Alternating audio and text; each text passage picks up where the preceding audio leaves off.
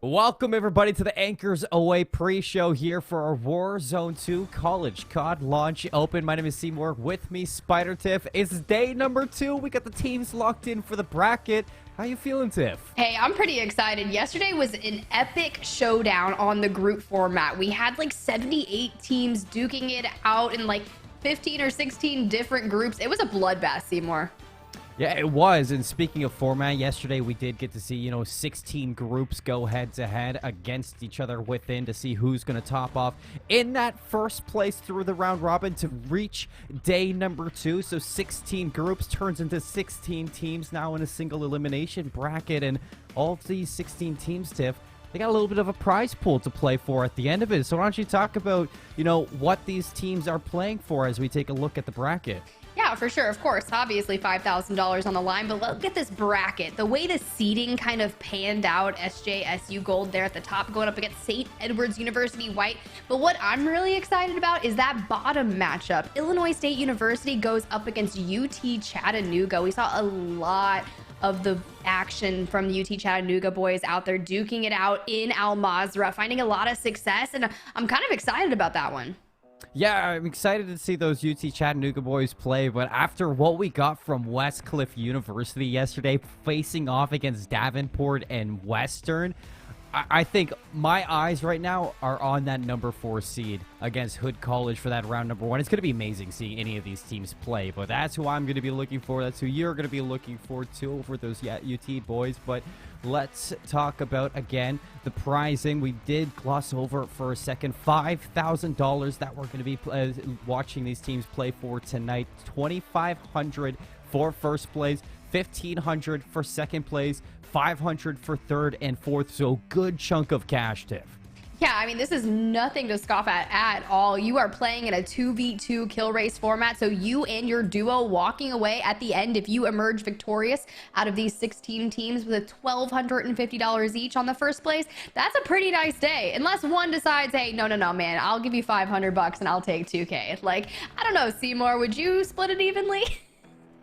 I mean, you'd have to split it evenly with your duo. I mean, especially considering that if it was me and it was Warzone, I know my duo would be carrying me to these wins. So I would have to split evenly, maybe even give them a little bit more with how bad I am at this game. But it wouldn't be an Anchors Away pre-show without bringing on somebody from Goats and Glory. So today we have to bring on for the interview Baby Chaps. So we'll hop into the 3-box, bring in Baby Chaps. Welcome back to the Anchors Away desk. How you feeling today?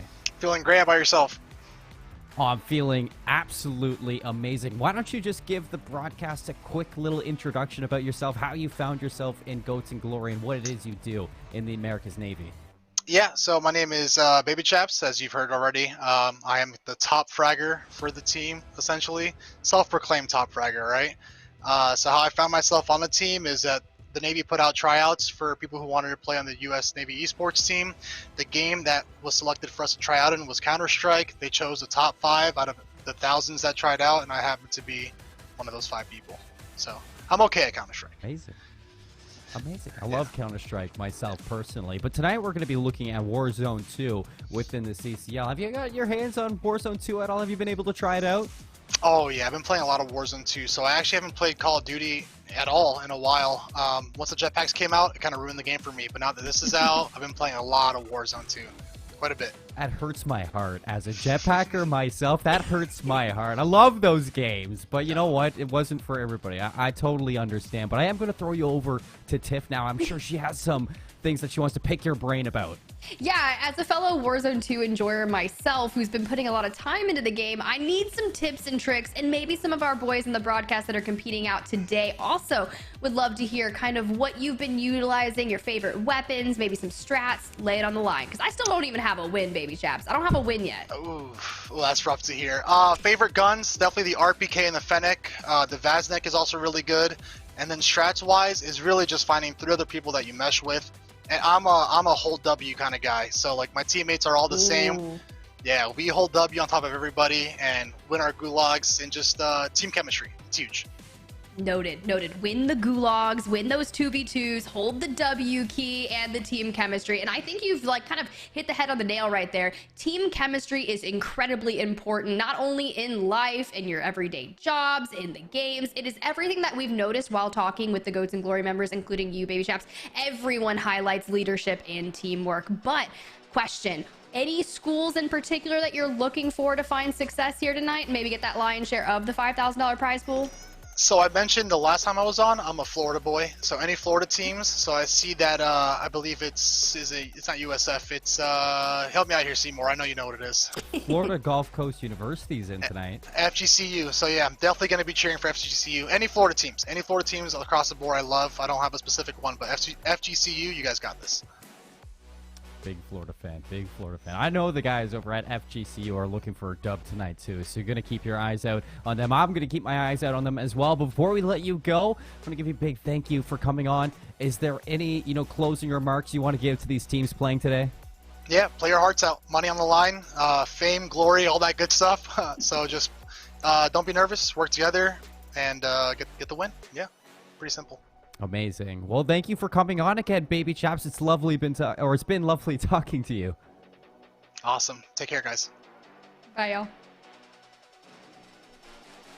Well, Tiff, that is our Goats and Glory member, Baby Chaps, coming in for the interview here on our Anchors Away pre-show. It's not his first time being on his desk. It's always a great time talking with Baby Chaps. Yeah, it's really cool, and I always love hearing about the Counter-Strike and trying out for that team. Out of the thousands of people, Baby Chaps, one of the top 5, and that's just going to show you the level of gameplay that Baby Chaps has. And I've always been saying I need to recruit someone from my Warzone 2 team to drop into Al Mazrah and find that first dub. It might actually be Baby Chaps. I think that might be the way to go. I'm just gonna wait till I actually see you've been like poaching players from this launch open to play with you. I'm gonna be watching on like the friends list for actors, and I'm gonna be just like, oh my god, she's got a crack team right now. I know you're gonna be getting those dubs pretty soon, Tiff. I know you're gonna get those dubs soon. Baby Chaps, Aqua. How can you go wrong at that point? That is my roster that I'm looking at. But before we move on and get ready for this bracket play, I do want to give a thank you to America's Navy for helping put this one on, because none of this would be possible without them. So if you want to go and learn more about America's Navy, you can head over to Navy.com, which features an in-depth information about career paths inside of the Navy. And the Navy offers more than 60 career fields in leading-edge areas such as nuclear engineering, special warfare, cryptology, intelligence and information system management. And there are also enlisted career paths in fields that are not widely associated with the Navy as well, including music, journalism, culinary arts, marketing, and law enforcement. And I guess esports too, because we just got to hear it from your Goats and Glory member on screen, Baby Chaps himself. If you want to go play Counter-Strike with him, head over to Navy.com, check out those career paths, and maybe we'll be seeing you on the Goats and Glory desk as well. But we're going to get things ready for the bracket play. We're going to get ready to see these teams go head-to-head for a $5,000 prize pool. A quick little break. We'll see you on the other side with the Warzone 2 launch open.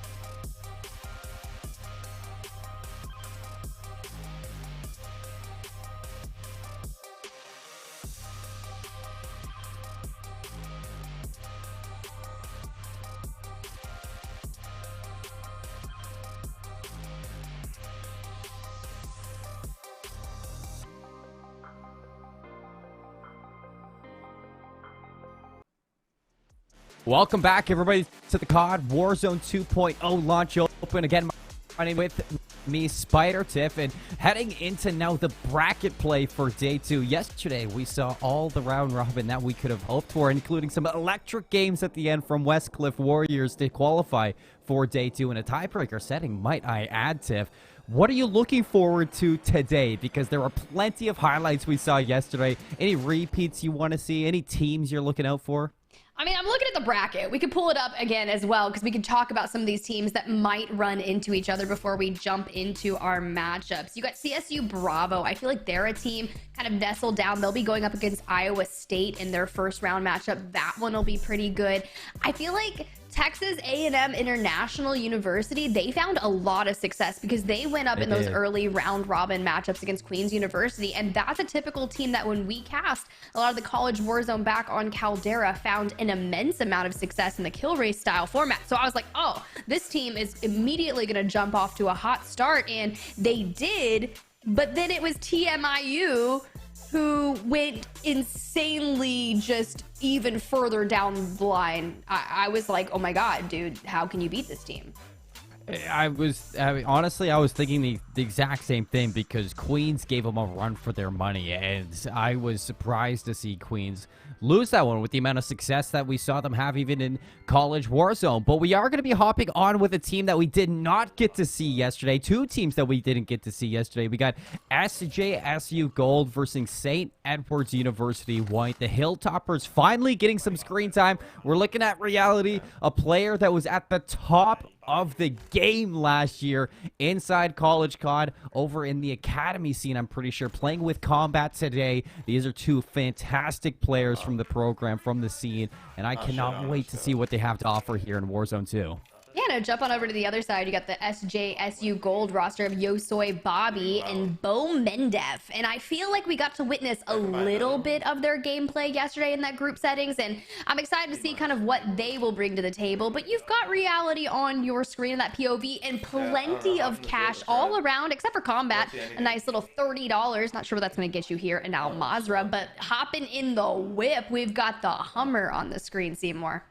Yeah, we get the Hummer, the GMC. I'm pretty sure that way we get to see him whip around in for now. But something that's interesting is I'm pretty sure that this SJSU team was actually won in a tiebreaker yesterday. So it's another tiebreaker team that makes it into today. They did have a 3-1 loss to Texas Southern University with 6 kills to 9 kills. So we're able to bounce back with 22 kills overall, only 1 forfeit. So a pretty solid day for this SJSU Gold team. San Jose State now, can they take down the Hilltoppers? Because Reality and Combat, I mean, this is a team of slayers, Tiff. They had 41 kills overall yesterday. They went 4-0, and they mean business.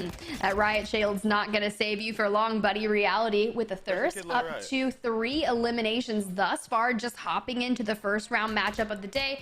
Just a quick reminder, this bracket play is going to be best of 3s as Reality skirts away from that precision airstrike. I had an experience today, Seymour, where I was watching some gameplay and it was the final zone. Everything was cool, calm, and collected. No precision airstrike, Nody, full team wipe. Oh, no. So you were close to a win? Oh, no, not me. I was watching. I was witnessing. These are my friends. I'd already given up. Look, let me just tell you, I'm meant to be on the desk, Seymour. I was going to say, I said, I know the second places have been heartbreaking, but I was going to say, I didn't know they were that heartbreaking. Oh, they've been bad. They've been bad. While still getting hunted right now, St. Edward's University looking for the gunfight. Shots with the N4, going to land a couple marks there, only breaking a little bit of the armor, burning the resources of the oncoming team. Haven't yet been able to get a drop. Cluster strike on its way. Not a lot of cover, too, so you can see Reality. He just wants to dive down this hill and try to get away from it. Going to take quite a bit of damage. And actually, I think he ends up going down. Yeah, he's going to go down from this one. They're done. Yeah, but this is interesting because Yosoy Bobby and Bo Mendev are also both fully eliminated. So this first round could go through incredibly quickly if Reality doesn't have his gulag available. Combat still able to regain and get a little bit of stability, but he's just up this hill and Reality climbing and crawling his way throughout the hill to try and get back to his teammate. But he was also going to fall. Yeah, reality of this gunfight is Combat's only going to get one before he goes down. Can he get the self-revive off? He hasn't been thirsted just yet, so might have a chance to reassess the situation, try to get over to reality in time, bring him back to El Mazrah. But you can hear it on the comms that reality is going to be finished off there. The cluster strike was quite damaging to this duo. He has the gulag to work with, so Combat, I'm not sure what he's going to be doing back inside El Mazrah. He might just be thinking to stay alive and get away from that team that was hunting them. Look, honestly, just nestle yourself up in a tree, try to break a line of sight. I don't know what that team was doing, but they had precision airstrikes on deck, mortar strikes on deck. I've noticed something new with like the whole backpacking system. I've eliminated a man before who literally, I open his backpack, there's 4 precision airstrikes in it. They're stowed away. And I'm like, bro, is this really necessary? But you'll notice a lot of people like to utilize that for their advantage. You just essentially streak spam. Sounds like overkill. It sounds awful. I would not want to be on the receiving end of whoever's backpack that is, but it does seem like we do get a double screen from both St. Edward's players. Combat still living in El Mazrah, has yet to use the gulag, it looks like, too. So this is definitely a highlight for St. Edward's University and their run right now against SJSU, who I actually haven't been able to see their score yet right now. So for all I know, St. Edward's University might have already won. And oh, Combat. Oh, no. What is that? Dual akimbo pistols and a riot shield? I'm telling you, some of these pistols are just absolutely atrocious, especially when you dual wield them. Typically, it's the P890s, but coming on over to reality, just did not find any opponents in the gulag, which you could look at as a blessing and a curse. You get the opportunity to pick up 2 elims, or you just get your life back. But Combat does have the gulag available to him as well still. Yeah, Combat's going to be running through the gulag. Reality's turn now to see if he can live solo inside of El Mazrah. He's going to loot up this building. A couple armor plates, too. So important to note that getting these armor plates right off the bat, Reality will have a couple of resources in case he has to, escape and run away. The Basilisk's going to get dropped for, I think that was the HCR TIF that was picked up there, but it does seem like all this ground loot, actually not too bad. This building has been quite friendly to Reality. Yeah, I feel like anytime you're going to come back in from the gulag, the first thing I want is that 3 armor plate vest, because I feel like anytime you take a fight, the chances of you fighting more than one person, mind you, these are pub lobbies, so they are essentially duo quadding. So you're going up against 4 enemies at a potential time when you approach a team. You need to have as much health to you as possible. Combat's going to come back from the gulag, and Reality's working on this safe cracker contract. Just in case, maybe Combat dies in the gulag, then you have plenty of cash to bring him back. And we are getting note that it does seem like St. Edward's does have more kills than SJSU. So this game is over. Game number 1 goes the way of the Hilltoppers. That means that San Jose State, they have to bounce back in game number 2. Definitely going to have to bounce back, because you do not want to ever go down 1 in a series. It makes it with your back against the wall. You have to be nearly perfect after this. And mind you, this is a single elimination bracket. So if you fall in round 1, that's it for you. You're done completely after that. But we're hopping on over to Mental with Liberty University working on their round 1 matchup as well. Yeah, Liberty University playing up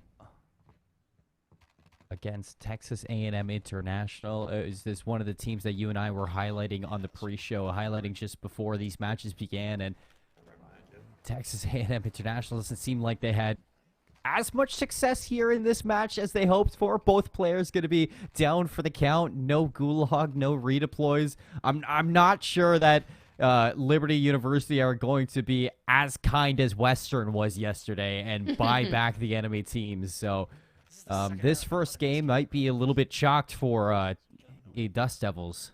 We were definitely seeing that happen. It's a common mistake that people make when you go to that buy station. The adrenaline's pumping. You just want to have a flawless buyback, not shake over and grab the wrong person. But I witnessed it happen in the Warzone World Classic today as well. Except the person they bought back was Biffle. That's like buying back Aqua at this point. It really is. It's like, it's one of those moments that you are like, on the desk, you and I would probably be like, yeah, okay, I'm here for it. But in game, it's just major face palms, and you're just hating for that moment to actually really become a nightmare, because you do not want to give up a match just because you misclicked and bought back the enemy team. So watching Liberty University just try to, I guess, gain as many kills as they can. We're going to look at a side-by-side with Florida Gulf Coast University. This was what Baby Chaps wanted to watch, who he wanted to cheer for, another Florida school. So we get to see what they have to offer. Kirsch right now with 5 eliminations. That's not a bad start as well. Mental on the left of Liberty University under triple threat. So taking to the high ground to make sure you can get an LOS on any enemy team pushing you. But when your teammate is full dead, you're the last man standing. Sure, hopefully you've got enough kills to take down TAMIU. But you got to get your kills in. It is. And from what I understand, they will be playing for kills. Even though it's a best of 3, you need to have majority kills to get host for that third match, Tiff. So it's important to make sure that you play it out and try to slay as much as you can. Yeah, and I'm just keeping an eye on Courage. Curious to see what those boys over there can do. We found a lot of success with them over in Caldera, but the question is, can they carry that forward? Meanwhile, Mental undergoing a precision airstrike, forced to just send it off the rooftop and hopefully survive. Oh, it freezes for a second. Hopefully this isn't the... Hopefully he's able to get out in time before that precision airstrike caught him. Troubling situation for Liberty, but as we take a full look over at Florida Gulf Coast University, Kirch was taking a few shots, might be pinned down for the moment as the circle looks to be closing in. Kirsch well aware that the players around him. The Fennec not good enough, and he loses that first gunfight. Wheels gonna have to go big now to trade things out for his teammate, and he will. Slime Gatto gonna go down. So Wheels is able to revive Kirch and bring him back. I feel like the Fennec SMG, this is something we talk about all the time, is one of the best up close and personal weapons for Warzone 2. So you feel like when you're nestled up in a building, you hear the people coming towards you and you're prepped and ready, already LOS going on. The moment they come in, you're like, I should have won that, bro. But able to get the reset is where they need to be. I was just beside myself. The fact that he didn't get that kill, I mean, I would have been a little bit upset if that was me, but now Kirch back revived. They still got that kill, so, I mean, it is teamwork at the end of the day, right, Tiff? So, all's well that ends well. And you see in the kill feed, too, so their opponent's Destroyer still finding some kills in a different circle on the other side of the map. So, still FGCU, a little bit of a run for their money being given. Kirsch is going to spot somebody on the roof. You love the sharing of the armor plates as well, as Kirsch needed those desperately. So now both players at full strength. You can see the circle is going to be closing very soon, and eventually they're going to have to move from this roof. Yeah, but for now, they can just bide their time, chill on the roof. You can see there's been a team wipe, but that's going to come in from the enemy team that they're duoing against. And this is kind of a peculiar place of the map when there's only 7 squads remaining. Approximately 14 players left in the lobby, and Kirch goes in, finds a nice down. Can you double down and get the rest of the team? He's going to get the finisher onto the first one. Almost breaks the ankles of the second one, but Kirch does get eliminated. Wheels still alive, so still a chance for FGCU in the end of things. Alabama giving them that run for their money like we were saying. Look at that. Destroyer's got 12 kills. Wheels 11 and Kirsch 6. So 17 for Florida Gulf Coast. And I think Alabama, I didn't get a look at what Dr. Spence had, but it did seem like he was right around the same as Kirsch. Yeah, it's probably incredibly close, and that's what you got to do. If you are just Kurtz, you are looking and you are watching the enemies, looking for any advice you can give to your teammate Wheels who's in it. But at this point, it's not good to like micromanage. It's good to give little tidbits and tricks, but you can imagine the pressure that Wheels is feeling to clutch this moment up because it is a single elim bracket and it comes down to the wires. You can see, I believe Wheels and Destroyer were tied up for 12 to, I can't even talk, 12 for 12. This got to be coming down to the wire, Seymour. Yeah, and I did look. Dr. Spence had 4 kills, and Kirsch had 5. So, realistically, the only thing splitting these two teams is the score between Kirsch and Dr. Spence. So, the fact that Kirsch is out right now, not able to give Wheels any help in that situation, a little bit troublesome right now for Florida Gulf Coast. There's only 15 players left in this lobby. Circles are closing in. Destroyer as well closing in on some potential kills for University of Alabama. It's going to get spotted out. You can see a cluster strike in the distance. Destroyer, he just wants to get a different angle in this tip. Oh, goes in, finds one, but that's not going to be good for Kirch. You can see him holding up his fingers. He's keeping count just mentally like, oh no. But Dr. Spence does fall, and that's exactly what you do need if you are Florida Gulf Coast University. You are preying on their downfall, but Destroyer with another one. Kirch finally starting to sweat. You can see the stress on his face right now. Destroyer goes down. 14 kills. Wheels 12. Only, I think this is actually a tie game because there's only 4 kills for Dr. Spence. So Kirsch may have the difference right now. Wheels just needs to stay alive and find one more. And yes, you look at it, it's a tie game, Tiff, between both teams. And Wheels is the last one standing. And you've got to play it safely, but having that MCPR sniper is a way to do it. You can just see him tracking the prey in his sights, but I'm not sure if that is the way you're going to give your position. I would say take that shot if you know for a fact that it's going to hit and hit hard. But now just biding their time, laying on top of this vat of probably oil in Al Mazrah at this point. You can see, somebody's on the roof. Oh, come on, you know he's there. Wheels break out that sniper. Wheels from downtown. No! And oh, he's gonna miss it.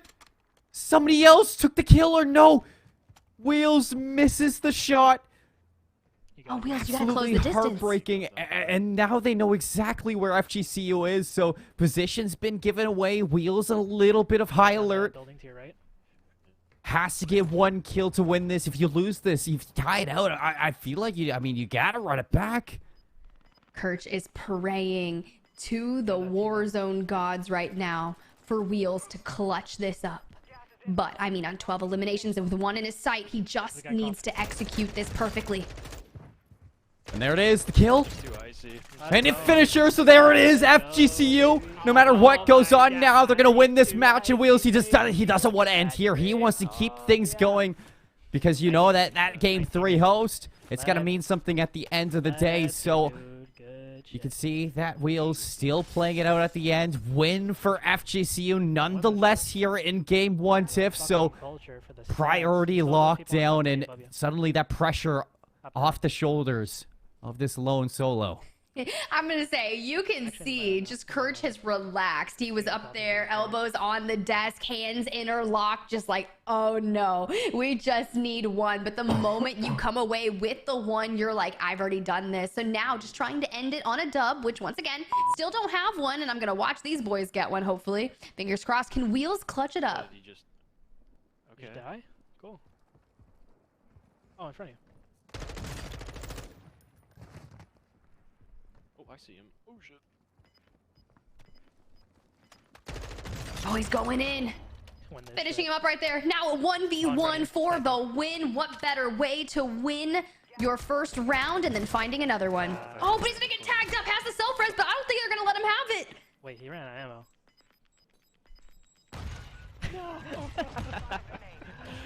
ammo. Good stuff, Wheeler. Good first round, gents. Good stuff. Thank you, thank you, thank you. There's one below.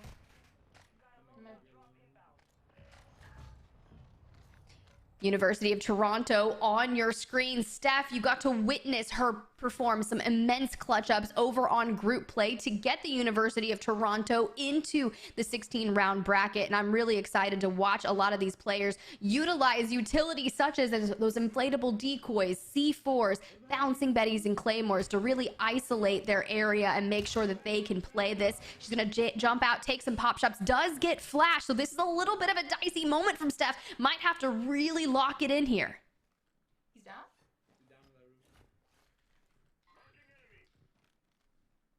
But playing it off very carefully, holding the high ground, just trying to find an LOS on this enemy. Currently has 4 eliminations though, so holding it down for the team. You can see she's going up against Schmalz and Rhett. Rhett is currently full-limbed, but Steph going to fall. Hopefully she does have the gulag available to her.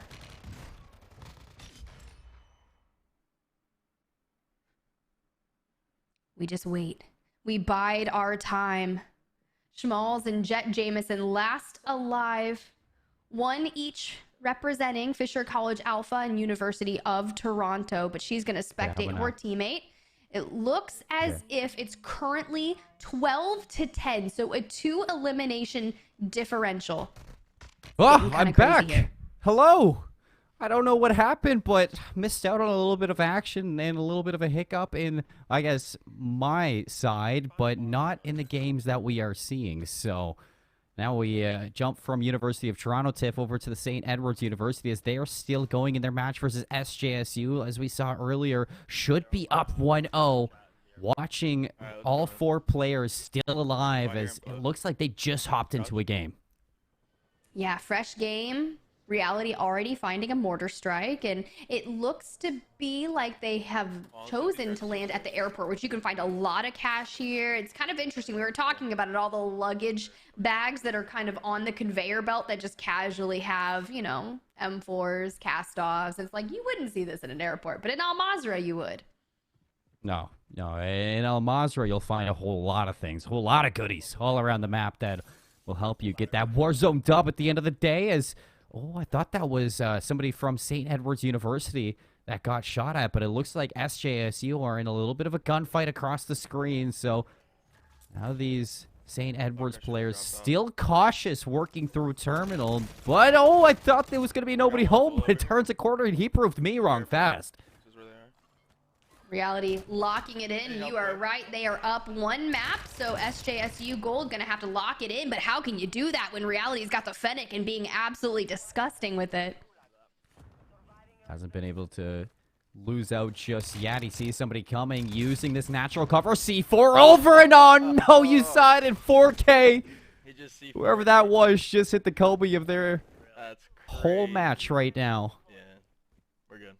He had to laugh it off. He's like, bro, seriously? I mean, that's just one of those moments that there's nothing you can do about it. You just take the C4 to the face and you're like, all right, got a 1v2 in my gulag.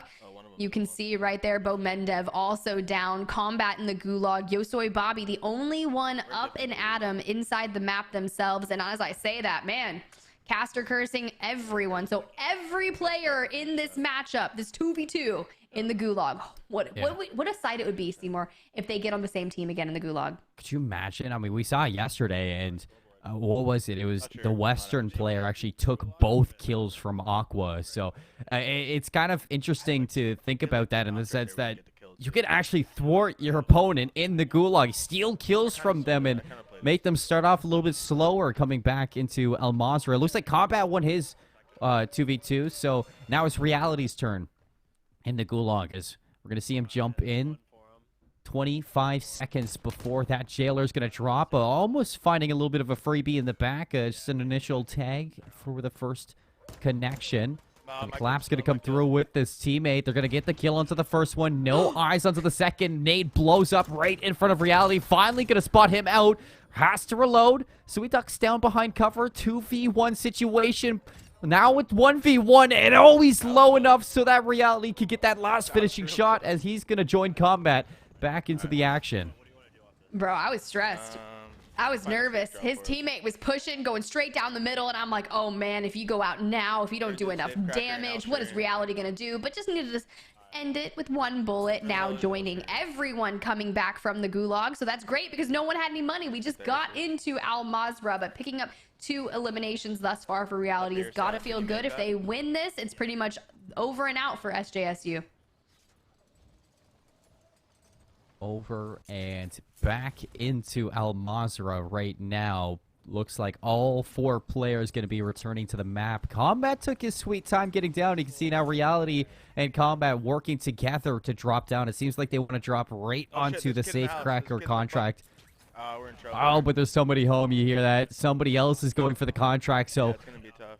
now they got to find somewhere different to go, and they only have pistols, Tiff. This is not where you want to be. I was way too far down. Definitely not. I mean, I've seen a lot of people drop down with a pistol and be able to find 1, but if you drop on a team of 4, you're just not going to be having a fun time.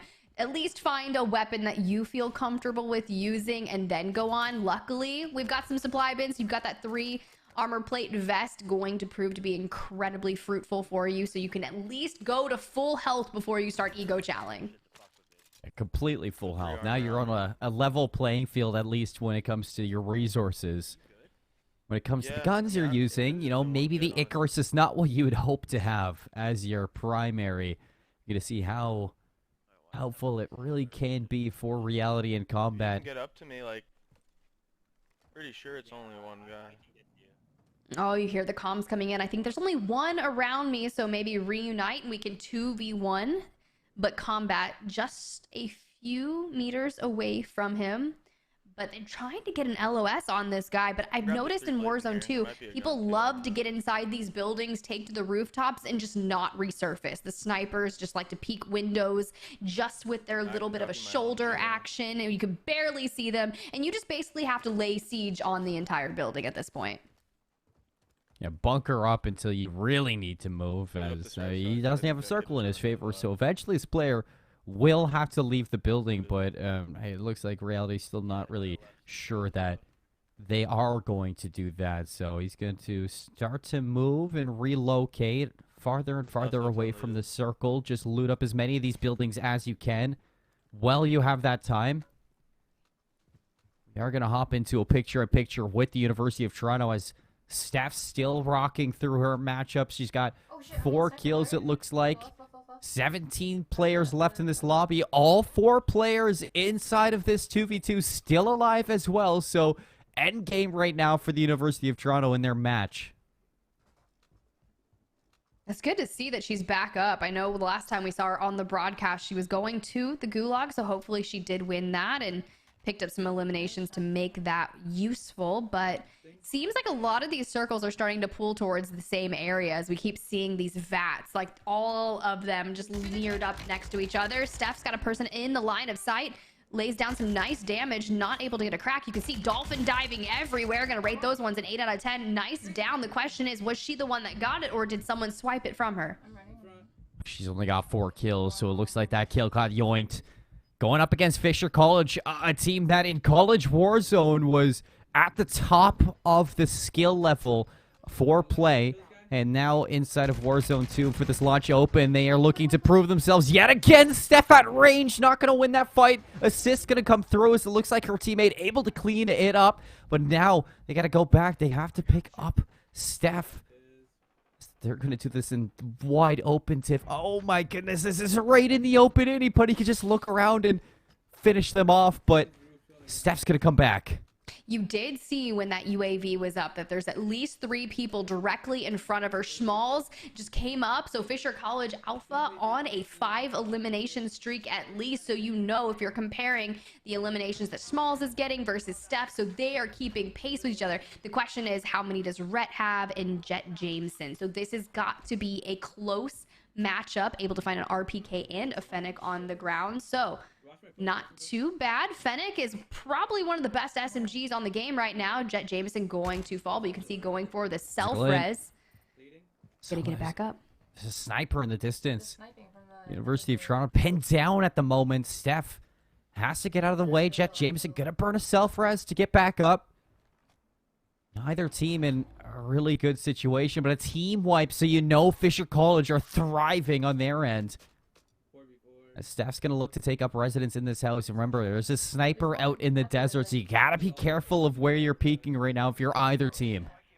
And you've got to push straight out into the open. It is a 4v4. The question is, will University of Toronto pick up the majority of the eliminations, or is it going to be Fisher College Alpha? You know that they're all staying incredibly close together. Shots are coming out. Jet going incredibly low. Steph getting pelted and poked and prodded and just trying to dive across. But Schmalz and Rhett, they're relatively undamaged, just trying to get a good LOS on that enemy team to pick up them. It looks like Fisher are actually using University of Toronto to reposition into the top ground right now. As University of Toronto, they want the kills, so they are going to push the fight right to the other team. Steph gets caught on the mantle. She's down. Jet Jameson now 1 versus 2. Rhett's going to take some damage. Schmalz as well. Still Jet finding kills for the team. Toronto now sieging this building from the outside in. Rhett's going to join the fray. Lots of fights going around, and it's a Warzone dub for both teams. But who? Who won this one out? Jet Jameson, 14 kills at the end of it. That was a bloodbath from both ends.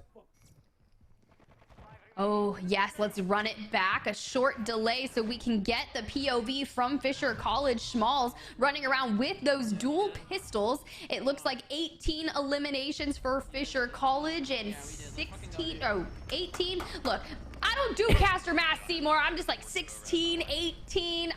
Was it the AIs? Was it the operator kills? Why they gotta do me like that? 18 kills for University of Toronto, 20 kills for Fisher College Alpha. So Fisher College, the winners of that match. And it was down to the wire, Tiff. I mean, it was all on those last couple kills from the team that they matched up into the end. We're going to hop over, though, quickly to Liberty University as going up against Texas A&M International. We did see Liberty go up 1-0 early, but right now, curious as to how this game is going. I mean, 8 eliminations for Mental already. Chilling at what I like to call, yes, this is Observatory, yes, this is Dome, but I like to call it Epcot, okay? The Epcot, I like you got it. the R2-D2 building, because if you look closely, there's a building up ahead as Mental is just decimating this entire POI right now. Finds one. Question is, can he clean up the rest of this team? Fennec, this is just the ground loot with the 30-round mag, too. Yeah, and it seems like Bentel, he did get the jump on the player from above. He just wasn't able to finish it off. Unfortunately, slipped off the rails, so had to pull the chute. Didn't want to go splat onto the ground. You can see Danza finding some kills for Texas A&M International. I was wrong, by the way, Tiff. It is Texas A&M International in the lead earlier. I forgot that it was Danza and Cetra who were leading out into that earlier match that we did see. So now Liberty University trying to, you know, fight back from this disadvantage and even up the series, send us to a full Game 3. Well, this is exactly what they need to do. If you're going to have a strong start, might as well get to double digits as quickly as possible. 20 teams left in the lobby, and let's see what we're going to go for. We're going to pop that UAV with no disregard of the fact that TAMIU is also going to benefit from that UAV. And if you're already down a map in the best of 3 series, but sometimes when push comes to shove, you just got to go with what's going to be high risk, high reward. Well, it seems like they've switched locations with whoever took over the Epcot Dome, Tiff, and now Mental's at the, I guess, the low ground disadvantage, as you can see through the screens. Cetra, Danza, all the way on the other side as, you know, we get a picture-in-picture now with Kennesaw State University in the end game. It looks like there's only 11 players left in this one. 9 kills for Beloved. Can he get the self-res off? It's going to be close. Now he's got to work out of the gas. He has the gas mask, but a couple players to fight still. Snaps over to one. Working through Embassy. Somebody right in front of him, too. So, Beloved, he's got to put the pedal to the metal, and they have no idea he's behind. Cooking with gas right now, Beloved. He is doing everything for Kennesaw State University. It's just not enough at the end of it. You can see, was it enough for the win? Rose and Beloved, a combined 16 kills there. Hopefully it was enough in doing what you need. Mental, meanwhile, finding himself landing in the gulag, not able to get to 10 eliminations, but has the opportunity to pick up 2 more eliminations here in the gulag. Unless someone decides, hey, let's fight the jailer, bro. Let's fight the jailer. It's always like they try to bait you out. But Crawler with Illinois State University, we talked about them for a little bit yesterday. We got to witness them in the College Warzone playoffs over on Caldera, but now in Al Mazrah, I feel like Crawler's looking nice and comfy there, Seymour. Crawler is always looking nice and comfy, and like I said yesterday, he made sure he let me know that we got to keep our eyes out for Illinois State today, because you got 4-0 yesterday, now 6-time world record holder on Caldera for solos. He's looking to lead the team to $2,500 for this tournament. So right now, Crawler, I mean, he talked his talk. Now can he walk the walk? I mean, the shots are shotting. Whatever. I mean, I was like, what are we gonna say here? Walk and talk? I don't know. But these hits, the gunny is there. Let me just tell you. Crawler dropping down to the low ground to finish off stealth. Justice for you, picking up a Fennec. Yeah, it's upgrading from the 30-round mag Fennec to a 45-round mag. I mean, that's what you gotta do.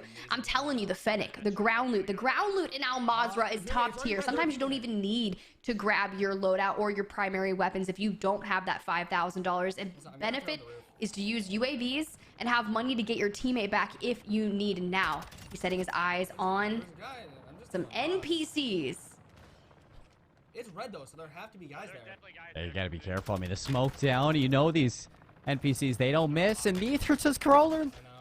He's feasting off them right now over at that stronghold across the way. Unfortunately, his teammate's gonna get sniped from somewhere. So now Crawler's on high alert from Observatory. Has no idea where that shot came from. As a matter of fact, it looks like the full thirst was there too. So Goose is down. Crawler on the run. Illinois State in a little bit of a pickle. He is just going to slowly walk away. Sometimes you just have to slowly walk away and disengage. You heard the comms come in, though. The stronghold is red, which means there are enemy players in there probably fighting it out with the AIs to get their loadout. They're really cool. If you don't want to spend money on your primary weapons at a buy station, you can drop to a stronghold, eliminate it, defuse the bomb. You get access to loads of cash, gas masks, different vests to upgrade, and your loadout as well. But there is no way, let me just tell you, that he should knock that man out of the air with that weapon from that distance. But shots were connecting, and I expect nothing less than Crawler to be able to do that.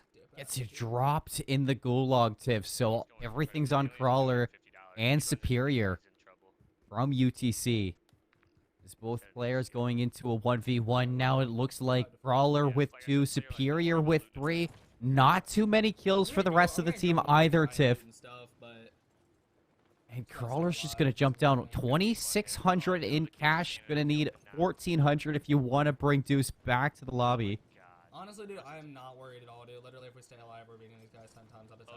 There you go. I'm not worried at all, dude. If we just stay alive, we're beating these guys. So the confidence is already there, Seymour. You said they reached out to you. You said they were like, hey, just keep an eye out. But there's some sniper glints in the distance. He's not worried at all, but instantly goes down. So I feel like 10 seconds ago, Crawler was confident. Now he's looking a little bit worried. We didn't have to cast a curse for once. He cursed himself. I don't want to be happy about that, but I'm just glad it wasn't me this time, Tiff. I mean, yeah, I guess at this point. Sorry, I don't know, Seymour. I'm just in a silly, goofy mood today as we get to witness all of the Al Mazrah Warzone 2 action. You got San Jose State University's Yosoi Bobby on your left-hand screen. Currently in a 1-1 scenario, so this is that third map in the first round matchup. Crawler in the gulag, taking to the platform, finds some nice shots, gets a crack, and a down. They just need one more. 2v1, easy dubs. Crawler, the confidence. No, he didn't waver once, Seymour. No, not once, not twice. Just focused directly at the enemies. So Bobby wants to find everything that you can to stay alive in this match for your round 1 against St. Edward's University. Yeah, Tennessee, Chattanooga. Good luck. I'll see you in the next tournament, bros. You are out of here. Do you hear the smack coming in from I'm just- Illinois State University? I'm just sitting here listening it. I'm just an innocent bystander to this smash talk. He's like, I'll see you in the next tournament. Bucks out of the prize pool. Yeah, so we're going to hop in and zone in on these San Jose State players as Illinois State had some words for UTC after that. Confidence as ever for Crawler and co. They move on, and UTC, a team that we looked at a lot yesterday, Tiff, on stream, to be out in round number 1, so very unfortunate for the Mocs, but for Illinois State, that is quite the start to your day 2 run, and Yoisoi Bobby, he's going to keep up with the carnage. Nice shots there, finished off by his teammate. And here come the other players, too. Here's the running for the hills teammates trying to get that res off to their buddy, but right now, Yoisoi, nobody's looking up. Somebody look up. Bro, that's what I'm sitting here thinking. I'm like, are these paid actors at this point in front of Yosoy Bobby dropping in to the stronghold building, Fennec in hand for this close quarters combat, and that man isn't even looking at Bobby, so picking up 3 eliminations back to back, a nice chain of events here for SJSU. SEAL Team 6 elimination right there, parachuting off the edge of the observatory, right into the building, through the door, and without even a hint of sound. Player doesn't even know he's already dead. Another elimination for San Jose State University. You can see St. Edwards in the kill feed in a little bit of trouble. Reality goes full down. Gulag time now for the Hilltoppers. A lot of action between both of these teams, but you can see that San Jose State, they are benefiting a little bit more from it. I mean, this is the time to step up if you want to advance to that next round, start fighting it out, get closer to the chance at a prize pool of $5,000. You got to start now. You got to pick up. You cannot go out in round 1. You just got to find as many eliminations as possible, getting a quick little look. Didn't get to do the math super quick, but you know they know where they stand, and that's all that matters. Combat going to fall as well. Now Reality and Combat both in the Gulag. Reality falling in the Gulag. Now Reality falls. It's all up to Combat now. Combat was able to get revenge onto at least one of those players. Let's take a look at this Gulag from Reality. See if he can stay alive for the team. Well, this was the one that we just got to know. So we know the outcome of this one, but I'm really curious on a Combat's Gulag and how that one's going to go, Tiff. So Reality, we get to see how this one pans out. It looks like his teammate got ran over, forced into a 1v2. Smoke's on. They have an idea of where Reality is going to be, trying to use the smoke to his best benefit. Work around. Takes the first gunfight, but he just can't get it done. So Reality is going to get dropped. And like we said before, it's all up to Combat to see if he can come back. And it looks like he was able to with $4,600 too. So Combat's going to be able to buy back Reality instantly. Yeah, they are going to benefit once the Safecracker contract is completed from SJSU. They will get some cash from that and thankfully able to get Reality back into it. It's not losing a ton of time, but the question is, can they get some weapons that they feel comfortable enough utilizing and start going on the aggressive front, racking up those kills? When Yosoy Bobby found a lot of success early on at the observatory, and they're still kind of in the nearby vicinity. It will be. Combat brings back Reality too. I like the call to drop in with San Jose State. This is something that we talked about a lot yesterday, Tiff, is, you know, jumping into that same vicinity. Power in numbers. It's teamwork to get it all done. At the end of the day, you want to make sure you can live for as long as you possibly can so that you can have a chance at getting kills in the end game too. You know, when lives start dwindling, when things get a little bit more high intensity inside of the game, you want to make sure that you have all 4 players to kind of relinquish some of that pressure across the whole board. Yeah, but you're not necessarily relinquishing all the pressure, because then you're fighting against your duos, right? You're trying to scavenge kills away from them. And, you know, Yoiso Bobby and Bo Mendev already did kind of clear out the enemy teams in the nearby vicinity. You can see 3 for SJSU. Couldn't quite catch what Reality and Combat have, but it has to be fairly close since this game just started. You got to find a new POI that's going to be inhabited with a plethora of players. So maybe full send off this cliff, jump into the next town, invade, lay siege.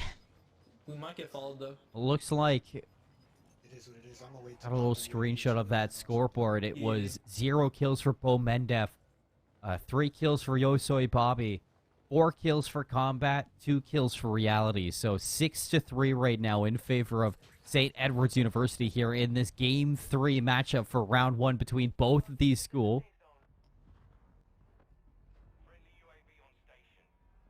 Do love to see that, but oh man. Bo Mendev's gonna have to find some eliminations, that's for sure. Going up against Combat and Reality with 6 eliminations. It's kind of hard to find highly populated kills. But you can see right there, it gets decimated from 2 different areas. All the notifications, you are being surrounded. And I really respect that Bo Mendev able to get 1 elimination, but Reality and Co, they're in the area as well, trying to really take advantage of the situation. Yeah, Reality is going to find a full thirst onto 1, so both players, both teams working in tandem to try to get this one done. Bo Mendef goes down, so Combat and Reality, this is their opportunity to seize control of this gunfight, take all the kills that they can get, and try to turn this into a game that is just unwinnable for San Jose State University, as both Yosoi Bobby and Bo Mendef still have their gulag intact, so they're going to have a chance to come back from this one. A chance, too, to get 2 kills each in the gulag. So you got to look at this as an opportunity for San Jose State to stay in this matchup as long as they get both kills. Yes, we just got to keep an eye on Yosoi Bobby and how that gulag goes. Meanwhile, Reality raking all the eliminations in, finds another one up to 4 just for himself alone. Down 2. Comms coming in. I down 2, so I think that's his teammate. Now Yosoi finally dropping into the gulag. The question is, will that team member that you're dropping... Oh, is he now 1v2ing? Oh, no. Uh-oh, this is definitely a tough one for Yosoi Bobby. Smoke's gonna go through. First gunfight, locks it in. Doesn't even take a lick of damage, Tiff, so very doable right now for Bobby. And the second was a freebie, so this is exactly what you wanted if you're San Jose.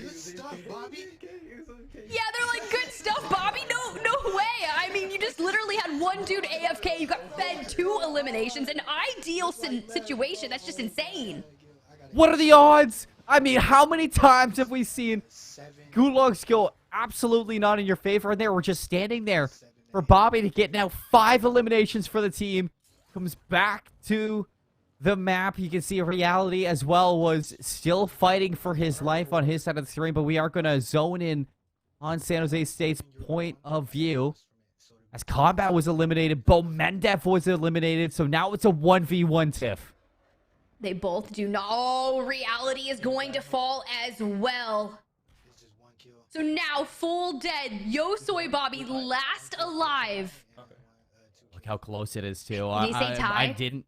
I didn't really read it, but I think, you know, just from a glance, that was a tie game. Let's go, Bobby. Let's go, Bobby. Can we get some Let's Go Bobbies in chat if you want San Jose State University to come out on top here? I mean, bro was just fed kills in the gulag, drops in, finds a Vel and attack AR, is on the edge of ring, looking to find some players just making their way in, and this is a tie moment. So we got to get Let's Go Bobby trending. His name is Bobby, and he's clutching up for San Jose State. Couldn't ask for much more from your duo right now.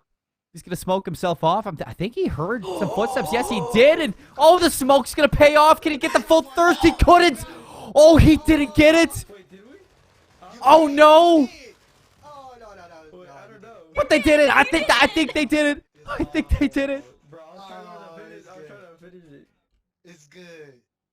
That was a good one, bro. Oh, man. Bobby getting fed kills in the gulag, smoking it off, doing everything that he could to try and change the tides of that game. Seymour, will it be enough? We'll just have to wait and find out. Yeah, somebody left at the end, so wasn't able to, you know, see the end scores, unfortunately, between the two. But, I mean, the reactions, I think San Jose State did it. I don't want to call it, you know, definitive answer, just in case I was wrong, but as I take a look at the bracket after we're kind of closing down on our first round matchups, only one team has actually finished, and it was Illinois State University with a 2-0 over the University of Tennessee at Chattanooga. CSU Bravo, Iowa State University, both 1-1, so they're going to game 3 as well. Westcliff with a 1-0 over Hood College at the moment. The Florida Gulf Coast 1-0 over Alabama as well as that one. Going maybe the distance since it's taking a long time. A lot of these teams still going neck and neck tiff, but as we get ready for our second matches, I do want to give a shout out to our sponsor, America's Navy. You can learn more over at Navy.com, which features an in-depth information about every career path inside the Navy. If you visit hashtag America's Navy YouTube channel and check out the range of Faces of Fleet films that provide an authentic look at Navy life, you can also access a series called Sailor Versus and watch sailors go head-to-head with top YouTube creators in epic matchups of skill, strength, and savvy. So go check them out at hashtag America's Navy on YouTube and go see what it's like to live over with America's Navy. If we're going to cut to a quick little break, get things set up, and we'll come back with some more Warzone 2 action and see those round 2 matches and who we got in those matchups.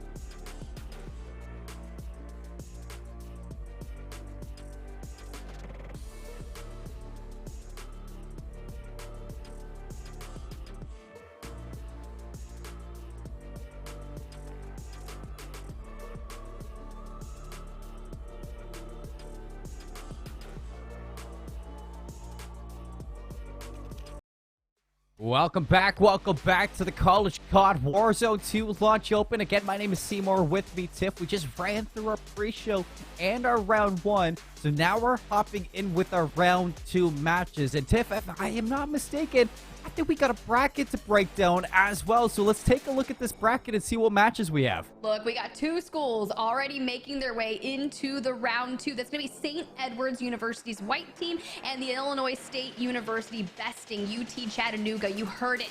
The crawler was getting in there. He's like, yeah, I'll see you guys in the next tournament. I was like, you know, I do love a little bit of passion behind some of these schools representing, trying to fight it out for the $5,000 on the line. But SJSU Gold's Bobby unfortunately did not get to advance, and it will be done here. But the question is, you look at a lot of these schools. We got tied up. University of Alabama Alpha, Florida Gulf Coast University. They're going to have to step it up, those FGCU boys, if they want to make it into round 2.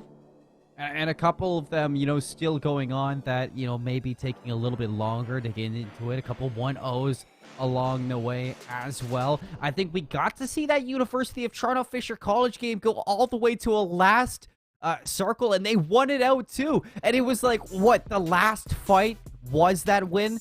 So it was literally down to the wire. So a heater going on in match 6 on the bracket. I can only imagine what game 2 was like for those, but I'm pretty sure that was the first time we actually saw a Warzone win in this tournament. I think across all of day 1 and the start of day 2, we have yet to see a win until then. Am I mistaken? You're not mistaken. I don't know what wins look like, Seymour. I don't know why we have to keep talking about Warzone 2 wins, because, I mean, I've never had one. That was the first one I've actually seen ever occur at all, so it was great to see. Me too. Well, it sounds like we are going to get to look at this this Fisher College University of Toronto match and get in with these two teams still battling it out. It looks like University of Toronto not really having as good a time as Fisher College right now, as both players are dead. I'm trying to hear the comms. They're like, I'm talking about calling in these UAVs, but I can't. 6 squads remaining here in this matchup. 5 eliminations for Schmalz, and at that point, you just have to sit back and wait, pray that they fall. You have to basically pray on the downfall of the team that you're going up against, and it's not a fun one to do. No, you'd never want to prey on somebody else's downfall, but right now, if University of Toronto, I'm sure they are throwing up Hail Marys for this. Schmalz separated from Red. Both just trying to work through this map slowly but surely, eliminating anybody in their path. Now down to 5 teams, 11 players inside of the lobby, and Schmalz is yet to see anyone. Now for the hard part, working around these buildings. You can only imagine somebody might be in one of these, hiding away, tucked away, ratting in a corner. You never know. In a bathroom, in a corner, they're everywhere. Master Splinter, you gotta be aware. But the bounty is just to the right of Schmalz. But I like the repositioning that he's working here. He's keeping an eye on Rhett, making sure that he's going to have kind of a scotch-free rotation, throwing down those mines to watch the door, and line of sight is gonna throw some damage out. Some nice shots right there. Warning shots. Just make sure you're not looking over the edge. You know, just letting you know. Very friendly reminder, just a heat check. The guy's on top of a bunch of AIs. I mean, look, if you're gonna shield yourself, the ultimate rat is not hiding in a bathroom. It's hiding around a bunch of NPCs. On top of the building? It's like, I'm gonna sound like a nerd, but it's like having your own Morty, you know, just to block you out from any of the Ricks. He's gonna get like 50 Mortys. Just surrounding you so that nobody knows where you are on the map in El Mazra, but right now, Schmalz, it seems like he wants to close this distance, but he has to be careful, because even though he might think those are bots up there, he still does not have the high ground to them. So any wrong move could be his last, and it seems like this player on the top is watching. No, has no idea. Rhett goes down, so Schmalz, now he definitely has to be careful, Tiff. Yeah, but he is going to give away his position. Is able to crack shields, but not securing the down. Going to push underneath them. Oh, it's locked. That is the tough part about these buildings that are locked for those events and when they open at certain ports in time. Because, Munchmalls, you see them. Are they so AIs? unaware. They look like AIs, bro. Those are AIs. Oh, Schmalz is literally pinned down. I don't know if he still has his gas mask. He could rotate around this building, see if he can avoid those AIs, but I mean, eventually that team above him might have to drop. No, it looks like the circle still holds that roof down. And that's a he's just going to player. find somebody. Just run right into him. Let's go! Ah, let's That's right, go! take me You on hear the the big hype. beat up, baby. Damn! I just have to hear the hype. You just have to love it. People that are so vibrant and excited about Warzone, because it just makes me so happy. I love this game so incredibly much, and Schmal's just having a good time finding success, eliminating AIs now in a 1v2 scenario for the Warzone win. We saw one happen earlier. The question is, will they get another? That is the big question, because Fisher College, it seems like they're just raking them in at this point. Because if I was a betting man, I would just imagine that kill right there secured them the dub to move into round 2. Now, let's see if they can get the dub at the end of this one. I imagine that this team sitting on that roof. Schmal's not a lot of cover right now, Tiff. Ooh. They're They are. lurking. Oh, look at that damage in the down as well. Oh, can the nade hit? Will it hit? Yeet. I mean, it looks good to me. I don't think Oh, it's it's gonna not? connect. But they're taking all that damage from the gas. He is going to go down. And that's going to be it. I mean, what are you going to do in that situation? The nades don't connect, and you have the low ground. I mean, he could have played for the circle, but even still, you win your match. You move on. You triumph over Toronto, University of Toronto in a 2-0 fashion. And now you're moving on to play the victors of Kennesaw State University and Full Sail Armada. And you know you're feeling good about that. But we got the dual-wielding pistols. Lucadon from Iowa State University going to grab that bounty. It seems like Observatory has been the favored POI of a lot of our schools here that are competing. 5 eliminations thus far with 13 teams currently up. So not a bad positioning. The question is, we get a UAV. You've got plenty of cash. A real monkey down and out. Yeah, they beat it. It seems like, we've kind of been bouncing around POIs yesterday and today. I mean, we've seen Observatory, we see Hydroelectric quite a bit. We see Al Mazrah City here and there, but mostly you're right. I mean, we have seen so much Observatory. Even yesterday, Aqua and Westcliff, they loved this place. This is a game 3, might I add. And it looks like it might be all over, all said and done, the fact that there's only one player from CSU still in this lobby.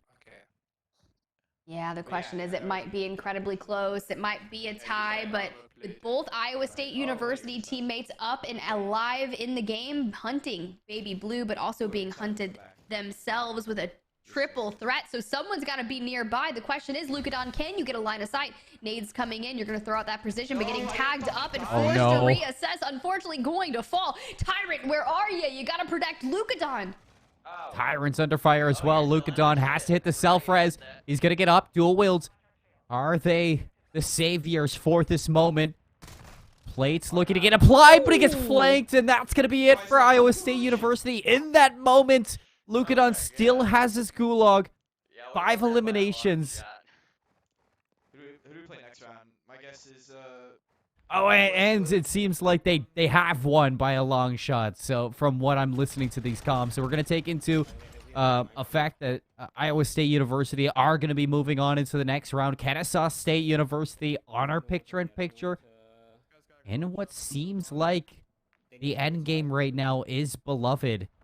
13 kills, Tiff. He's having a monster performance.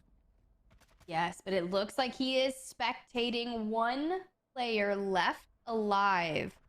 Zorose, his teammate. Just trying to seal the deal. 6 teams up. Will we get another dub? Can you solo clutch it out in a 1v10 left in Al Mazrah? It's a pretty large ring thus far. Lucadon last alive for the team on the left.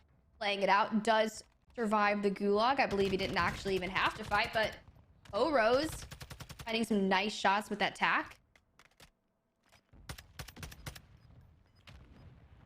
Just shots at a distance, poking and prodding. It's Nick. It's not Rose. So Kennesaw State right now spectating the other team in this situation. And 13 kills. So Full Sail Armada might be going for the upset right here. Meathead and Nick, 6 kills and 14, so 20 kills right there. Absolutely lighting it up. Ooh, and you've got the TAC and the SMG, but you're going to get tagged up from the back. You could be slapped by a wet napkin and you'll go down, but you're able to re-shield. Just dive to the ground. Get out of the LOS. Question is, can you find where they are and find the shots in success first? Because you are going to have to push in 4 seconds and get to that ring.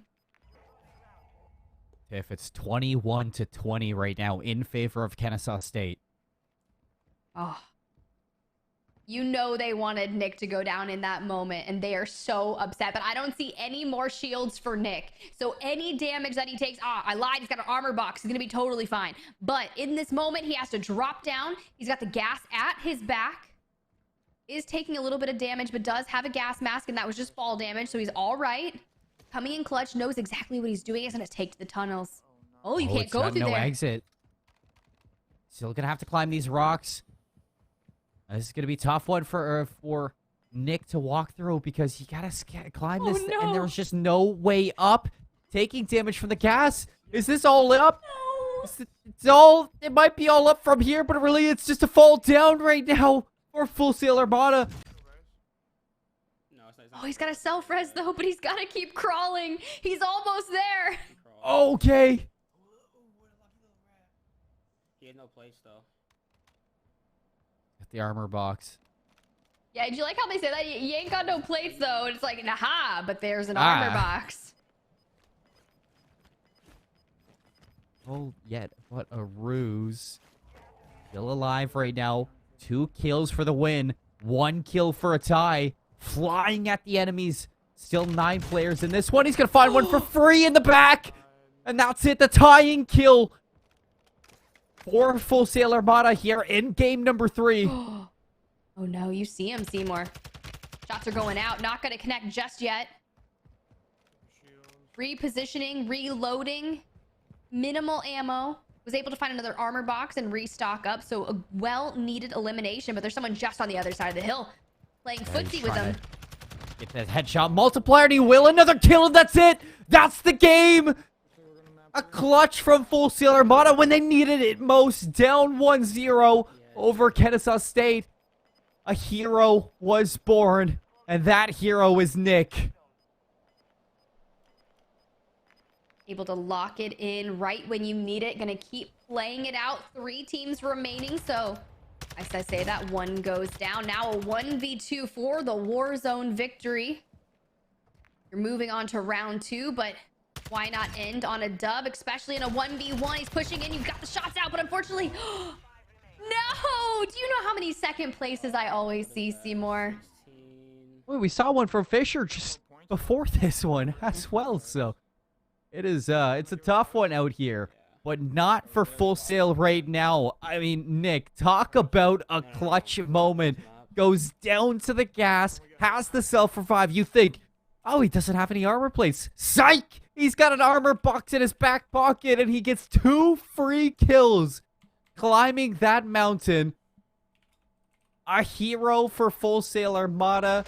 I mean, keeping the game going when you really need to. I mean, you just gotta lock it in. Those are the most tense moments in a 2v2 scenario when your teammate's dead, you're the only one up, all eyes are on you, and you have the entirety of a public lobby left standing, hunting you. The dads that have gotten off work looking to find some Warzone friends and wins with the guys, and they just want to make sure that they are doing everything to eliminate these schools that are duking it out for $5,000 today. And hey, when you come out on top and you advance to round 2, you are almost there. Next round is gonna be the semifinals. I mean, they're almost there, Seymour. I mean, it's all fun and games when bros are just being dudes playing Warzone 2, and then Nick comes climbing a mountain to save Full Sail Armada here in the Warzone 2 launch open presented by College CoD. We love it out here. The gameplay, it's exciting. The matches are right down to the wire. And let's take a look at our bracket to see what this update is looking like so far. You see Iowa State University did beat out CSU Bravo to now match up against Westcliff University in that round 2. You got St. Edward's University, who almost lost in a nail-biter to SJSU. They move on now to play Florida Gulf Coast. Fisher College waiting for Game 3 between KSU and Full Sail to finish up. And at the bottom, we got Texas A&M International still going strong, now facing Illinois State. These are going to be some interesting matchups. I'd be so inclined to see Westcliff University taking on Iowa State. Westcliff 2-0'd Hood College Bravo, and by the way they were playing yesterday in the group stages, I can only imagine what we're about to experience. And I just hear the producers in my ear go, here we go, which means we are going to get some Westcliff University POV on the stream. Aqua and Nightmares taking on the other duo, and it's all about that dropping of Observatory. If there's anybody I have as a favorite going into this match or into day 2, I would have said probably Westcliff Warriors, because yesterday when we got to see them in that 3-way tie versus Western and Davenport, I mean, Aqua was a beast. And it's because of just things like that. He is a stone-cold killer. He's going to work with Nightmares to get that first kill for Westcliff. And I think this is probably one of my favorite duos so far on the day. Seems like they may just be getting warmed up and ready for the matches to underway. But what better way to drop hot? To get it out of your system, you know, has to double down with the pistols. And good thing this one is a warm-up, because God, they're getting during their gulag and using it up right away, learning what not to do. Sometimes you have the RNG of the Battle Royale where you just drop in, you don't get the utilities that you need, and you just get full sent on by an enemy.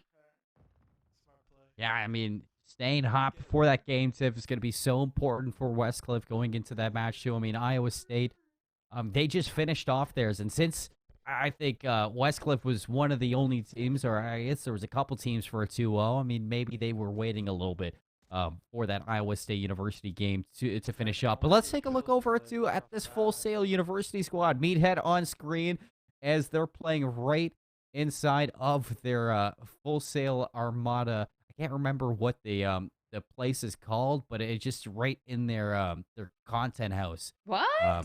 On not like content house, but like their arena on campus. See, that's what I was looking for. That's what's so cool, Seymour. All of these esports organizations within the schools have arenas, and they'll have rooms where you can just go and compete in, and top of the line computers, and you can see the setup in the camera. Like, I believe probably the duo is behind him, I'm imagining, and that's just pretty nice. So, I mean, if you're looking to go to school, play college Warzone, play college CoD, check into some of these schools that are competing here today.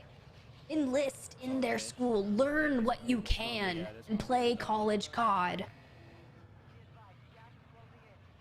It's the Fortress is what it's called. A quick little Google and I figured it out. It's even got a cool name. Like, that place looks sick when I Googled it up as well. Just looking at it. I think they're going down. And they are playing live for their lives right now against Kennesaw State University. We get a picture-in-picture between Beloved and Meathead. Beloved had to watch the fall, or the downfall of Kennesaw State in their last match, and now they're going to go to Hydroelectric. Well, Full Sail heads over to the observatory. It looks like there's a couple of kills to look for right now if you are Meathead.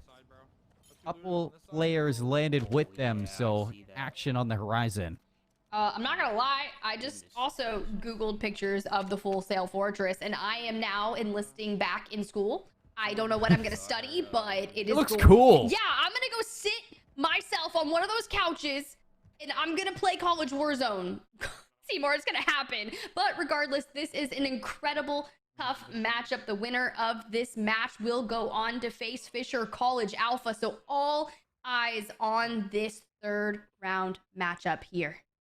And talk about a high kill matchup too between both of these teams. 22-21, just to push it into a game 3. Full Sail, they really got to pull out all the stops, and it looks like Meathead being very, very quiet. He is hunting wabbits right now, and he's going to find the first, second one, going to walk right into their line of sight. Excellent shots coming out from both players as they're going to find 2 quick kills to open up this match. Exactly what is Top. needed to have happen. That man dolphin diving off the Top. roof right into the LOS of Meathead. Not going to be able to find the down and has to take 10 years to reload some of these weapons. But, you know, it'd be like that when you've got some LMGs on your hand and ADS quite slow, but is going to find some damage out. Unfortunately, not able to get the knock just yet. You need to reposition, maybe close the gap. But that PDSW is going to find another enemy, able to seal the deal and get the full there. So now up to 3 eliminations. Meathead hunting wabbits. Saw Dolphin, too, go off the roof. Now 3 kills for Meathead just to open up this game. I mean, talk about ice in the veins right now for these Full Sail players.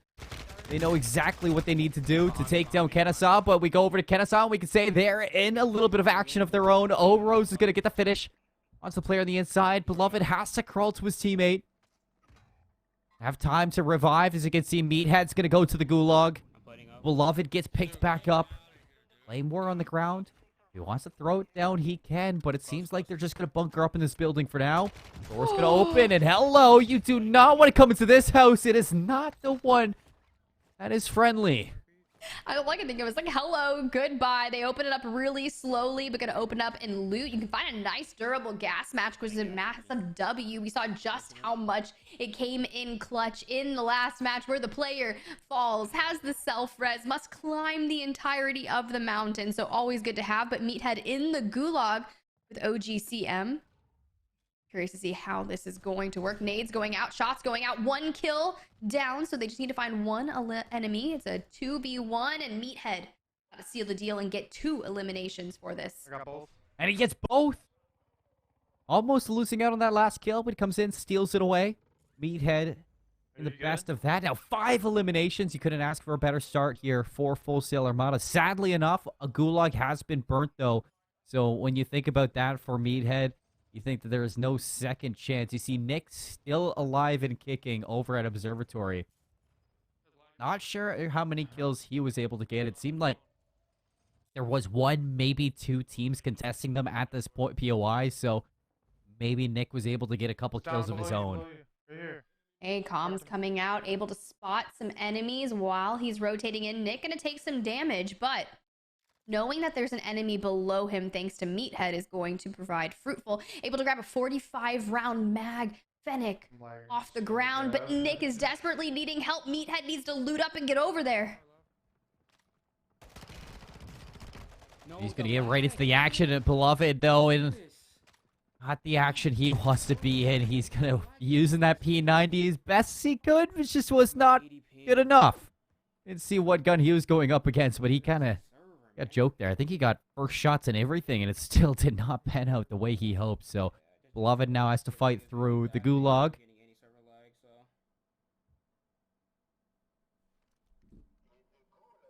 See how he does. He's got Husky in the lobby with him. It's Beloved. It's Husky. Can they unite as the duo that we did not know that we needed for Beloved to find success and get back into the 2v2 kill race?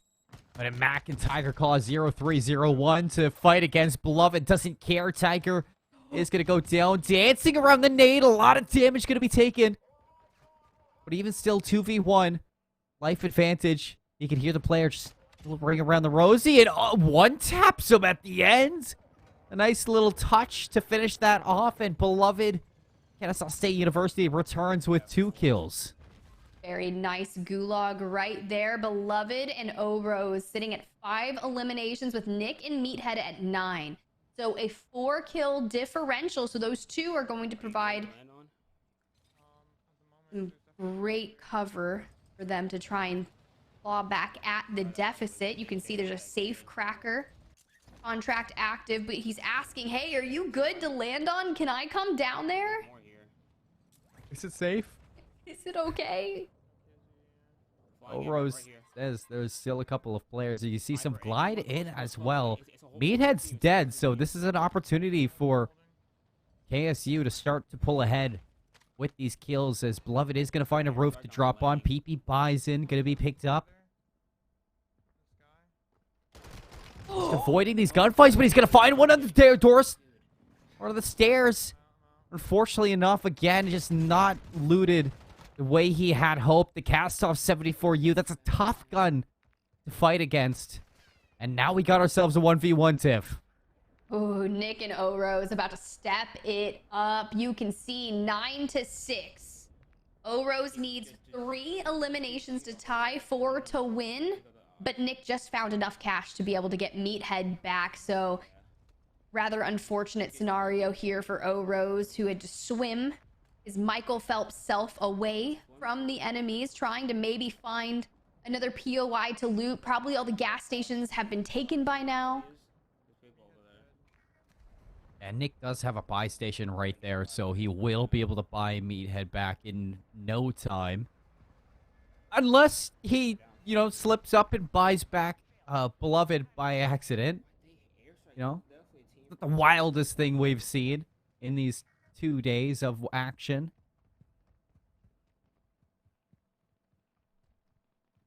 Yeah, this is tough. This is a tough scenario for Beloved. That is the one thing that has made it incredibly challenging for these 2v2 style tournaments is the regain. If you are not comfortable taking 1v4 chance matchups against enemy teams, you can't really chow for a lot of those heavily populated POIs, and you really have to scavenge. And luckily, you're finding $500 stacks of cash, because I swear there's so many stacks of 100s out there that it can make regaining and getting your teammate back really difficult. It can, and just to talk about the history of these two teams throughout this best of 3, match number 1 goes the way of KSU, 16-13. Match 2, a slight edge to Full Sail Armada as Nick clutches up and wins it out 22-21. So 2 high kill games. This one not as high kill as you would have expected. Off the drop, they did get the action, but they weren't getting the guns that they hoped for, Tiff. So even still, a couple kills here and there for each team, though more for Meathead at the beginning, and he's given quite the lead to Full Sail Armada. Now, Kennesaw State fighting from their back foot. Looks like Oros wants to, or Nick at least wants to go back to where these Kennesaw players did originally fall, looking for this buy station. Hasn't bought back Meathead just yet. He's been waiting for the right opportunity, but he's got to be careful because this is exactly where Beloved did go down. At least you're playing it safe, right? You're crouch walking throughout the building, looking to see if there's anyone that has been watching this buy station, because that's a typical way to get yourself a lot of eliminations. Just post up next to a buy station, wait for someone to go buy back, and then shoot him down immediately. So Nick taking all the precautions necessary to make sure this POI is empty of people lurching around these buy stations. No one's on the roof. And it's a rat. Doesn't matter. He's an exterminator. So another kill there for Nick. Brings them to double digits, Tiff. So things get better for Full Sail before they get better for Kennesaw State. And now he's going to take his chances with the buy station. And the buyback is successful. Doesn't even take any damage. So he gets out of there in time now to hopefully finish off some of these players still lurking around. Give Meathead a safe landing spot. Only time will tell. Well, I need loot. Yes, you need loot. Let's get Meathead some loot locked and loaded down for Full Sail University in the fortress. Ready to get back in. Teammate pinging some weapons for him. So that teamwork that Baby Chaps was talking about coming in clutch.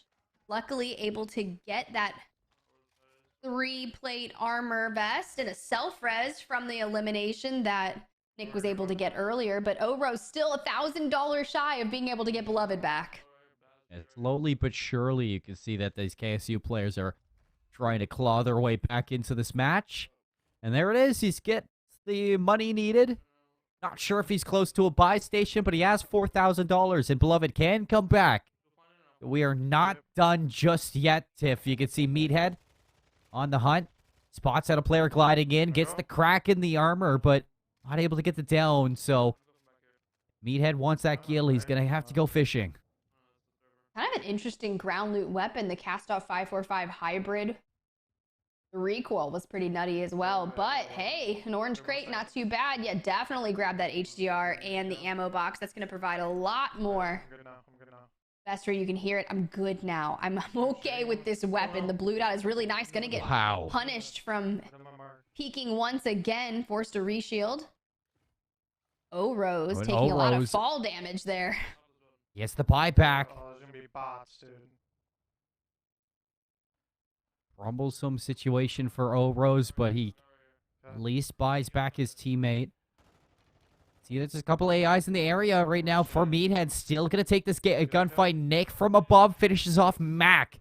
They were fighting with Mac inside the gulag, so somehow finds his way back, but not for long, as now Meathead on the hunt. SMG in hand. Nick on his wing. You get the full elimination there onto Mac, and now aware that there might be more. You find those AIs, you cut them down. There's so many bots around me. Slowly clearing this one out. I don't know if Full Sail really want to be here. Now take a lot of damage there as Meathead has to reshield.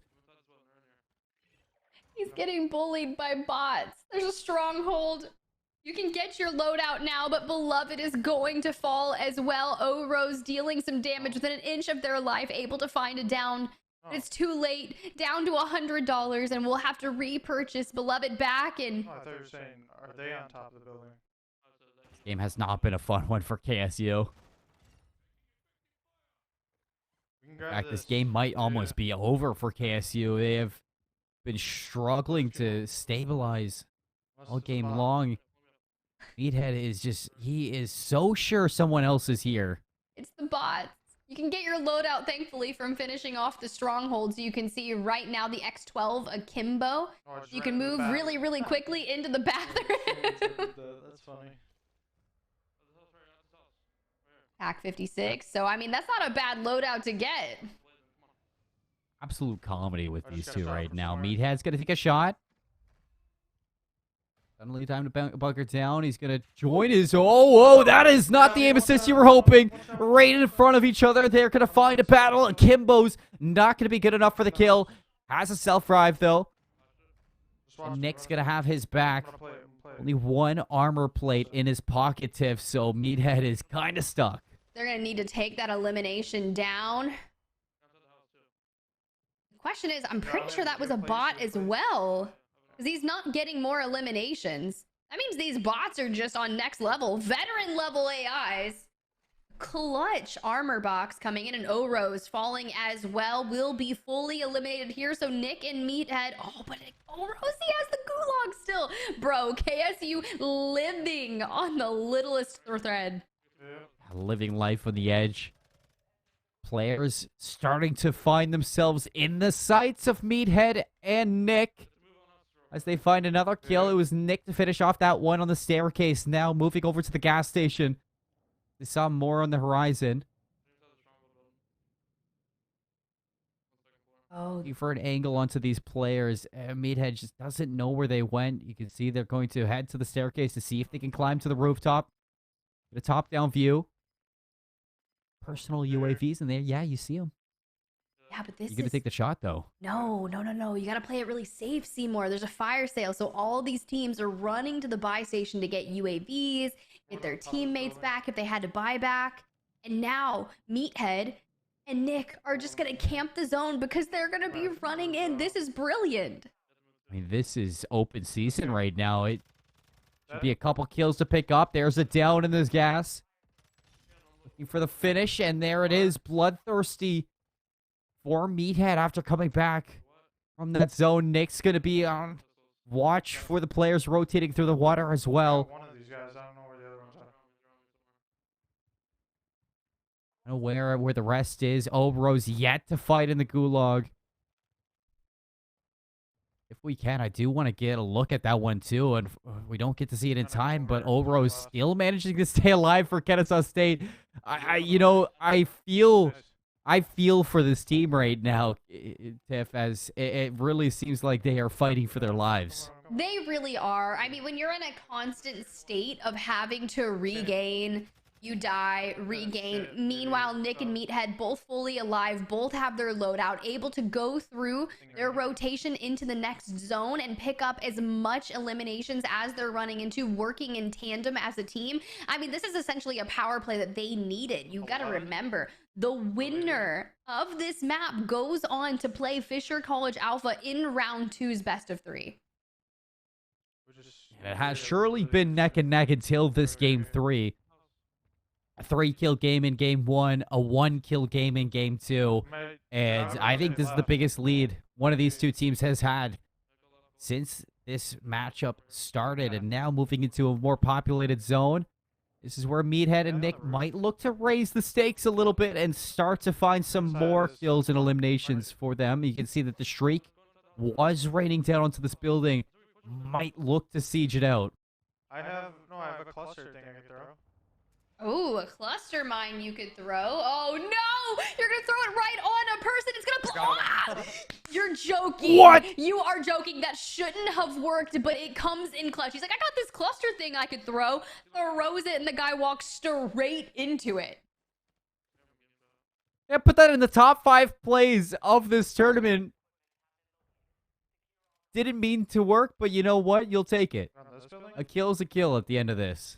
And Wholesale just got thrown a lifeline in this match. Oro's looking for one of their own still. He's going to jump across. I think the nade hit, and it will. Another kill there for Meathead. Breaking in these eliminations. The Akimbo's going to get for yet another one. 9 kills alone. Meathead just climbing the ranks right now in this 2v2. Starting to take my notes more of who I'm going to recruit for Warzone victory grinding. But I need to level up my pistols, Seymour, after watching these Akimbos grind out. This is, I mean, what is it, like five bursts?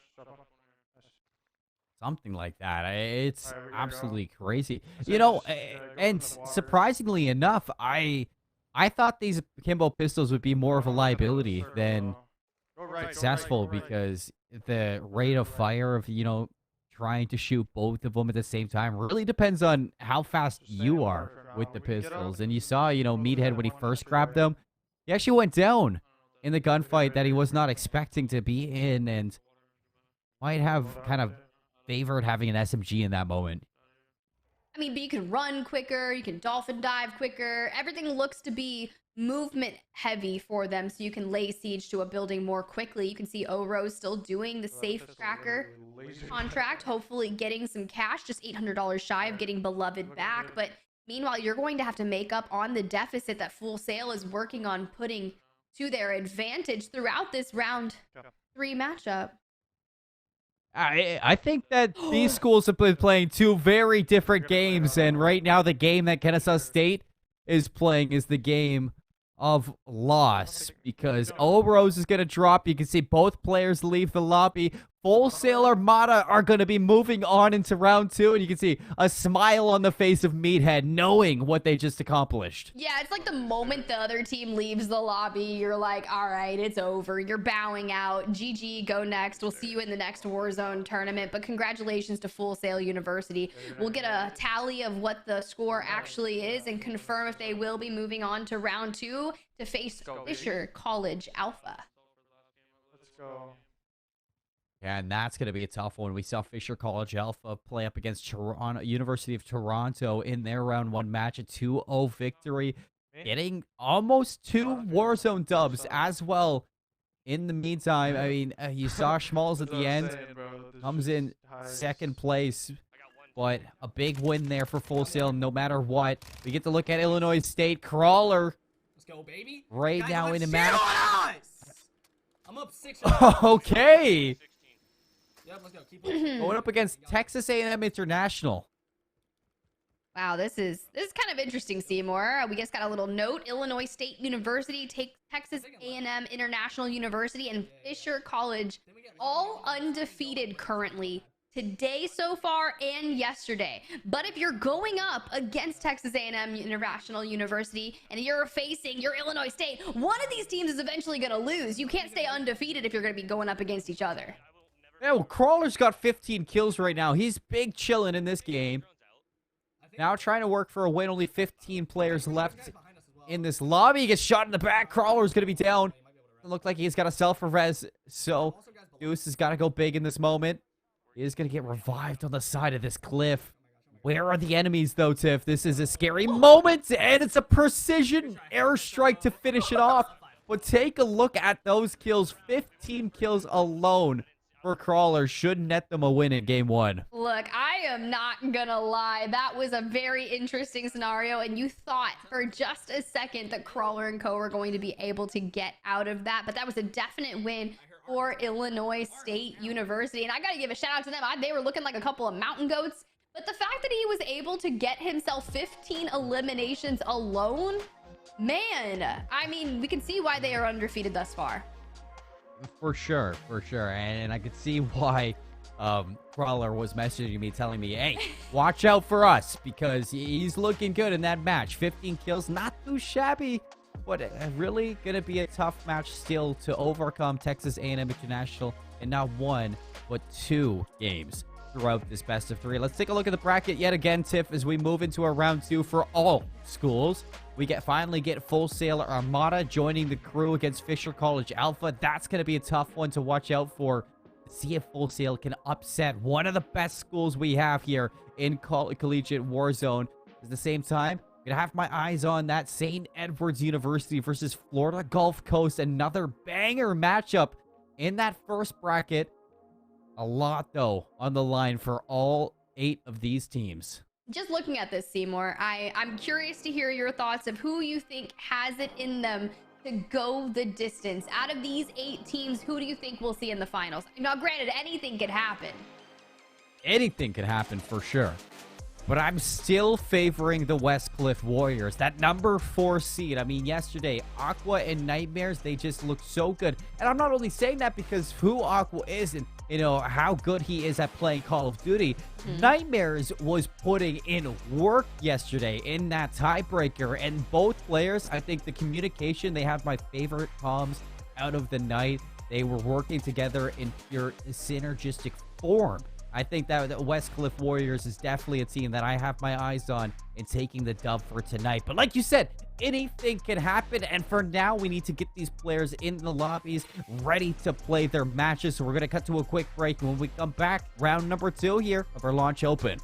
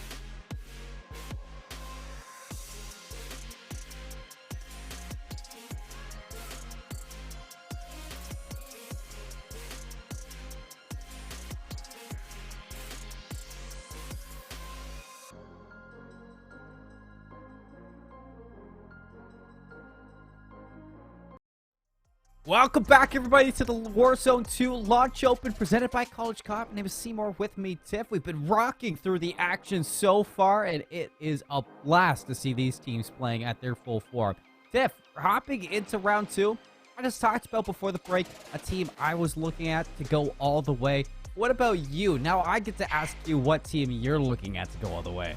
Look, it's really tough because you picked a good one. And honestly, the way that duo between Aqua and Nightmares are working, you mentioned the synergy that those two just have. It's pretty dominating, if I do say the most. But I will say, Illinois State University hasn't lost just yet. They finally just gave Texas A&M International University their first loss. So I'm thinking that they're looking to be incredibly dominant. You mentioned they reached out to you. They've got some good solo records in the hands of Crawler. And I feel like if we could get a finals matchup between those two schools, it would be pretty interesting. But you'd have to get through the likes of Fisher College Alpha and everyone over at Full Sail University. I mean, you saw how they're locked and loaded in the fortress. That they've got the mental, the gunny. They are ready. Well, let's take a look over at this Illinois State team as they're still going on in their match. Like you say, they're playing off against Texas A&M International. They just won their first match. Already, Crawler 6 kills into their second. You see that it looked like only, I think, 4 for the likes of Texas A&M International. Cetra's going to go down right away, so Donza's got to go big, and it looks like he is stepping up to the occasion in that kill feed. You see him find 2. Might be able to get Cetra back up. Yeah, if you're going to go big and be able to eliminate the enemies nearby, and Cetra hasn't gotten fooled yet, but Donza, within an inch of their life, gonna grab another knock as well, starting to replate up. So a lot of action going on for those boys. But Crawler, the fact is he's already found another one. Shots going out, but forced to reposition. Donza gonna be fooled, Cetra gonna be fooled as well. So they do have the gulag available to them, but you're wasting it so early. And Crawler and Deuce over here just finding so much damage, but someone's going to infiltrate their building, lay siege. They're going to be able to grab the down. This is a chaos, Seymour. Oh my, Crawler! Ow! Give it to the hands now. I mean, he's doing it all. Self-res is going to almost stump this duo, but listen to him. Look at him. This guy is on one right now. Do we have any Illinois State University fans in chat? Any Crawler fans in chat? Together, we're so smart. See, take fights together. We are so smart. Get out of here. I'll see you in the next tourney. Fucking Texas A&M.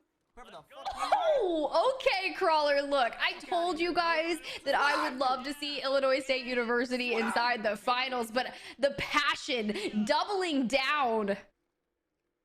Nice, they got that on broadcast too. Hi. I'm glad we got both of them on stream, too. I'm glad we got both dubs from Illinois State on stream. He is the living creation of passion right now in this tournament. As Aqua's on the hunt, you see the nade looking for a door into this gunfight. He's going to find somebody climbing the ladder. No ladder climbing for you.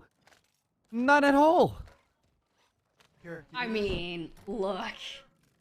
We might see both of our teams advance on, but Aqua, 9 eliminations over here in Observatory. So if you are taking notes, make sure that you are looking towards Observatory for that hotbed of action. If you're going up in wagers, or you're in a 2v2 kill race tournament, this is where you need to go. But you have to be incredibly smart when you approach this POI, because a lot of these players get inside what I like to call the R2-D2 building. You've got the dome, obviously, a nod to a previous map, but there's so many different little nooks and crannies that people can hide and peek you from.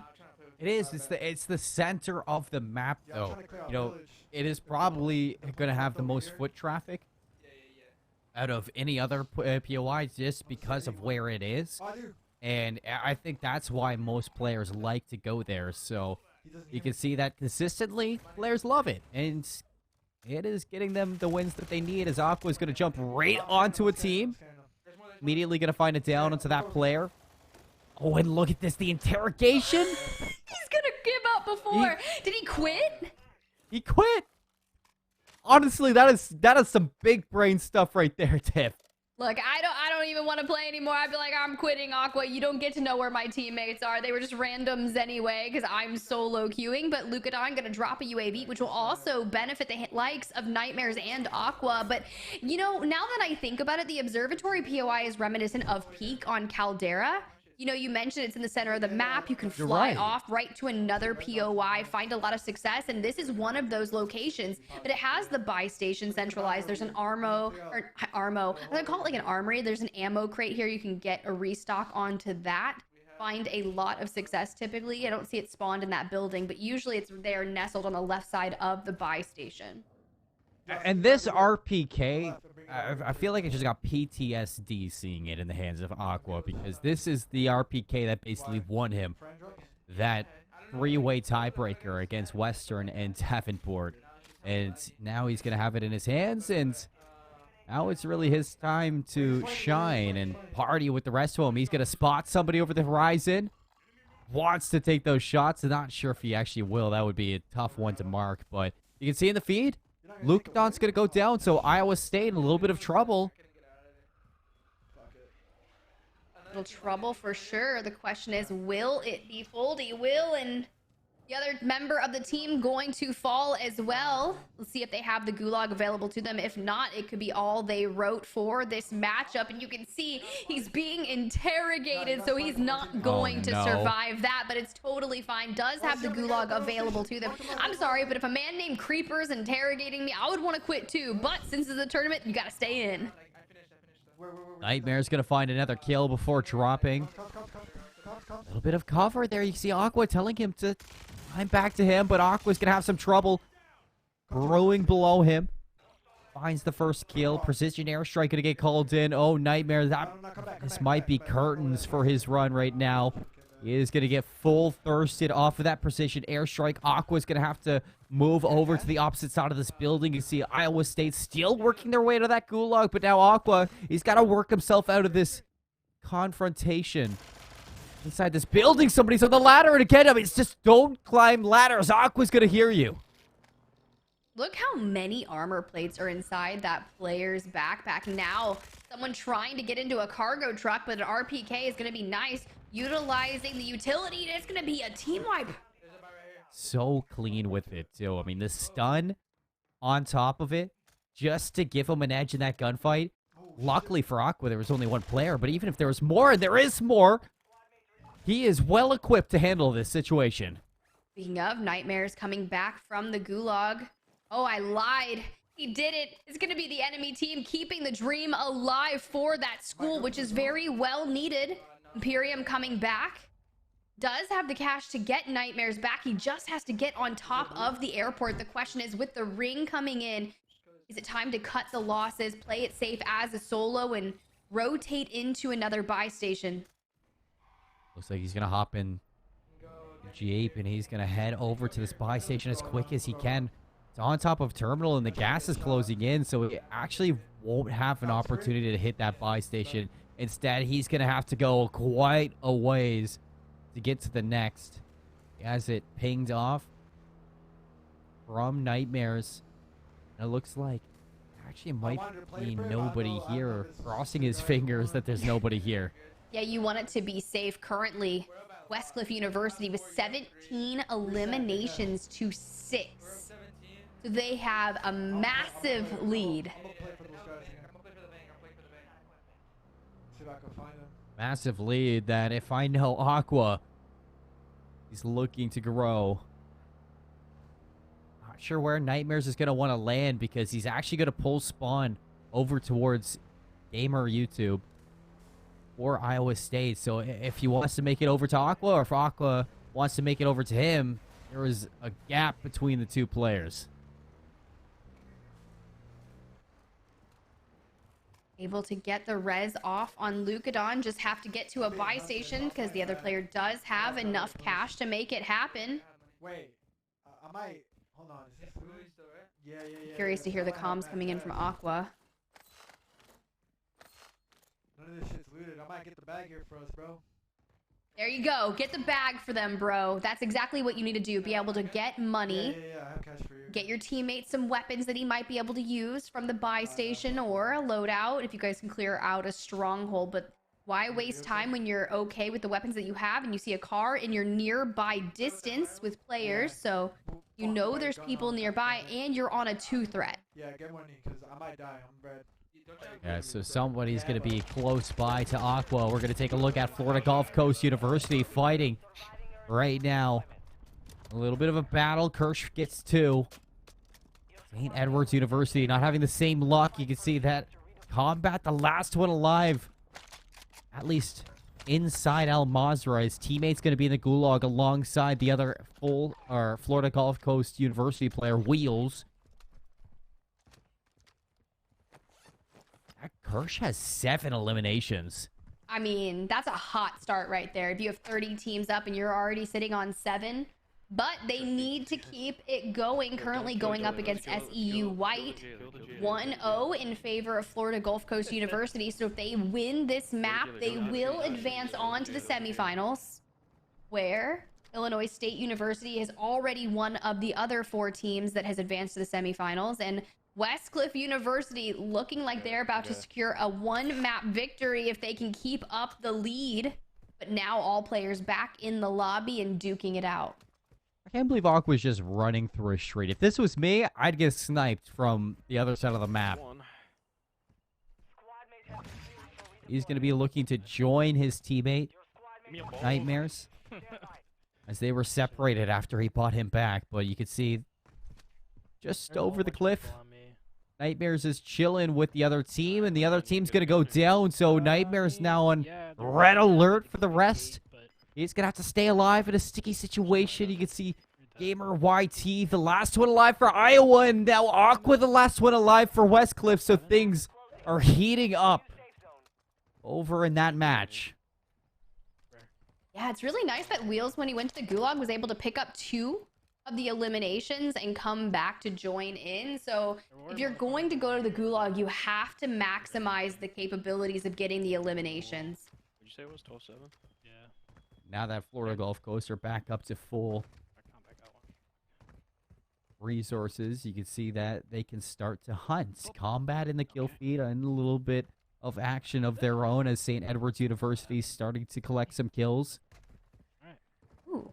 I don't know what the score of this one is, but Let's start rotating. I imagine that it's going to be a close one. Like I believe I heard via the comms that it was 12-7 with Florida Gulf Coast University having 12, I'd assume, because Kirsch is on 7 of his own, and Wheels was able to pick up 2 eliminations in the Gulag. But now with Combat in the Gulag, Reality left alive in Al Mazrah, maybe Combat can pick up 2 eliminations for themselves. Well, hopefully for St. Edward's, because Reality is down for the count. So this one might be over before you know it if you're St. Edward's Hilltoppers. Combat fighting for their life. Gonna have to not only win this Gulag TIF, but you gotta come back and buy back your teammate. Get to full strength. Spot somebody in the distance. The sniper doesn't want to pull trigger just yet. The gas closing in, though. It seems like Florida Gulf Coast, they want to get some eyes on these players rotating in.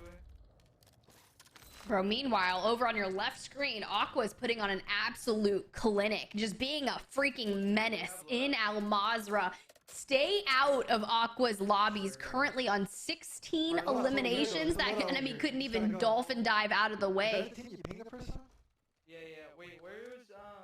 Seems like he brought Nightmares back, so you gotta go back for it, though. Westcliff Warriors, they are topped off in strength and in a great situation. You can see Gamer YT has enough money to buy back his teammate. Over there for Iowa State University, he has, I think he's dead, Aqua. You know what? He's not, but, you know, he should be. Aqua, he's not moving. Stop. You can stop now. No, just kidding. He's going to keep going. Keep going. I'd like to see a 20 bomb, please. We haven't seen some solo 20 bombs. I don't think just yet. We saw a lot of kills back in that Queens University match yesterday versus Texas A&M International, but we haven't seen solo 20 bombs in this launch open. Nightmare's going to be down. Oh, the revive pistol, is this what it is? Oh yeah, it's like the coolest thing ever. If someone falls, you can shoot them and they will start reviving, or it'll just count like for a self-res for yourself in a sense.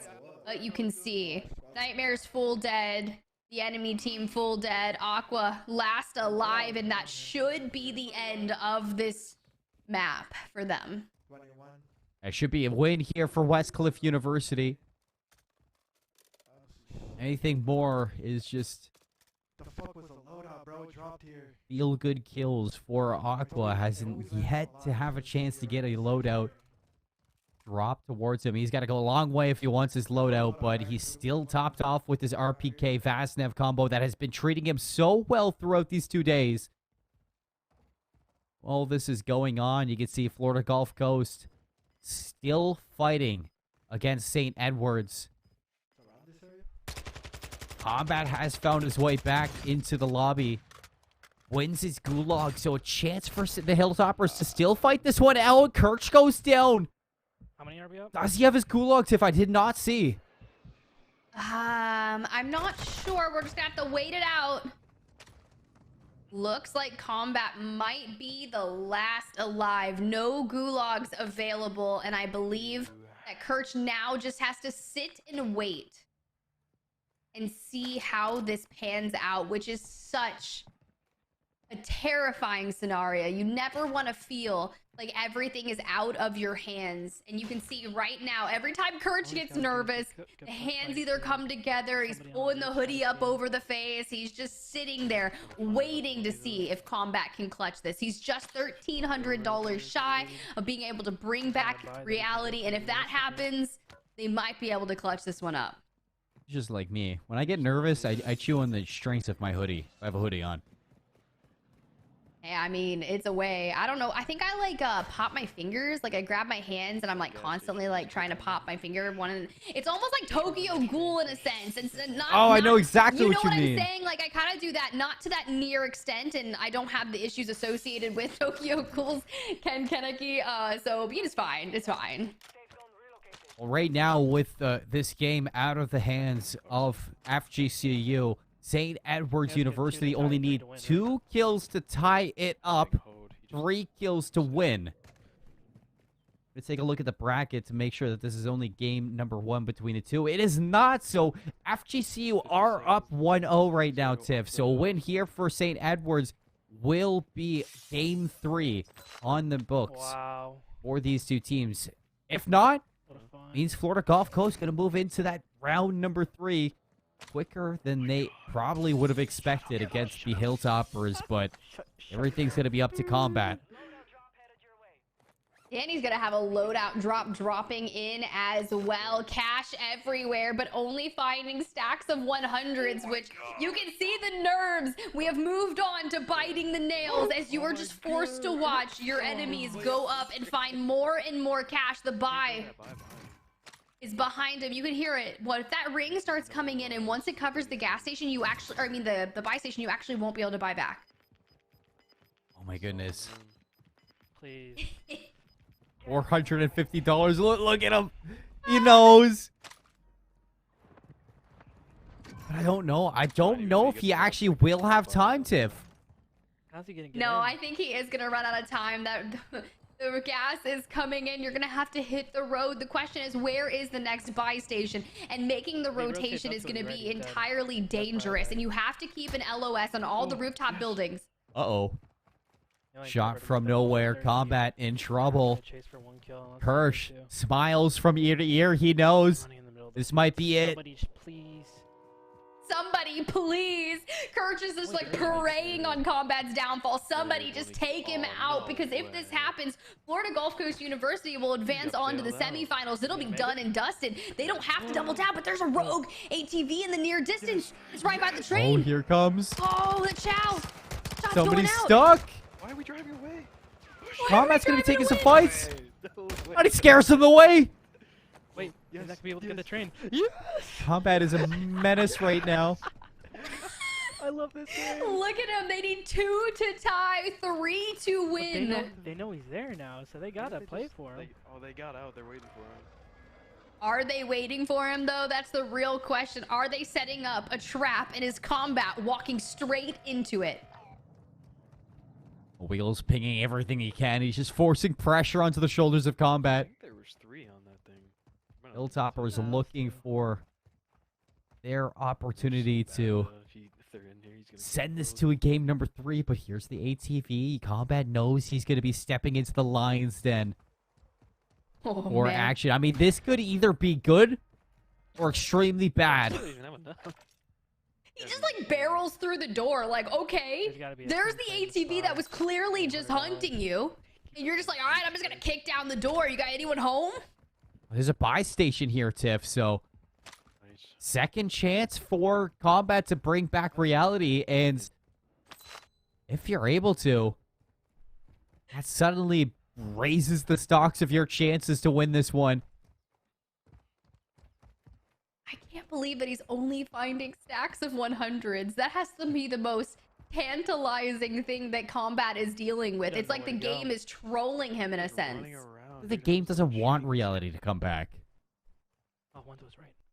Like the game is an FGCU fan. You just dropped down. Biased game. Just running through the middle of this POI looking for anything that he can find. All the cash. He literally needs $250. 3 $100 stacks will do. Oh, Not a is cent. this it? Not a cent. No, not a cent. This town has been run dry in Combat. He is sweating buckets. Come on. I just feel like watching this from Kirch's Wasn't he just in this POV. building? What? Yeah, enough now. There it is. He's got the Take the cash. shot, Now right we there. move over to the buy station. But someone just fought back somebody's there. So there. there are enemies in the AO. And you can see Kirch's face. He's like, oh, yes. Yes, enemies. Take Combat down. His face is the living embodiment of capital You're or right in the zone, too. colon Everyone's gonna capital get their D. fucking loadouts. Their teammates are. He's After gonna shoot at seeing this guy, that- they're gonna know. Combat Yeah, just at least looking two. for an angle on this one.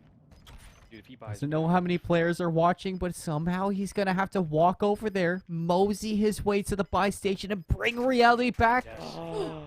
Well, staying alive, but Combat's going to get spotted. It's time to run. You Tuck know. your tail between your legs and get away. If he doesn't get up there, it's They even striked him, bro. You know his nerves right now are just. I can only imagine how high his heart rate is because this is just. Kill these guys. Yeah. Yeah, you do. You hear it. He has to kill these guys. The comms coming in.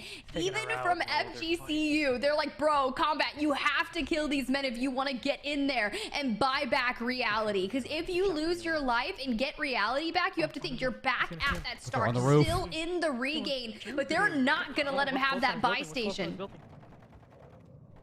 Sharks in the water right now. Combat walking right into the den.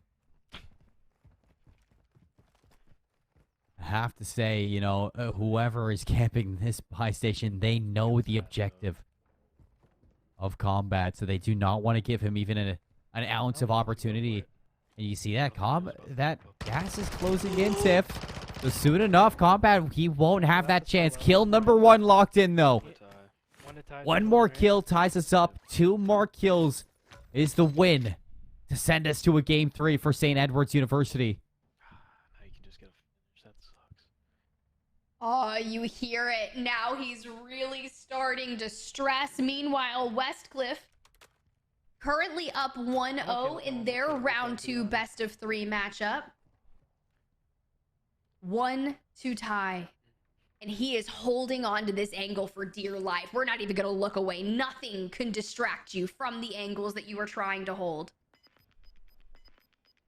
It's the slow dagger that always hurts most, Tiff. And right now, Yes. slowly and slowly, it just keeps getting pushed farther and farther into these FGCU players just watching Combat rat his way to victory.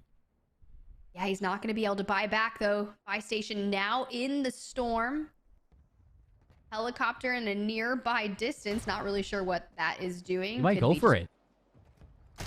Oh, but he's going to get caught off guard. Shots are going out. He gets the kill. There's no way. Combat, he turns and burns, and that's the tie game. That guy is terrible. Struck with shock. You see Kirsch telling him it. We're tied now, right? is an absolutely horrible moment right now for FGCO as they're watching this game just fall between their fingertips. Either way we replay or we fucking...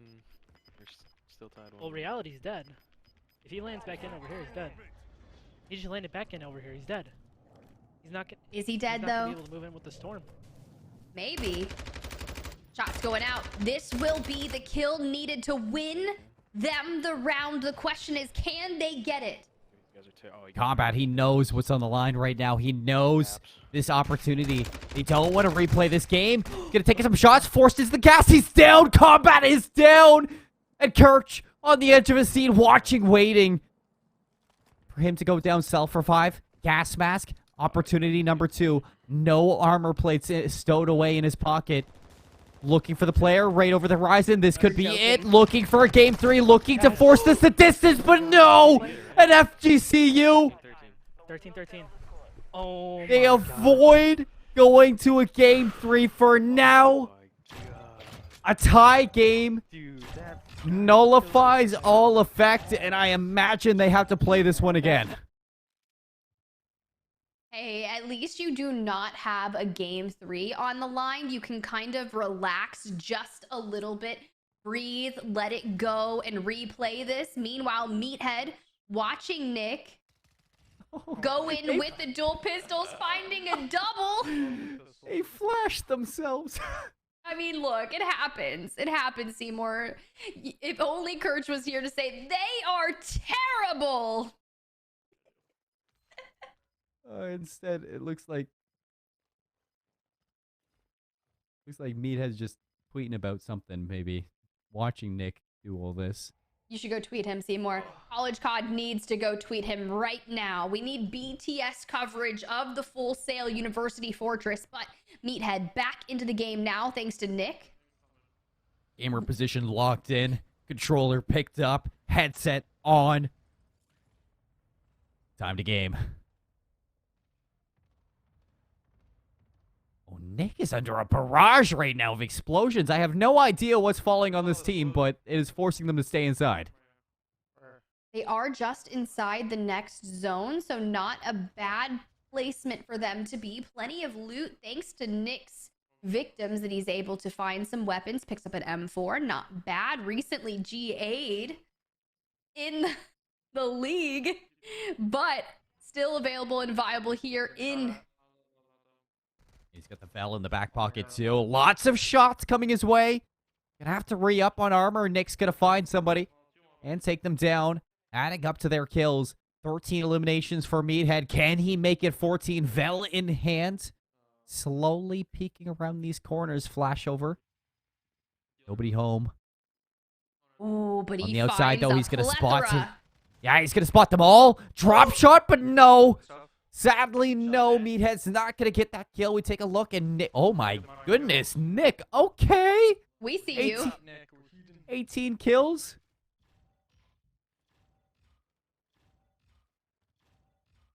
That had to be a win for Full Sail, looking at those scores. I mean, they're way too calm to not have just dropped a win right there, Seymour. But of all the action we've been witnessing thus far, it just keeps getting better. So many clutches that are coming down to the final moment where there's only one member alive and everyone is forced to nail biting, just nervously watch to see if they're going to be able to get it. I can't wait to see Florida Gulf Coast University replay that tie match. Yeah, I can't wait to see Florida Gulf Coast go back again against St. Edwards, knowing just, I mean, you watch that whole thing from Combat unfold, and there were chances where I actually thought Combat wasn't going to get it done. But he was gifted 2 kills. I mean, that second one, he should not have got that kill. But he did. And it's now St. Edwards. They stay alive. They have another chance. They don't even send us to a game number 3. But they get a chance to, you know, go back, replay that game 2, and try to force that game number 3. However, we just saw Full Sail win game 1 over Fisher College, going up into the lead now against one of the heavy hitter teams that we were looking at, you and I, Tiff. And what an upset that would be if Full Sail take down one of the best teams we had in College Warzone back on Caldera. I mean, they've got the Fortress buff, if I gotta say so myself, but Looks like we've got a really sick clip here, and it's going to be in the hands of Aqua, which I expect nothing less. Dropping down, parachuting onto the platform, Seymour. I thought we were about to get the high-rise classic there. YY no-scope 360, you know, backflip off the top ropes. I didn't know what to expect, I'm not going to lie. I thought this was going to be, you're right, exactly, like a 360, maybe a 520 going down, but you're going to take this. This helicopter is huge. Oh. This helicopter is ginormous, and Okay. Nightmares is going to be our pilot. Breaker, breaker, 1, 2, 3, everybody on board. Welcome to Air Al Mazrah. Well, Aqua is going to be the pilot for this ride. Nightmare's going to sit back, relax, and head over to the strongholds.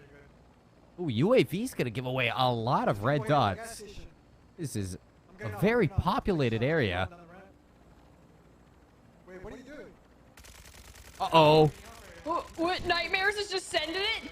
Who's the pilot? Who's piloting this airship, Who's- Seymour? I don't know. We're going down. I think. Is it flying itself? Well, I think so. I think it was going down very slowly. I guess you can... This is what people do to me in endgame zones, Seymour. They bring this chopper to an endgame zone and do exactly what? But he's dropping down, looking for the rooftop. Plenty of players down below. Stronghold. These might just be bots. No, it doesn't look like it's going to be. Doesn't matter who it is. You have Aqua's name written all over you through the wall. Is going to spot some more. And yeah, they're just clearing out the stronghold as quick as possible. You can see Nightmares does go down. So now Aqua is going to be in a little bit of a predicament. Even still, he's going to turn around, take down that AI, get over to Nightmares, bring his teammate back. Got 2 minutes to defuse this explosive. They're going to re-up on their ammo. But Aqua almost goes down. Yo, these AIs, they have no chill. They are veteran AIs. They know what needs to be done to eliminate all enemy threats. They do not make these strongholds easy, but... From what I understand, even the AIs, they know when you're reloading, so... Doesn't make that any easier. Going for the defuse, though. Aqua clearing out the stronghold, and there it is.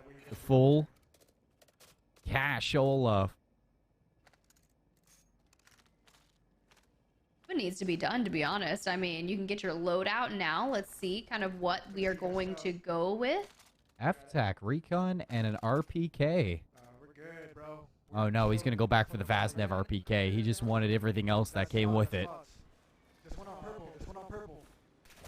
Oh, shit. Oh, good comms, but getting lit up from the front and the back, and unfortunately the pinch comes to shove and Aqua is going to fall. The question is, can Nightmare stay alive? Field off the enemy threats and then go in for the res. Just get in the bush. It's gonna be fine. Nightmare's not able to fend them off. Aqua just giving it up. Gonna go to the gulag, and he's a little frustrated about it. I don't blame you. Nightmares, was he able to get that self-res off? I'm not sure. I don't think he was. Let's pull up the picture-in-picture right now. Take a look at Fisher College. Now down 0-1 against Full Sail Armada after Meathead and Nick went on an absolute bender. See. Schmalls, POV from Fisher College on the right over at Observatory. Fresh new game for them. Aqua teaming up with Kill in the 2v2 gulag. Looks like Kill's got some comms, so maybe he won't be at this going in blind, but the shots, impeccable, Seymour. Expect nothing less right now from Aqua. Both players still alive. He's going to stun over the board. Spots out one, but the other one's going to run right at him. First kill locked in. Second one just over the edge. Jumps and chows it. And Aqua's coming back with 2 kills to go along with it. Jumping back in. Wants to join Nightmares for a little bit more fun. This is kind of one of the slower elimination games that we've seen from Aqua and Nightmares. Typically, every time we jump in, he's at the 22 team mark left in the lobby. We're usually closer to double digits by now.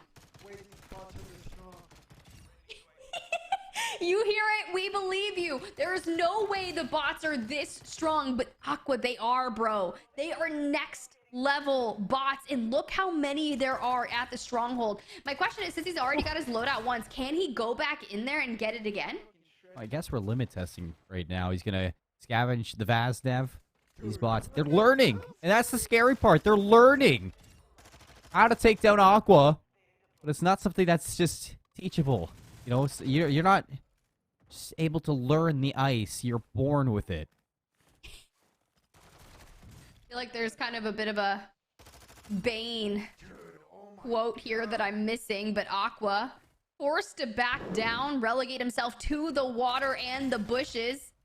Bots putting in the work here, making Aqua really work for all the utility. Finally able to find that vest and his weapons. Gets his loot. I got my guns. I'm getting out. Get a look at Fisher College inside the Gulag. Schmalz looking to avoid relegation from this bracket. Explosions galore as he's forced to throw down a smoke, wrap all the way around his own spawn. Only with a pistol, he has no idea where to go. Through the smoke, spots out onto one. You see the beatdown is going to be there, but is he able to snap? He is! Oh my word! Smalls showing him how it's done. You've got to feel impressed with that one, to find the nice hit fires onto the first enemy in the Gulag to double down and answer back. Super quick. Jailer was probably about to hop in soon, so that would be quite interesting.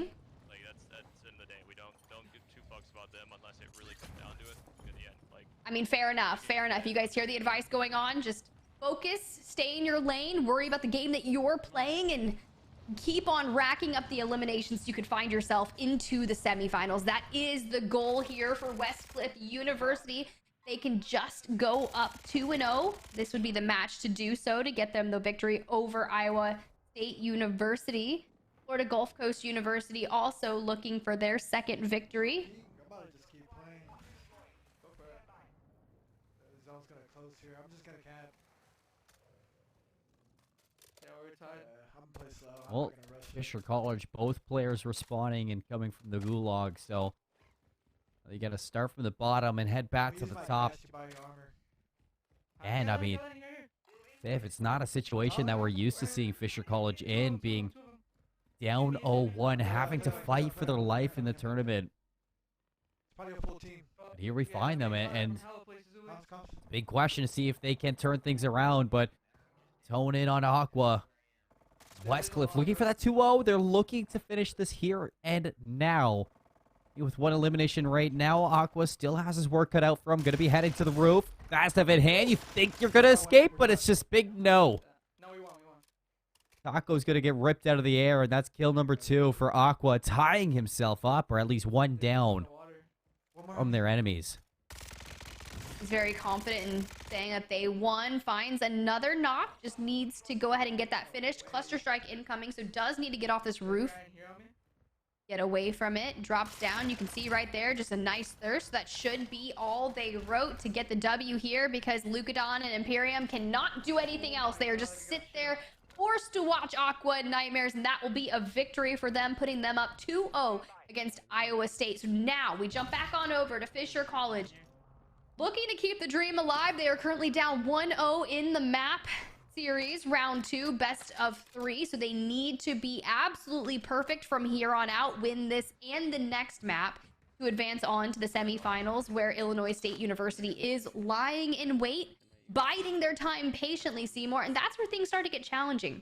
When you're fresh and you're playing all these games back to back to back, you're getting the practice in. But if you're sitting there waiting for your next team to come up to face you in the bracket, your hands can get a little cold. So you really got to drop into pubs, stay warm, keep the aim fresh. I do have to say, Tiff, you know, after seeing Crawler yell and jump up the way he did, I'm not sure if anything can ice that guy. He is an animal. I mean, we're going to have to wait and see, as 2 of our 4 teams have been locked in for that semifinal. Now we can see if Fisher College can themselves a chance at that semifinal right now. Meathead and Nick, I mean, they have been a force to be reckoned with, chilling in their fortress over at Full Sail Armada with the rest of their esports teams. They are ready to seize control of this tournament and have their opportunity for a score at those money matches in our next round. That's where things are going to get really exciting. Friendly reminder, if you're just joining us, $5,000 in total on the line here at the College COD Warzone 2.0 launch open, with first place taking home the lion's share of $2,500. We have a nice dual screen going on. Reality from St. Edward's University currently facing off against Florida Gulf Coast University. Reality finding himself in the gulag. We've seen him in this position before. The ability to clutch up, ice in the veins as he's looking for his first victim in the gulag. A lot of nade action going down in the center, but still trying to come behind someone. It does, and they go back to Al Mazrah. That looked too easy, Seymour. It really, really did. I want his lobbies. I want his gulags. Reality's going to join back up with his teammate, St. Edward's University. I mean, they did exactly what they needed to do in their last game to, you know, tie up that game, replay it. Now they need to find a way to really settle this score and send us the distance into a game 3. You see, Kirch is getting hunted right now, so FGCU under a little bit of pressure. 3 ticks of danger, as the threat level is as high as it can be for FGCU. St. Edward's University, Reality in general, he's just going to be looting up, trying to find as best floor loot as he can, and get as much cash as he can, too, to work alongside combat here. I think he's got that SO marksman. I don't utilize it very often. It's one of the marksmans that I haven't done just yet, but jumping on over to Kirch, utilizing this positioning in this building. Okay, so the staircase. I know you can probably parkour into one of the windows in the buildings he's in right now, but this staircase is the only way up from down there. But the shock dart going to hit him. He's still able to grab the down. Beautifully done, Kirch. 3 eliminations thus far. A hot start to this game. Mind you, their last map ended in a tie, so they are currently replaying map 2, where Florida Gulf Coast University is up 1-0 against SEU White. A shock charge, even though it hits them, it's a wonderful use. That hip fire, the shots connect, and Florida Gulf Coast are going to be at a lead so far. Inside game number 2, Reality goes down, so yet again, it's going to be falling onto the shoulders of Combat for St. Edward's University to go big, bring back his teammate, and hopefully send us the distance. Kirch going to find that last remaining player. Doesn't seem like it's going to be the last. He wasn't a full down off that kill, so alerted that there is going to be somebody else in the distance, somebody else just lurking around here that, you know, can just add to the tally of kills that FGCU have. Oh yeah, looting is so incredibly challenging when it gets on the floor and it's not in the backpack, but spamming it will do. I feel like he got a witness, like a little bit of a line of sight that there was a person downstairs. He's just gonna keep jumping, looking for that enemy, just really curious. He's in the kitchen, and Kirch, unfortunately, going to lose the 1v1 against Ninja Turtles. I mean, you really, the Ninja Turtles are strong, Seymour. Turtles in a half shell. It's turtle power. I got my finish. I'm dipping out. Kirch now going to go back to the gulag, working with... I don't know how to say that name, but let's see if they can get out of the gulag together with the power of teamwork. And now he's going to be in a little bit of a fight up close and personal. Going to lock down that first kill with the help of his duo. Second one, unknown positioning, but he is going to end up finding him from the side. Nice shots there from Kirch to clean it up, and he returns to Al Mazrah with some goodies to work with, too. 5 kills now. Oh, you're all the way over here. Are you safe? Okay, there we go. The first questions as you come back from the gulag, it's, are you safe? Where did I Can I land on you? Are there weapons? Can we continue our world domination as Reality is now full dead and Combat forced to find money once again to buy back Reality, a scene that we have already saw. It was a spicy situation for Combat. As I feel like we've been here before. Combat gets it down, so You got my trade. still icy for the team. Full down, full thirst there for Combat. So now I think he has 3 kills now Just wanna go for back the and play with them. Hilltoppers. Kirch looting up off There's a lot of drop, looting has a too. precision airstrike. And he has found a fast nav off of this, as well as 3 armor plates. So, right now, from as it stands, FGCU back up to full strength. And they have somebody on prox chat, so they know somebody's going to be in the area. As much as I don't like proximity chat unless people are singing to me, it's a really good tool to find out if there's a team that has kind of entered the area surrounding you. I'm not sure of the exact distance that proximity chat picks up, but it seems to be just in like the imminent surroundings. As you can see, I didn't get the finish. shots are coming down from the roofs. Perch looking to find himself in a building, maybe Got it. Somebody go else to the high ground. Wheels able to get a team wipe though, so There's another. Yeah.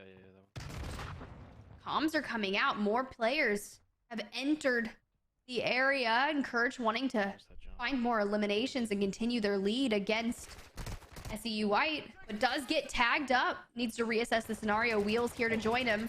Finds the down, finds the full. Not a team wipe just yet, though. Somebody else was just sitting in the window watching for an opportunity to strike. I want to go back. Or Gulf Coast, they gotta be I have a careful. precision as well. Got a precision Combat's shot. joining the action with them. Gonna drop this precision airstrike on the roof of that building. Give an avenue to close this distance. Vehicle gets disabled. It wasn't a hit marker on a player, so Kirch still searching for this player as best as he can.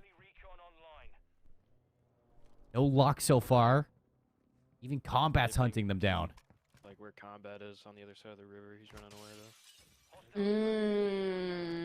Little FGCU comms coming in. Hey, Yeah, he's not where there. combat is, across the river, you know? Gotta find the enemies. That's the point of the game. You need as many eliminations as humanly possible. FGCU currently edging out SEU White by just a few eliminations, but you don't want to let that go. Reality is finally coming back into the lobby. Combat now with his duo can finally Go to your left. get on a move and focus on taking eliminations as opposed to just working on restabilizing.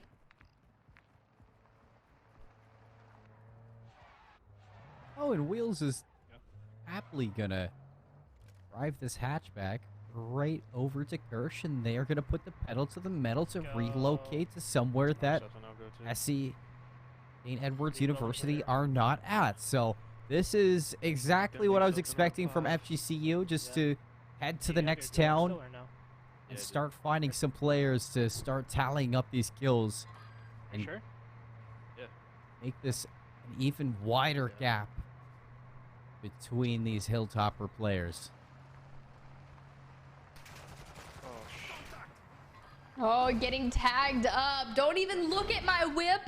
Don't hurt it. Now they're going to ghost ride it. So, you know, that's totally fine too. But they do have a building and plenty of vehicles to choose from. But the question is, are the players upstairs? Kirch seems to believe so. If not, you do want to peek through the window. A sniper in the near distance, mounted up, shots going out, not able to crack the armor. But reassessing the scenario, you only have 71 bullets in that weapon. So no need to waste unless you can get the elimination and loot, pillage your enemy bodies. SMG. Circle's going to be closing. You know, you see the glint of the sniper. You know where they are.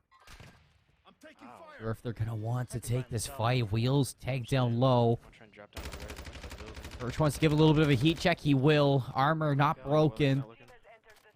So it looks like with this little gap of time that they have, they are going to start to close this gap Grab him back to the house. between the sniper, and Kirch is going to spot him hiding, cowering behind. Let him up. Gets into the chop top, and he's finding his way out of here. Skedaddling, moseying his way into the next town. He does not want anything to do with these FGCU players. Good roof. Yeah, they had 1, 10, 10 to 6, 4 up. Now, a precision airstrike incoming could really thwart Florida Gulf Coast University's. You see it? Wheels falls to it. You think Kirch is going to be safe inside the nearby building, but now trying to get out on the fence line. But the question is, will they push off that? You see the car pulling in now. Reality also down, so that leaves Combat and Kirch last alive. Find some night shots, gets it down, but there's too many. We all died. Too We all died. many to field off, but Combat also goes down. Reality able to get the self-res. Wheels and Combat have the gulag. It's not over just yet, Seymour. An entertaining jump of excitement here in the game as Reality and Combat still thriving as best as they can. For the two of them, though, Wheels, can he keep FGCU away from yet again having things out of their hands? You see, Combat and Reality are now 1 kill away from tying things up. All Combat needs is a kill in the Gulag, Diff. Oh, wow. I know we were just looking at this and we were like, oh, it's down 4. But no, it has already changed so significantly. So let's look at Reality's POV here. Get one and sell it, bro, because I can get you back, but Kirchi's dead. Kirchi's dead. Oh, no. Perfect right now. Perfect opportunity for St. Edwards to seize control of game number 2. Send us to a game 3. This could be it. Just time will tell it. And it's so hard waiting to figure out this outcome. Wheels looks like he's going down low inside the Gulag. It's just though to heal up. Fighting for his life to make sure that you can continue to rack up some kills for FGCU. But Combat gets a kill. Exactly what you needed if you were St. Edwards. Things tied up in kills for both schools. And Combat gets a second one. So you see, immediately Reality leads into his monitor. He knows it's go time for SCU. That's the lead, and they're both alive. That's exactly what they needed. Wheels coming back from the Gulag, and someone tries to push Reality. Finds a nice down, but there's 2 more. Can't get the second. I got another kill. Another kill for the Hilltoppers to continue their lead and let it grow. Wheels and Combat trying to find a safe place to land. I can try to get you something. Hold on. Yeah, I just kind of got like, I dropped low thinking I had you, and now I'm like in the mountains. Yeah. At least you're not coming in broke. Combat does have $1,700. Wheels 3,000. So you just need to find a little bit of cash. 17 teams still alive, so not the end all be all. Combat finding an unlooted POI, a buy station nearby. This might be Al Shireen Pass, I think. I feel like I always land. Reminds me of Azir Cave in from MW 2019. I could see that. I could see that. I really hated everyone that would hide out inside that cave, and anytime I'd get like a streak and want to utilize that, I wouldn't be able to. But you can get a little peek of Fisher College Smalls on the right, taking a lot of damage. Going down. 4 eliminations.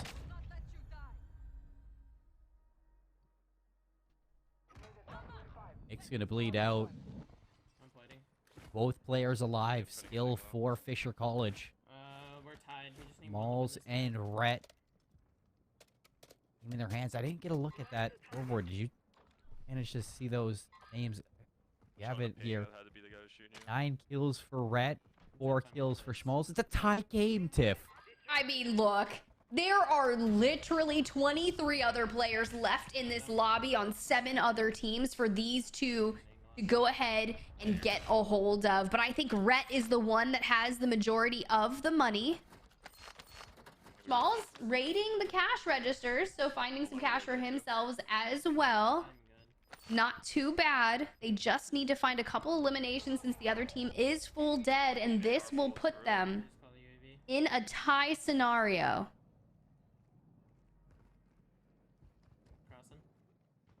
Take a full look here at Fisher College Alpha. They're looking to tie up this series 1 apiece. And just to a game 3. For an opportunity to get in that semifinals, for opportunity for those money matches to be yours. Field pistols in hand, clearing this building as quick as possible. They're to our left right here, right? Yeah, they were. Bombs coming out. You hear it. There 2 are left right here. Like that kind of strip. We just need to move over a couple aisles in this POI, and we should be good to go. Rhett does have a self-res, so that will be very beneficial. Schmal's taking to the roof, trying to get a line of sight. You can see some utilities coming in via the air. Oh, Smalls is going to take some shots. Drill charge going to be dropped. Somebody right below. Gas closing in. Things about to heat up here, Tiff. The party's just getting started. Rat's gonna get a kill. Lead taken by Fisher College. Now, game number 2 in their hands. Game 3 on the horizon, but how far can these two go? In for game 3 of this match. They want as many kills here as they can get. I bet. I'm up top. I'm up top with boy. I mean, why would you go on an open mic on Prox chat and say, I'm up top? Meanwhile, Schmalz walks into the building, finds the down, completely taken aback. Seems like they were lying, Tiff. They're not up top. They're right around the corner. Mental warfare, if I do say so myself. Players get smarter and smarter every single time I hear him on Prox chat. So Schmal is now going to take control of the bottom floor. He's going to drop a precision airstrike and bamboozled by a fake operator. So Rat's going to close the gap. He falls to a Fennec. All the way up top now. Schmalz top down. Spots out one. Nice down there. Another kill for Schmalz. Pistols in hand. He spots somebody jump from the window, looking for yet another kill for the duo. Where did they go? He drops down. Kimbo pistols in hand. Climbs over to the smoke. Spots them out. Shots are good. Another down. Second one in his sights. Locks out. 2 kills. Make it a triple. Schmalz just ripping his way through this lobby slowly but surely. 8 kills, looking for that 9th player. Just laying on the ground. Where did he go? Oh, and he gets him again.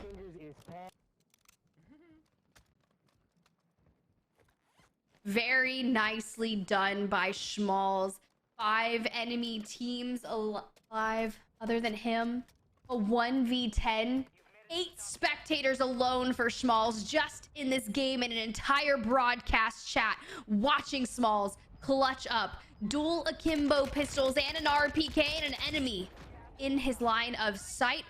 Make it a 10 streak, Seymour. There's one thing we always talk about when we're talking about Warzone, Tiff, and any battle royale, and it's consistency. And I have to say, Fisher Falcons, a team that always somehow finds their way into the top of the books for the Warzone 2 launch history. Gonna take a couple shots, hides behind the train. To finesse his life now. Tosses out the thermite, trying to stay alive, has armor plates stowed away. Loses a majority, but now he's going to peek out. It looks like that player got res, and he's getting flanked, and it's all done. Schmalz is out. 5th place finish, but a win in game 2 to send them the distance. I mean, you've got to feel good about that one. If you're going to be eliminated, you're going to go out to the Attack Titan. I mean, what can you do against the Attack Titan, Seymour? Not a lot. Not a lot, Tiff. I think it's just, it's curtains as soon as you see the Attack Titan. Reiner, not usually very friendly, not really forgiving. He always holds a grudge. And now, speaking of grudges, St. Edward's University in a grudge match against FGCU. 7 kills now for Reality. Before we cut over to Fisher Falcons, they did take a momentary lead. I was just sticking around Zier Cave. Yeah, get a good heady in here somewhere. 2 teams already in the semifinals. One of these 2 teams waiting to advance, but did they do enough? They did do enough. It looks like with FGCU dropping, St. Edward's send us to a game 3. All of the matches we have left here in the quarterfinals going the distance. And Reality, he wants to go up with a bang, so he's going to find yet another kill to add to that tally. 14 to 11. And here we go, Tiff. Both matches to decide who our semifinalists are going to a game 3. Let me just tell you, Seymour, I am incredibly excited. If you're going to give me all the action, give me map number 3s in round 2 before we get to the semifinals. We want to make sure that we have the very best teams advancing on, so you know if you're going the distance to that map 3, equal matchups are on our hands. Only the best for you guys watching at home, and you know what? It's a good tournament so far. Good turnout that we're getting from these players, and a very energetic match. I was thinking it was going to be a walk in the park for some of these teams, especially someone like Fisher College. But Tiff, it's like you said, anything can happen in this tournament. It is a brand new Battle Royale. Players, teams still learning how to work around Al Mazrah. And you can see definitely, you know, some players are getting the hang of it. Some players, you know, are actually mastering that movement pretty fast. But we are still getting some upsets. And I love that. You know, the early days of these games, we get upsets when you least expect it. And now we get to take a look at the bracket. And here we have it. St. Edward's University White, Florida Gulf Coast University, 1-1 in round 2. Full Sail University Orange, Fisher College, 1-1 in round 2. Both players looking to match up against Westcliff University and Illinois State University. Well, here's the deal, Seymour. Illinois State University has not lost a matchup yet. They are undefeated yesterday, undefeated today thus far, and looking to find themselves a ticket to the finals once that Full Sail University and Fisher College Alpha team matchup goes the distance, because whoever wins there is going to face off against the undefeated, and that right there is a matchup that I'm excited to watch. As am I, and not to mention Westcliff Warriors looking for their spot in the grand finals, almost missing out yesterday of the chance to even play in day 2. You know, an early loss to Western when they weren't least expecting it. They had to go to a triple tiebreaker. Aqua goes on a tear and almost single-handedly gives them the space in day number 2. Everything is growing into the grand climax right now of this Warzone 2.0 launch open presented by College CoD. And as we get set up for these game number 3, we're going to send it to a break and we'll come back with some more action. You don't want to miss it. My name is Myron Poindexter and my gamer tag is Killer Khalil. So I'm at Johnson C. Smith. I'm a junior right now. I transferred and my major is sports management. So, like I said, I transferred to Johnson C. Smith this year. So I went to one of the meetings and they said they're looking for new recruits for the Call of Duty team. And I've been playing Call of Duty for a while, so I was like, why not try out? So I got put on the team and he put us in the tournament, the CCL tournament. So my parents are in the military, and I went to Germany for 4 years, and instead of playing at the school I went to, I played on the German basketball team all 4 years. My favorite one is Modern Warfare 3. That's when I got into multiplayer. So right after Black Ops. On Black Ops, I was a campaign player. That's all I did. I was a little scared on Black Ops, so on Modern Warfare 3, I finally hopped on multiplayer, and I really enjoyed it. So that's my favorite one. Right now on the team, I'm a sub. Since I was little, I've always enjoyed running around with the sub. I was pretty comfortable with that, and my team saw that I was comfortable with it, so I stuck with the sub. This is my first year actually competing for any tournament, or any Call of Duty tournament. So actually being in this environment and actually like being in it instead of watching, it's pretty amazing.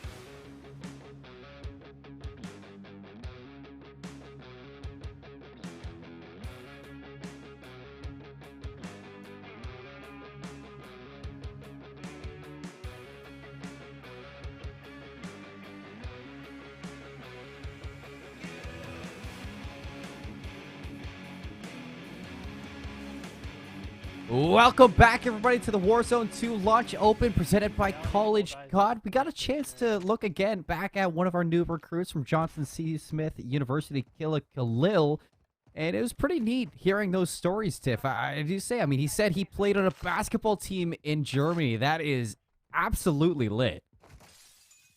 That's actually really cool. Look, I thought I did some really interesting things in life, but when I hear that people get to travel the world doing things that they love doing, I feel like that's just what everyone typically wants in life, you know, to see the realm. But meanwhile, reality, finding themselves in the gulag. Kirch already used his as well, so this match is getting heated relatively quickly.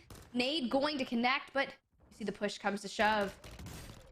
Great shots coming out from reality. Not going to find the down, but we have a 2v1 scenario, so this should be it. And you can see just there, reality coming right back.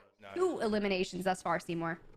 Fights his way back with assistance to the regional manager, Dwight Schrute, even getting a kill, too, at the end of it. So reality doing the hard work right now for St. Edward's University.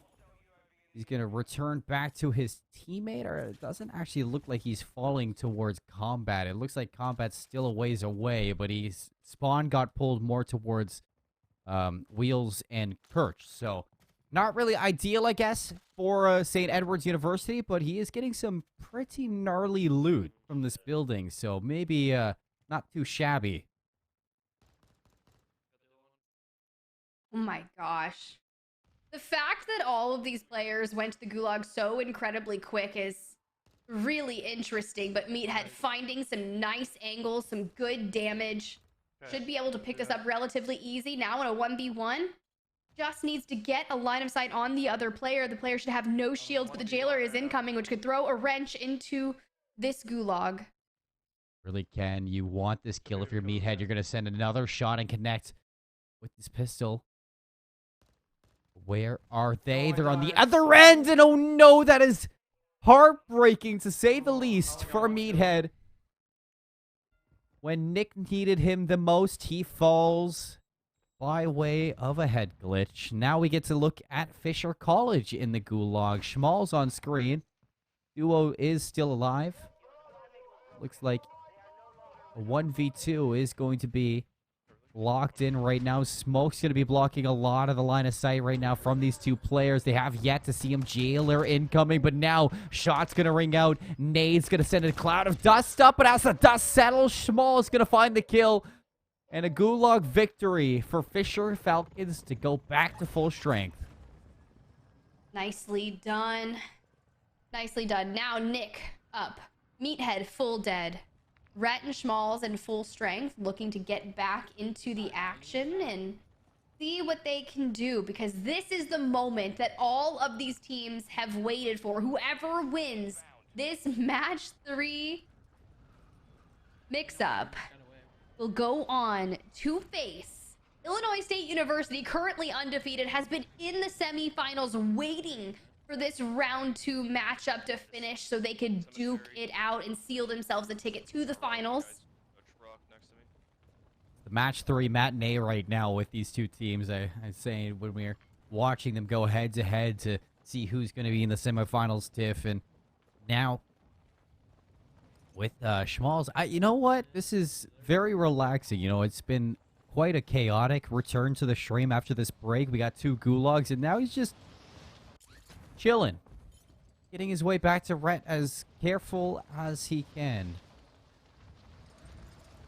Not a bad strategic drop right here.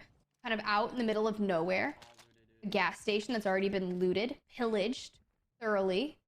That's fine. Able to find 1 weapon. One thing I like about the water and the fact that you can utilize it in this map should you decide, like, let's say someone's on the rooftop nearby and he needs to disengage and go hop into the water. You can dolphin dive into the water.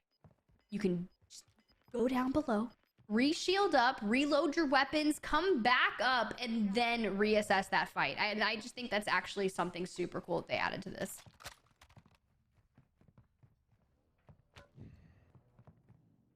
Schmal's looting up. Bachman sub acquired. Another low-scoring game, Tiff. You know, I feel like the longer we go on, we kind of get into lower scoring games. I'm not sure if, maybe players are being more careful, ratting in more corners, or if, our players are just not getting lucky with finding some good action. As we get a dual view of St. Edward's and Fisher College, we get to watch both best of threes right now. Both match threes go on, and it looks like Reality has found himself another kill, so he's got 2. The hard part about Warzone 2 is just the pacing, right? And you can control that by utilizing vehicles, dropping between POIs, trying to force and find the players that are kind of bunkered down. But people take that more bunkered down, safe strategy. They want to sit on the rooftops, get the bouncing Bettys and Claymores. And when you see, like on the left for St. Edward's University and Reality & Co., they are in a circle right now that is split in between 3. So now everyone's going to get kind of separated, and then they'll bring them back together, which I also feel like slows the pace of the lobby as well. There's a 3 plate on me. You hear the communication from both sides of the screen, just trying to stabilize and come together, but Schmalz is going to get some action. Nice shots at range, though. With that Lockman sub, it's not really going to be a favored weapon to have at range, but you can see his teammate Rhett starting to close in on that information, starting to close in on the area where Schmalz did see them. Cluster strike going to be dropped in. A cluster bomb going to be thrown. Schmalz has to back up, get inside this gas station, stay alive, weather the storm, and wait for a chance to strike. Rhett still waiting as well. On the opposite end, cluster strike is down, so now it's their time to hunt. Yeah, Nick, full dead now. So Meathead and Nick fully elimed already. Now, Rhett and Schmalz have the opportunity to make sure that they're the ones going to be advancing to the semifinals, where they will face off against Westcliff University. They just have to make sure they have enough eliminations and they have all the time in the world, because they have no threat. No threat, no pressure. Smooth sailing right now for your Fisher Falcons. We get a look over at the scoreboard for St. Edward's. 4 kills for Wheels. I saw 2 kills for Reality, so it seems like your Hilltoppers are at a little bit of a loss right now for eliminations.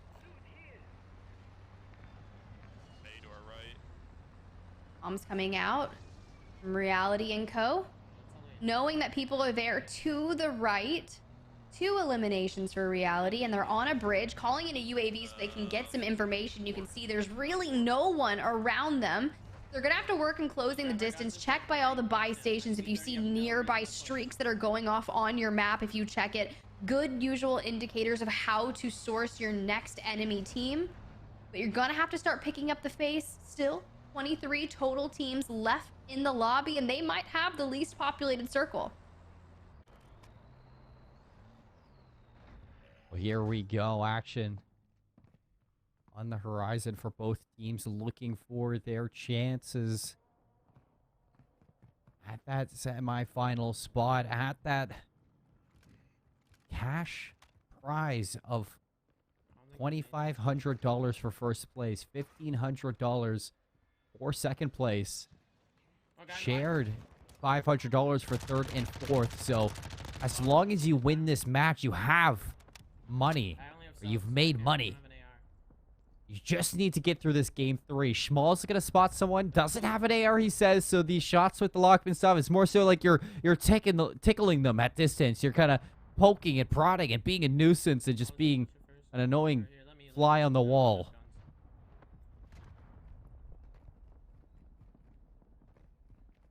Fisher College Schmalz reaping the benefits of the buy station, looking to find themselves a weapon. The RPK seems to be the standard choice of all of our competitors duking it out here today. Oh my god. Oh, and he's going to be absolutely punished from that. Has a stim in their hand. Proximity chat. Going to hear the cries of the victims. It's horrifying. Schmalz, though, he's going to take this opportunity to start racking up and raking in some of those kills. You're going to get the full elimination onto one. Teammate Rhett finds a second.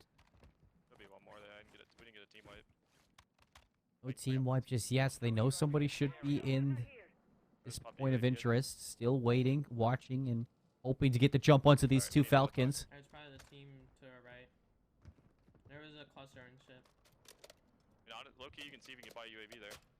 Yep, Good comms coming out from both teams, just trying to lock down the location of this last remaining player, Tiff, as Wells is going to go back and hop into this buy station. Not able to get a UAV, so right now, Fisher, it seems like they're out of UAVs in the buy station. You know, Seymour, someone once told me that if you buy 3 plates, you can potentially then buy a UAV. I don't know. I haven't tried it yet. It doesn't work every time, but that is what someone did tell me you can do. Oh, well. Oh, look, he buys an armor box, so at least they'll have that to utilize for later on. I thought he was going to literally try exactly what I just said, and I was going to be like, I don't know. That would have been probably the biggest brain thing ever said on a live broadcast. It's just what I learned today. My friend Gabby was like, yo, if you buy 3 plates, sometimes it'll let you buy another UAV. It doesn't work every time, but Maybe it's kind of an it wants you interesting. to spend your money. You know, that too. I mean, there's already not a lot of cash around Al Mazrah, but you know what? I will buy some armor. Oh. We have to run. We have to run. I can't drive this car. We just gotta run. Let's just go. But you're gonna have to run a lot more quickly. Oh, Schmal's out of stims. No gas mask. I'm pretty sure Rhett just killed him.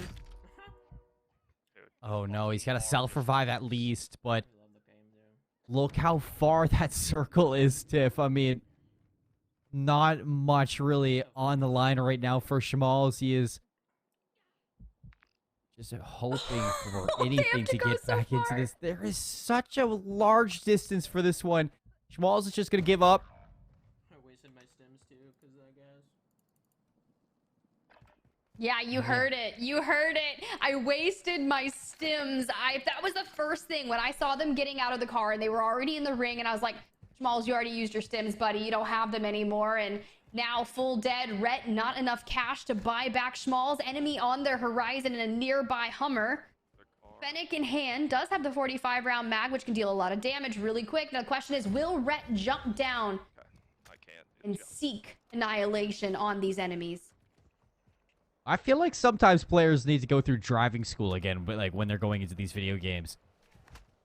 Just walk right into the tree. Imagine, Schmalz would still be alive if Rhett could just drive that Jeep, but here we are in a situation now where Rhett, against the odds, has to go big for the team, go big for the school, has 5 eliminations, Stiff, so not too shabby right now for Rhett in this run that we're seeing from the Fisher Falcons, but is it enough to triumph over Full Sail Armada and move on into the semifinals? Well, we're going to have to wait and find out. We're going to get a look at St. Edward's University in reality as they are still duking it out. Map 3 matchups going the distance, but what more could you ask for here at the College COD Warzone 2.0 launch open? Still trying to fight it out to see who is going to place in the money. The $5,000 prizing that these teams are fighting it out. Westcliff University, Illinois State University, waiting it out in the semifinals. And now you can see the hand palms of Schmalz. Heartbreak and despair for Fisher Falcons, as it seems like with that reaction, I am going to assume Full Sail Armada moving on to that bracket semifinals match. I have to wait and find out to see if that is, or if I could give you a definitive answer on that one. But right now, we get to check out St. Edward's University Combat Reality. Seems like finally, Tiff, they've restabilized, and now they're working in tandem through the map, something we have yet to see for them. They struggled at the beginning of this one, whereas FGCU were having a grand old time, so Combat Reality now looking for that semifinal opportunity.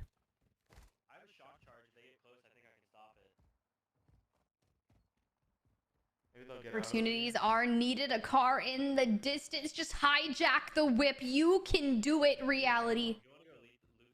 Show us. Use the Fennec to your advantage. 4 eliminations thus far in Map 3 matchup.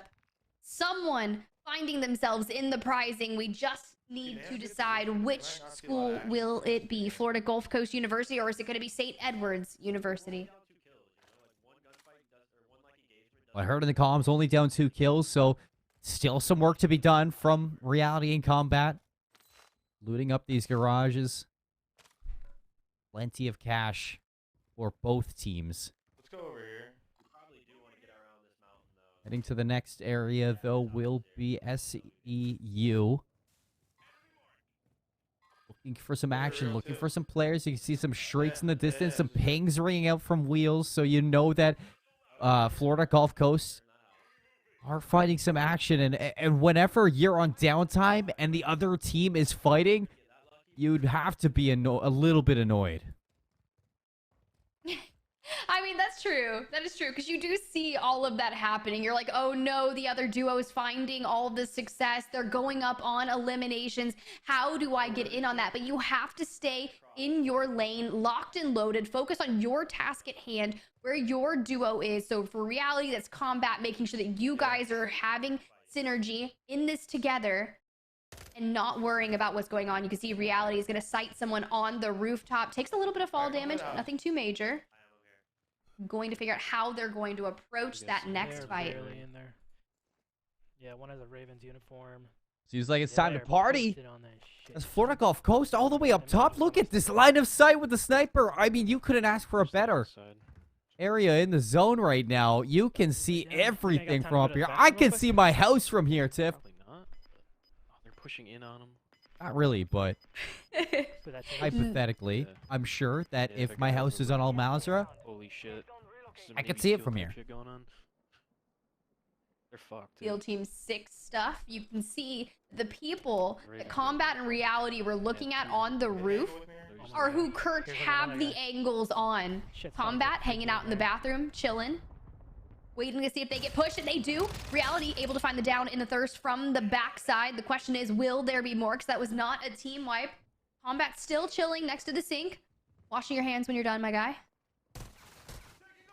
If you and I, we get our own personal UAV for this gunfight. You can see surrounded on all angles are St. Edward's University, though Reality on Kirch's screen. Spot him out. He does a little salute. He knows.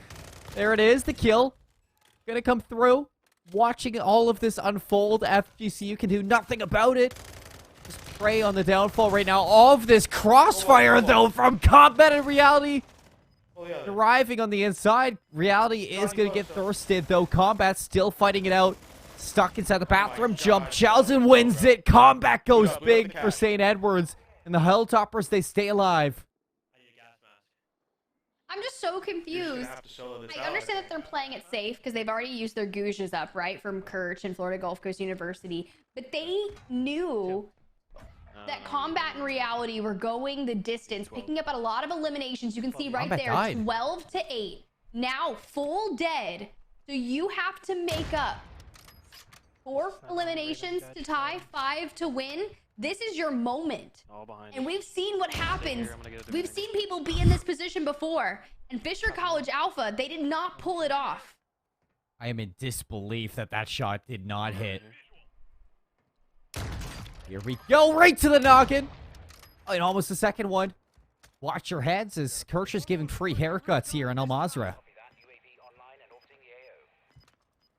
Maybe you want it, but me personally, I don't like inverted mohawks. Trying to gatekeep everyone in the gas. The ring is going to pull incredibly open, but Kirch's position has been revealed. You saw just how many enemies were in the distance. 6 other squads remaining. 16 enemies, and you've got to pick up at least 5. Looking to gatekeep a little bit more here. How are these not hitting? Sniping is very forgiving in this map, Seymour. In Warzone 2, it is very forgiving. The MCPR is my sniper, but he is going to get plates broken, not a knock. But the thing is, his position is revealed. If I had a plethora of nades, what I would do is drop down from this, because now your position is really revealed. You are within an inch of your life, Kirch. You're going to blow through all of your shields if you keep this up. But hey, have at it. I'm only nervous. Those teams on both sides, you are completely pinched out if you're FGCU. Doesn't matter where you're looking, you are being hunted. That's going to be meaning that Wheels is going to have to do some deadlifting momentarily. Oh, what? And dig Kirch out of this situation, although Wheels is going to get run over. Funny you say that right now, though. Wheels down for the count. Or no. Rona Zorro. I don't know how to say that one. I just see Zorro and I'm like, all right. Now. Master of the three-sword form. Tall order. Falling on Kirch's shoulders. Needs to find a plethora of eliminations, but the lobby is dying down. Everyone knows where he is. A teammate, Reality, already left the lobby, so he's not going to know just how many he needs. He's able to find one, but gets sniped. And that's going to be all they wrote for Florida Gulf Coast University. God. Not sure the outcome of this match just yet with Combat or Reality, one of the two leaving that lobby here. Let me do some quick maths real quick. Do the math, Seymour. Throw it down. Grab a calculator. You got this. Before Kirch died there, he got at least 1 kill. I don't think Wheels got any kills of his own. Reality had 6, Combat had 3, so 9 kills for that. Kirch got 1 more, so that only means that they got 9 as well. So that would be a tie game. Wait a second. Might be seeing a tie again between these two. Absolutely nutty things. I'm going to wait until the admins do the addition because, you know, caster math sometimes can be extremely difficult to do live on broadcast. But if I'm right... The pressure's too much, Seymour. The pressure is too much to do math. It's another tie game between these two. That would be quite entertaining, but considering the reaction that I saw from Florida Gulf Coast University, I don't know if that was the case. I'm not sure if that was the case either. It was, in fact, an SEU win, so we just got word that I was wrong. I tried to do my caster math, but I was wrong, Tiff, at the end of it. So that means that St. Edward's University are going to move on to face Westcliff Warriors in the next round in the semifinals, and it looks like Full Sail Armada goes on to play Illinois State University. You know that Crawler and Co are incredibly excited. They have been waiting, ready to duke it out in the semifinals and see just how this is going to turn out. But now we do know that our final 4 teams, we started out with 78 and have made it to the final 4. Semifinals are here and we are 1 step away from the grand finals. The question is, who will come out of the semis? Is the grand old question, but here we have it. Top 4 for our Warzone 2.0 launch open, presented by College God, St. Edward's, Westcliff, Full Sail Armada, Illinois State University. Only one can be the victor at the end, but these 4 teams at least walk away with a cash prize. Hats off to these 4. I mean, it has been an incredible 2 days of action. We still have more to come, Tiff, but all 4 of these teams have put up quite the fight.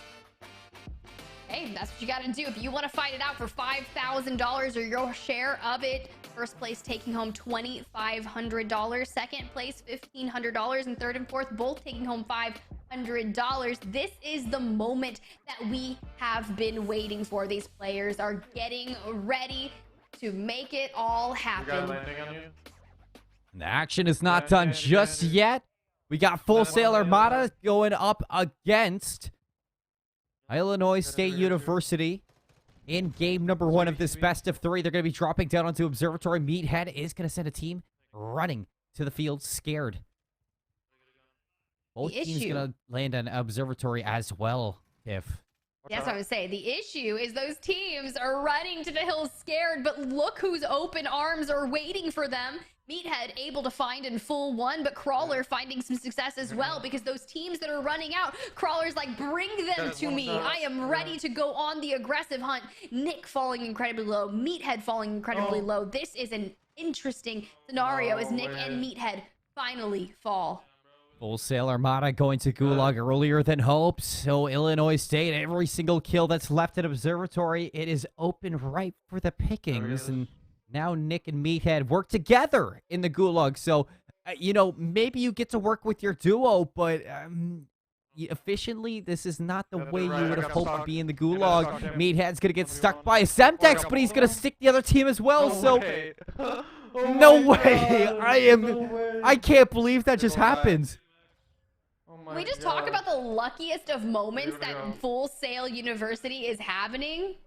They are having the most insane luck. Now Crawler, Illinois State University, locked and loaded for the Gulag 2v2 as well.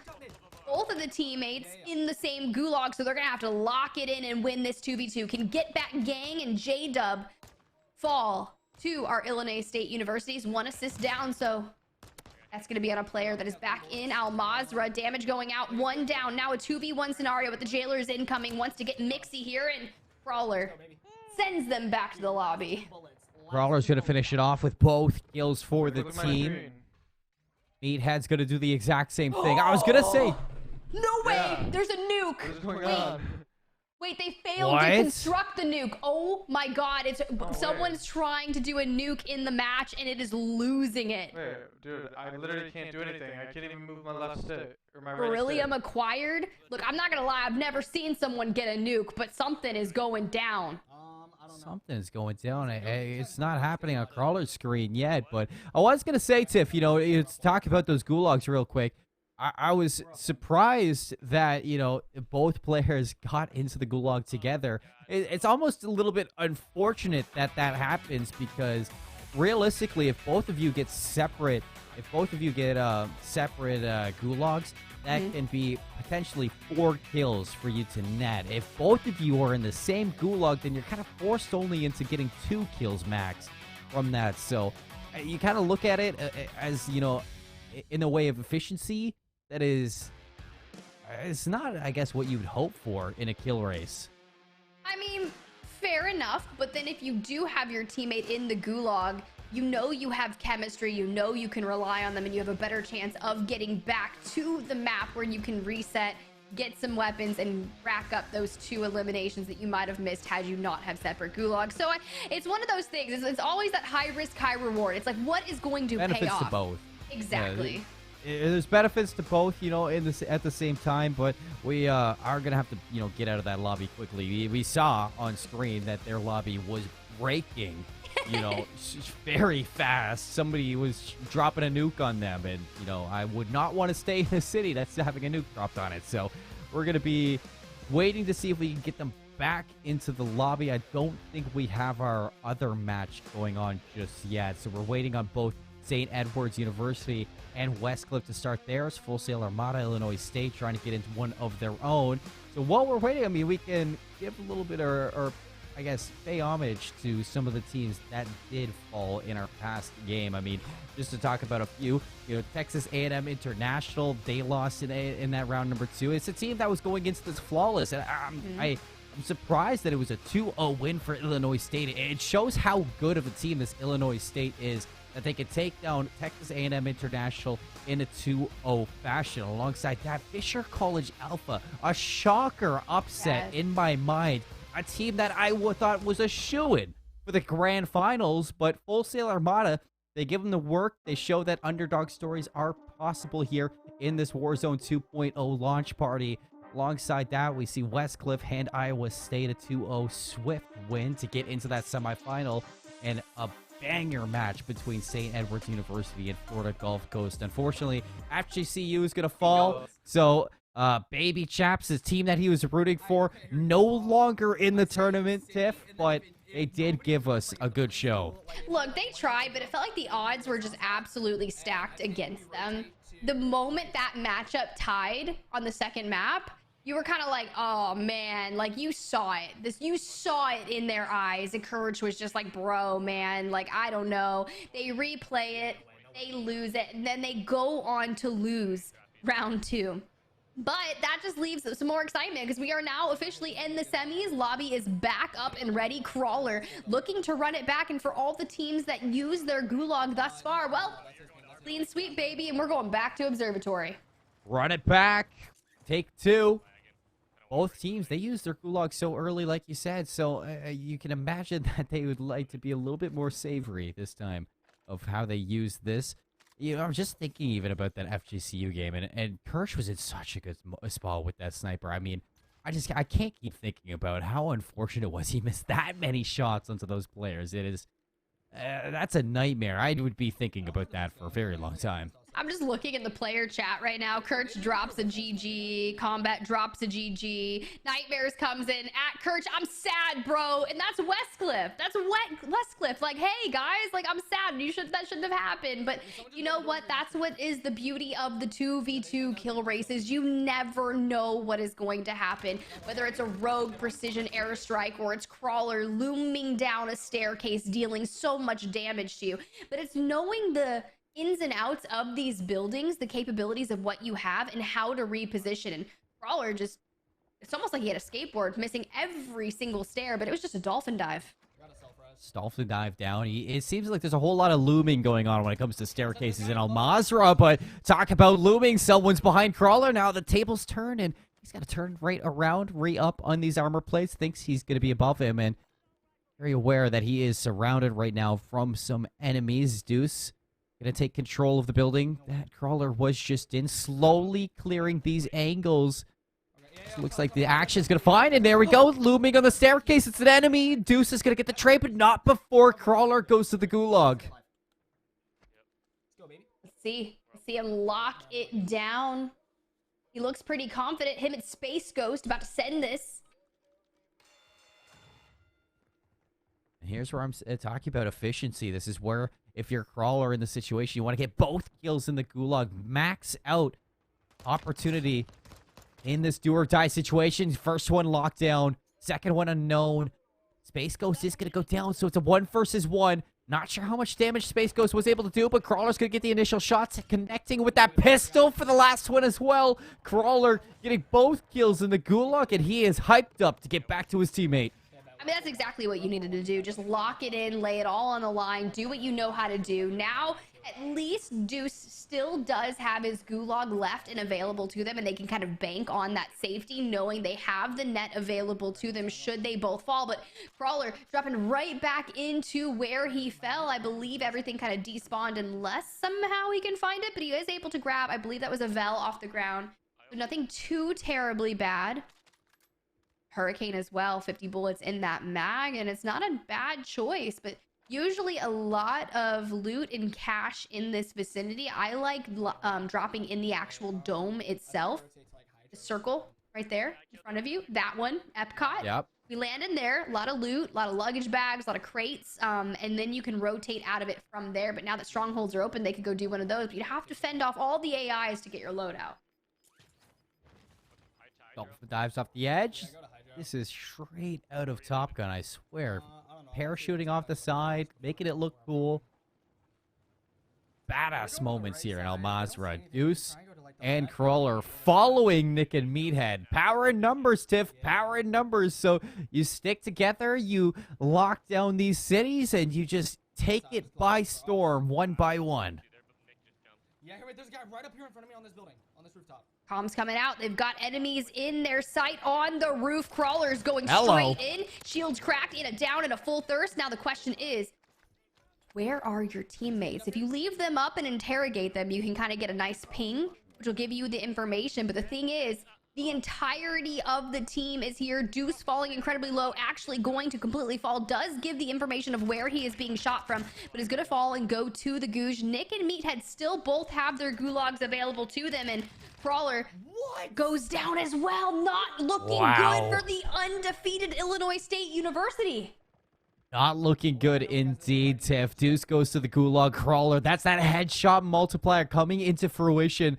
Deuce, I'm not sure if he has time to get done this gooch and get back in time to revive Crawler, who's crawling to safety at the moment. I can't believe he's in disbelief that he lost that gunfight, and so am I. Meathead and Nick, though, they are reaping the benefits of both players being down from Illinois State. Now a chance for them to pull ahead with the kills. See, that third armor plate is going to be acquired from Meathead, hopping into this building with the PDSW. Not really the gun of choice, I'd say, for these situations. You'd rather have the Fennec to clear out these buildings, but we can see that Meathead has been putting it to use. 2 kills already. Not sure what Nick has. Deuce was able to grab the 2 eliminations in the gulag and respawn, but not before Crawler bled out. So time was not on their side. Nick and Meathead still have the gulags available to them. 2 eliminations for Meathead alone, so not a bad start. Enemies looking to be up near the stairs, so trying to play it really safe. Does have a mortar strike if they need to fend off the outskirts and force people into their LOS. But now Deuce, a tall order stacked against him, going to have to find $4,000 and get Crawler back into the game. Come with me, come with me. And probably the only team left that's undefeated. Might be about time that they get handed their first L by the Full Sail Armada players. Waiting in this lobby for them to slip up and make a mistake up top and upstairs. Nick's gonna confront someone and take them to the grave. Another kill for Nick to mount into this game, and Deuce returning to the lobby looking for cash like you said. Can he get Crawler back? Okay, I'm gonna try to do UAV if it's still here. Trying to get the UAV if it is still here. There is one available, but this will also help out Deuce successfully go ahead and acquire money to get Crawler back. You can see just now only needs $950 more, so not too bad. Maybe found a gas station of choice. Last time we got a look at the scoreboard for these two teams, it's 8-5 in favor of Illinois State. So a little bit of wiggle room to work with and play with if you are Deuce, trying to, scavenge this cash and bring back your teammate. But, Full Sail are going to hop into this car and they're going to start looking for some players to take down. I'm calling in the UAV. Calling in the UAV. So, I mean, you're going to have the information now. Hops in the whip. There's more people at Hydra. Heading over to Hydro, it seems like. Oh, running into the sign first off, though. A lot of players need to go to driving school. Then there's people at... Right into the water? This is not how you drive a Jeep. No, it's not. But you know what? I mean, A+ for the effort on the driving. Meanwhile, Deuce... Deuce taking damage. To what? Is that the gas? I don't... No way. Wait, he's down already. What happened to him? Oh, it was the gas. Oh, Deuce goes down to the gas and nobody's here to revive him. I'm not sure what the information or the call was for that or what he was trying to do, but that may have sealed the deal here for Full Sail to completely turn this around. Now you see the kills starting to climb. Meathead finds another one. Nick looking to work in tandem to see if they can get the job done. You just get a look at that scoreboard for a moment. Wasn't able to calculate or see exactly how many Full Sail need to upset this game number 1 and take down the undefeated Illinois State players. But here's their chance. You're gonna have to cover me. You just gotta play it safe now. But we've seen teams in this scenario before not be able to pull it off. Hey, buddy. UAV is going to ping so many players. There's so much in this area. Molotov at the top of the stairs, looking to give them a little bit of space. Claymore's going to back Nick off, taking his shields with him. Meathead is going to follow up, see if he can spot these players from the top-down view. Just underneath the bridge, he has an inkling of an idea, Tiff, but he just cannot see anybody right now. Everybody hiding from Full Sail. Right here. On the top. Sometimes that's just what you gotta do. Knocked him. Oh no, they're taking down Uncle Iro. He's probably up there having some nice tea. I'm pushing. The last person I want to take down in a Warzone, I would feel bad that kill, but Meathead, they need this one. And now he's looking to secure this kill. Lots of nades being thrown up there. Kill not confirmed just yet. Looking for a staircase as we get a little bit of a hiccup in that. It looks like we're going to hop over to Crawler's point of view as he's watching Meathead walk into the lion's den and fall. Kill not secured. Nick's got to run away.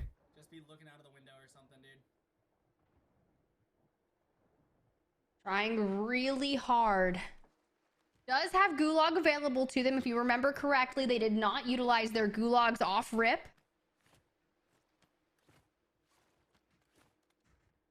We're gonna have to wait and see if Meathead can find those 2 kills and might be able to secure them the win here in this gulag. So let's hop over to Meathead in the Googe. Match starting, 2 versus 2. He's gonna head this one right down the middle. Cooking up the nade right through the smoke. Gonna lock onto nobody. Working around there, 1 versus 2. Teammate goes down. Not an ideal situation right now if you're Meathead, but you're going to connect with a few shots. Take this health down for these players. Spotted out, though. High ground advantage for the opponents. They're going to look to close this gap. First kill for Meathead. Locked and loaded. Second one around the corner. You can imagine at this range, you're not going to want a pistol for you, but here comes the Jailer Tiff. Overtime is procced. And Meathead is not in a good area. He's looking to dodge around this Jailer, see if he can find a new line of sight to this player. But the overtime timer, it is locking down. It is turning this into a very tough time. The hands, he punches him. What?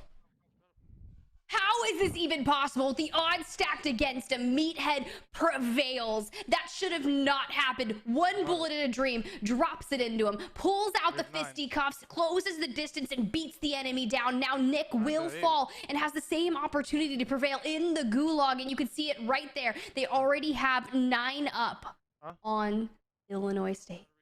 9-8 full sail. They do it. Now playing for kills. You can see Meathead. He's looking for the safest place to land. There's a buy station in the distance, but he has not enough cash to bring Nick back if he loses this gulag. So you're hoping that Nick can get it done.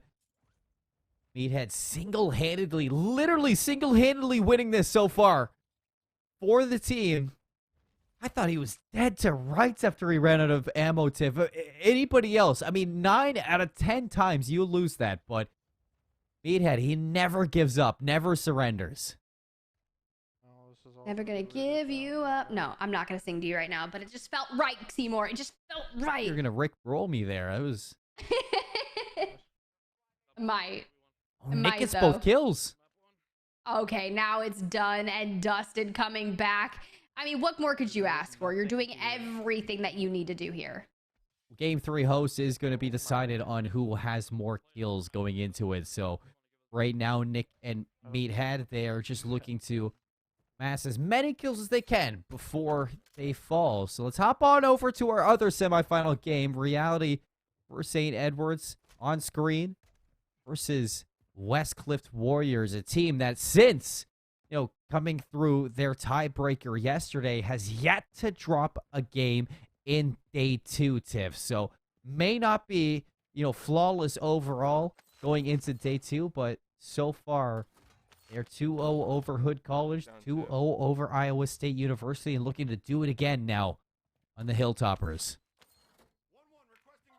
Time to find success. Nightmare is getting rezzed right now. So not a bad start. Looks like we have found the airport with plenty of cash registers. So we're going to go to picture-in-picture. Aqua going for the ever prominent observatory. No need to change it up thus far. We have made it to the semifinals by landing observatory. We are not changing things up. Tack in hand. 4 eliminations already on reality screen. None thus far. So the early lead clearly going to Westcliff University. And Aqua spots more. All the way on the rooftop. What an angle with the tack, and he's going to call it the second one. Close to the door, opens it up right around the corner, and no idea that Aqua's above him, raining hellfire I'm chasing. from up top. Coming with you, taking the same angle. Nice teammate. Drop down from the panel. Wants to work together to clear out the rest of this warehouse and observatory. First and foremost, he wants to loot things up. There's a revive pistol to pick up, too, just in case. We have a lead. Pop that. Yeah. I do love revive pistols. We might have to get back on the roof, though. Fuck. Nah, fuck it. Hold that. I'm coming to you. Strong holds that village. Oh, fuck. I'm back in the Production giving us a nice update on the exact score. Currently 10-0, but Aqua is going to be punished. Does have self-revive available to them. Goodbye, revive pistol. Someone on the roof looking directly at him. Nightmare's full dead in the gulag. Has the chance to get at least 2 eliminations. And I don't even know why you would push Aqua at this point in time. 1 down. They know exactly where he is. Smoke's going out. And Aqua says, I am disengaging. Throwing out all the nades I've got. Still getting poked and prodded. Now, it would be heartbreaking if those players had self-revives. Aqua just looking to finesse. I could have took that kill, but... Fuck, dude. My teammate lost. You're good, Comes. Nightmares goes down. Aqua climbing onto the roof. Knows that you have an idea. They must be resurrecting, and they are. And look at these shots from the attack. Insane from Aqua. 11-0 right now for Westcliff in game number 1 as Aqua is putting on a clinic at Observatory, staying alive when his teammate needs. Now looking for the kills. Number 7 locked down. Number 8 around the corner. Gonna miss those shots initially, but a few tagged up onto the armor, burning the resources of your enemy and forcing them to back down. Reality. Combat both down. In the gulag, this could be over and out before we even realize. Finds another down. I don't know how many players are here. You can see buybacks going out, but Aqua's still mowing through them with no issues. Even though he faces resistance, he's able to overcome. He's not afraid of any battle so far. Yeah, the stronghold, yeah. Even still, though, he's finding those downs. He saw the buyback. Doesn't want to face off those players head on just yet. Look for some more to work with for himself. Not a lot of ammo either. Only 3 bullets in the chamber. So let's go take a look at St. Edwards and see how they're faring out on the other side. Because reality, only 1 kill into the gulag. 2 versus 2. Both players up. Initial shots are going to connect on this pistol. Backs down for the moment. Reloads. Other one's going to force only an assist on that first one. Needs to get the second one to have some value after this gulag. And he doesn't get any kills. You can see that reality. Not really happy about that, but he is able to return to his team. I guess I can't complain about it. You hear that right there. Nightmare's still full dead. Aqua needing to find the cash to get him back, but still able to pick up a plethora of eliminations for their own. Reality. $5,400 coming back from the gulag. Plenty of cash. 1 elimination, though, but they're going to have to start closing the distance or Westcliff is going to take this one away. Westcliff with an early lead. Towering over the Hilltoppers.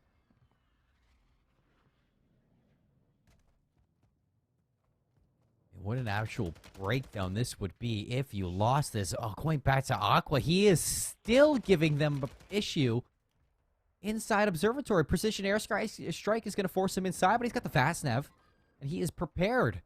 You hear the players like elephants just trampling into this zone. And he is going to wait. Here we go. Bring around the Rosie. They pop up. They see him, and they do not want anything to do with this player. I don't blame him. Nades going out. Shields cracking. I'm getting out of here.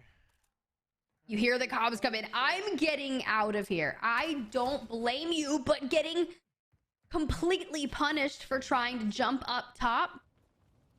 He gets away. Nah, hold on. Nah, hold on. Nah, I'm not done yet. Unless they got it already. Yeah, they got the cash. They're still here, chasing after him. Fuck that. All 4 players going to drop down, finessing. Oh, he is Nah, hell no. literally tipping out of there when they least expect it. They're going to hop into the helicopter. Yeah, we're up, but fuck. I'm gonna play with I mean, they've got 12 total eliminations thus far, which is really not a bad start. 29 teams currently in this lobby. I'm really loving the dolphin diving to the parachute. I feel like it's quite effective, Seymour. Gives you just a little bit more space off that jump, I'd say. Combat's going to get it down to the feet.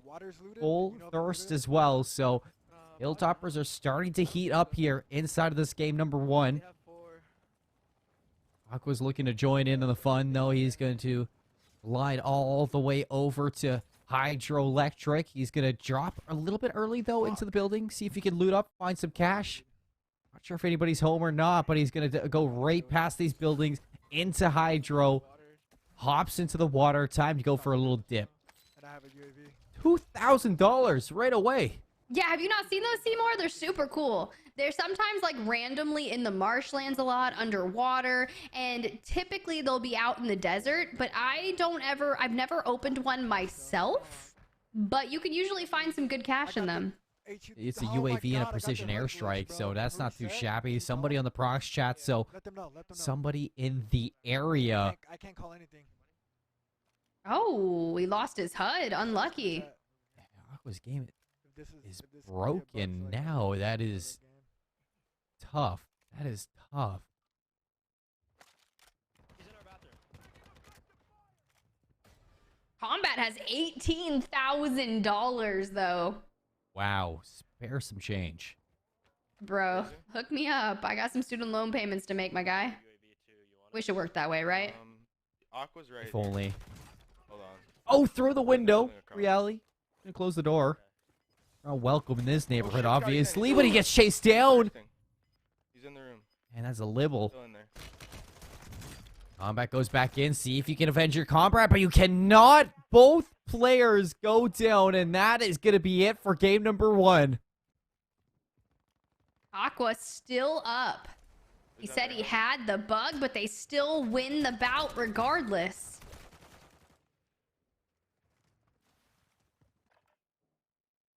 Oh, and Aqua still has the gulag. They win the game. Anything more is just confidence at the end of it for No way. Westcliff Warriors, going up 1-0. Still have yet to drop a game so far, Tiff, in day 2. Only loss so far in the tournament was yesterday in their second match against Western University, where they lost 6-3. And an unfortunate turn of events for the team in a very uncharacteristic game. The Basilisk not going to be hitting its shots for Aqua to get a kill, although his teammate cleans up the rest, and Aqua gets to return to Al Mazrah.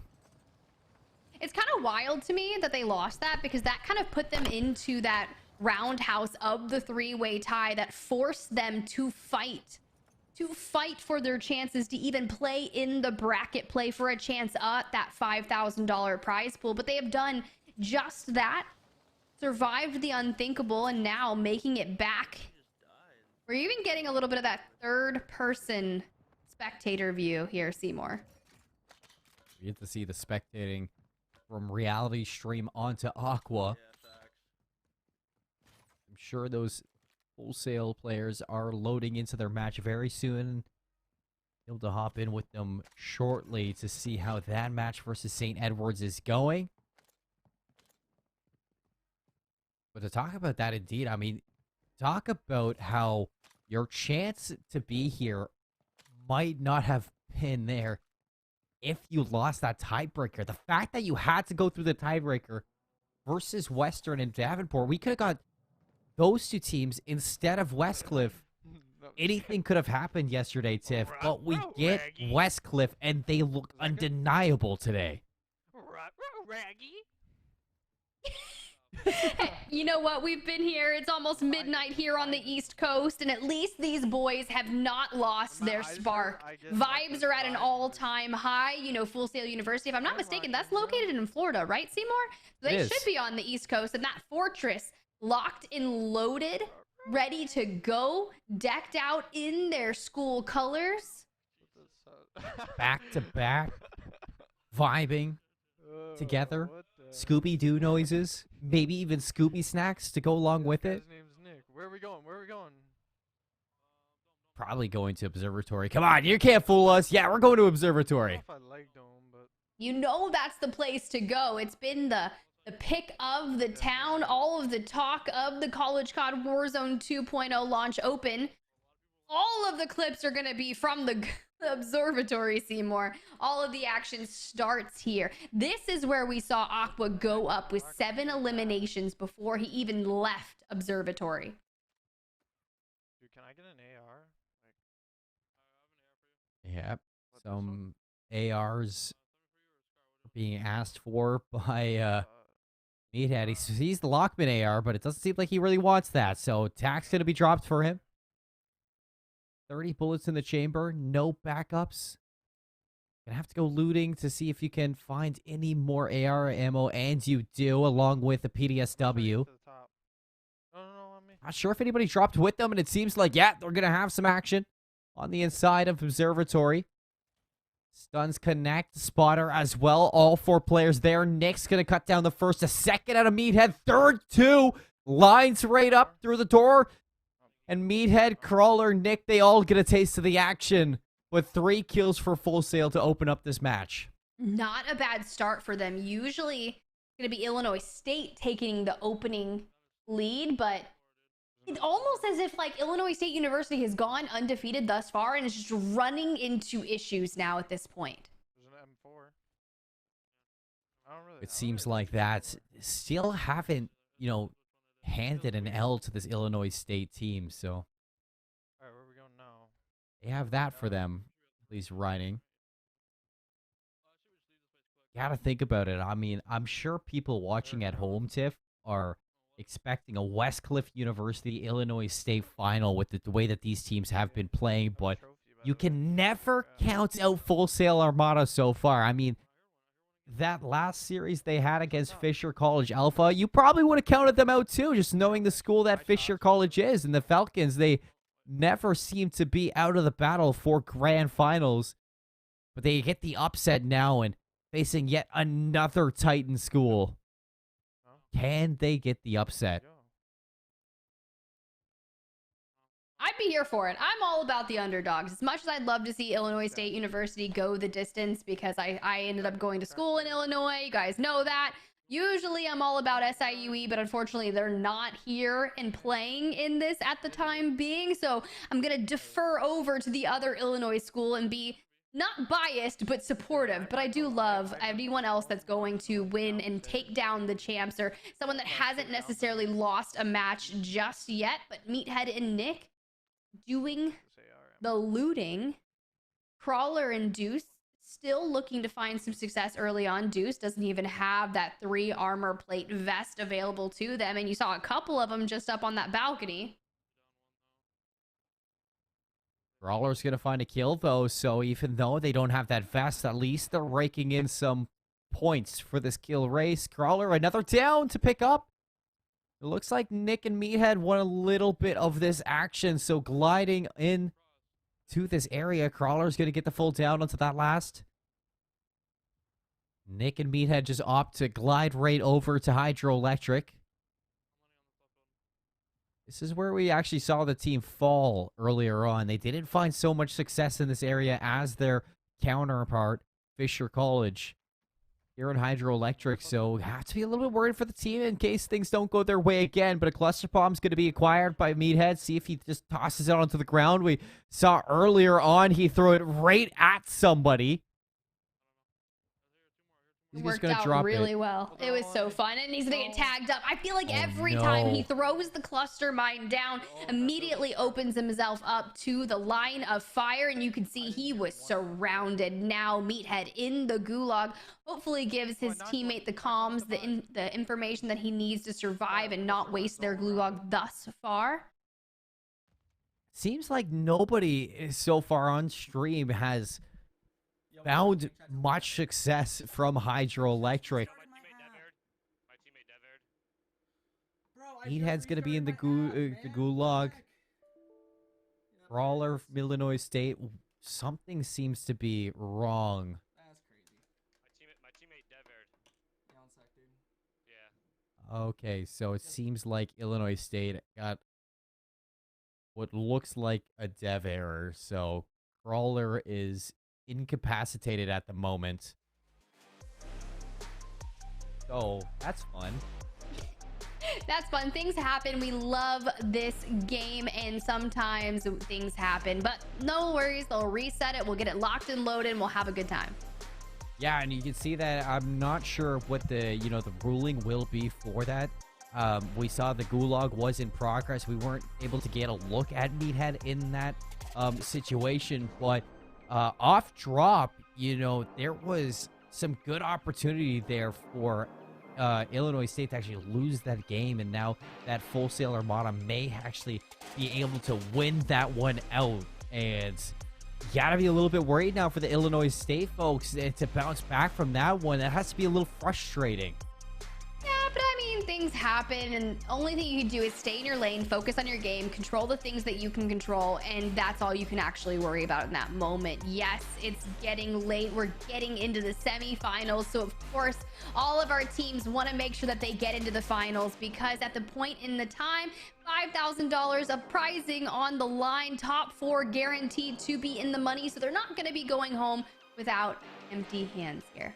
And none of this would be possible without our sponsors, America's Navy, for helping put this one on. So, folks, take some time. Go check out Navy.com, which features in-depth information about every career path inside of the Navy. And the Navy also offers $180,000 ROTC scholarship, which pays full college tuition for students with exceptional academic and leadership credentials. So if you have interest on joining America's Navy, go to Navy.com, check things out, and you can also play with the Goats and Glory team that we saw earlier. Baby Chaps, you know, he might not be able to root for FGCU in this anymore, but I'm sure they put on enough of fun for that. We're going to cut to a quick little break while we figure things out. When we come back, we're going to hop back in with these matchups, so we'll see you on the other side.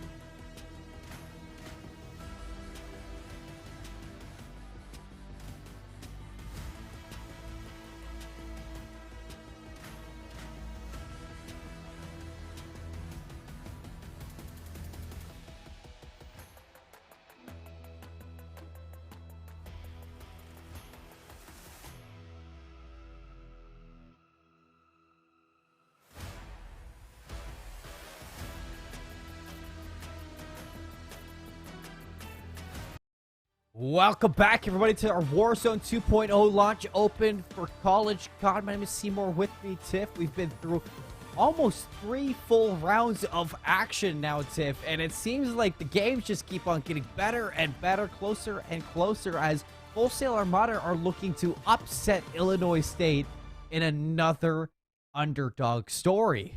Look, we saw just how passionate Crawler was throughout round 1, round 2, and the group stages yesterday, so I could not imagine that he would be anything less than upset. Significantly upset if this happens. But hey, congrats to Full Sail University. You mentioned Baby Chaps earlier. Now that Florida Gulf Coast University is out of the tournament, well, hey, there's another Florida school they could root for, and that's Full Sail University, Seymour. Yeah, and they are putting on some work right now to these big school Warzone teams. Right now, Meathead on screen. This has been one of the high kill players of this duo. Nick, at times, he has been a superstar as well. So, I mean, both working in tandem to make this happen. And now looking to move into somewhere better than where they are now. Meathead only with 2 kills. SA in the back pocket. Oh, I thought he was about to snipe somebody out. It's just proved me right that this team is just cracked out of their mind.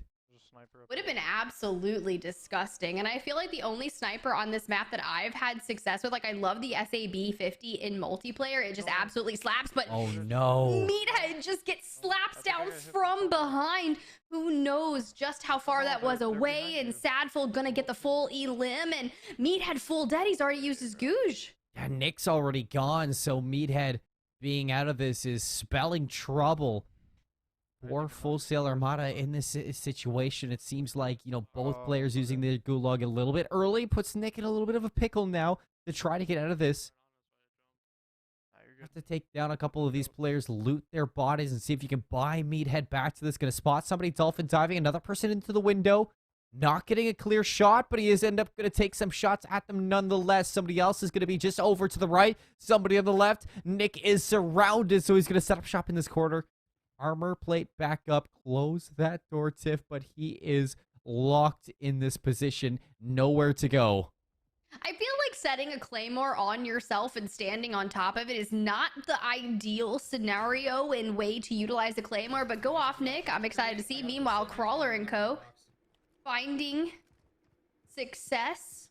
Lots of cash available to them. Sitting on 5 eliminations, and oh, Nick is pushed, finds the down, gets the thirst, but can't get out of the window, and now Let's go, baby. We're right back in it. Yes, sir. 1-1. Oh, I think it was a thermite or something that got caught at his feet. So, looking at that, yeah, Crawler rallying the troops behind him, saying, let's go. We win this one. We tie it up. We go to game 3. We win it again, and we move into that grand final spot. Full Sail, a little bit heartbroken at the end of that one, but sometimes that is just the way the wind blows here in Warzone 2. Last game they were up 1, so we're already up 2 this game, so we already won the map.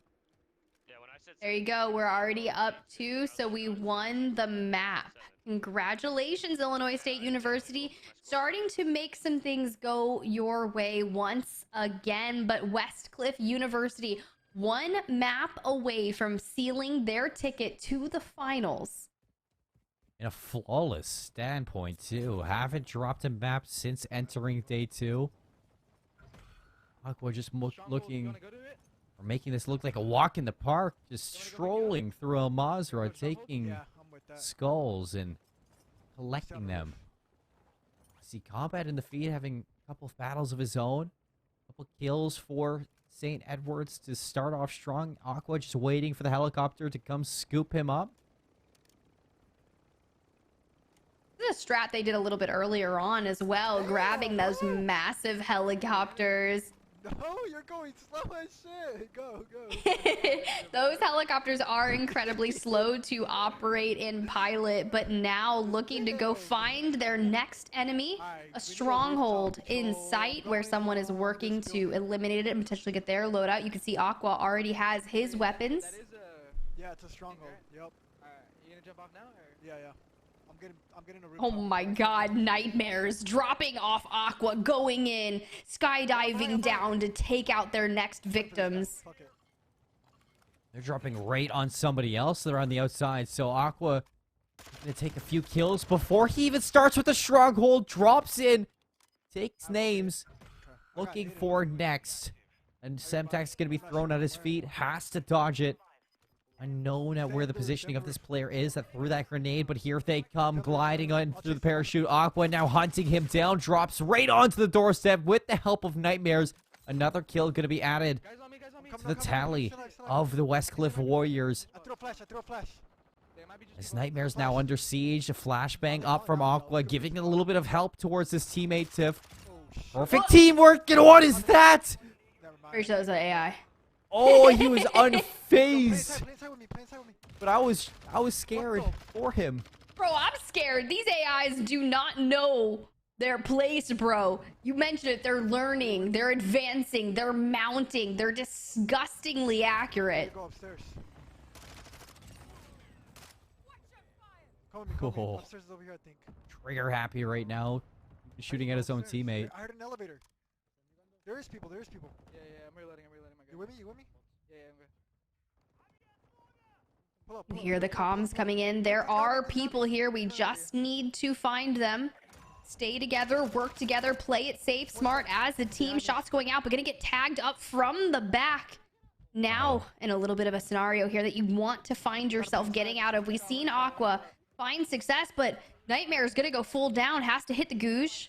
Hopefully he can come back with some eliminations of their own, but Aqua would be best if they didn't waste theirs now. You know, in worse situations, can he dig himself out of this hole? First kill's a success. Full team wipe there on that player. You still know there's somebody else that took down Nightmare, so the job's not done just yet. Order strike going to be dropped on his position. Should force these players on the inside. And look at that. He's got another mortar strike. I think a cluster strike as well. So many tools of just death that he can use. And Nightmare finds a couple kills in the gulag. So adding to the tally. Exactly what you could ask for right now if you were Aqua in this situation. But where is the enemy? It's so interesting when you get in the elevators, if you lay down, the door won't even open. You'll actually spawn on the outskirts of the elevator, and you can actually surprise people that way because you'll just be up there laying in front of them. Players looking through their inventory. Aqua is going to rudely surprise them. Resupply this armor. Stow it away in his backpack. Nightmare joins into the action, looking to recover his items that were dropped. Self-revive kit into the backpack. A second self-revive kit. And so much armor right now for Aqua. No idea where the rest of the team is, so he has to be careful of where to go next. He's going to grab his loadout, re-pick up this Vasnev and RPK. Are they on the roof, possibly? Playing everything so right, not missing a beat. Calling out everything, knowing just the situational awareness on this team is something to behold. You can see the player trying to get out in the road. I say player, but we know it's another AI. UAV up. Now they're trying to look for the real player. Reality TV being hunted. I got an advanced UAV, bro. Advanced UAV? Don't mind if I do. I haven't seen one of those yet in Warzone. They must be incredibly rare, but not a bad reward. Trying to decide what he wants to carry with him.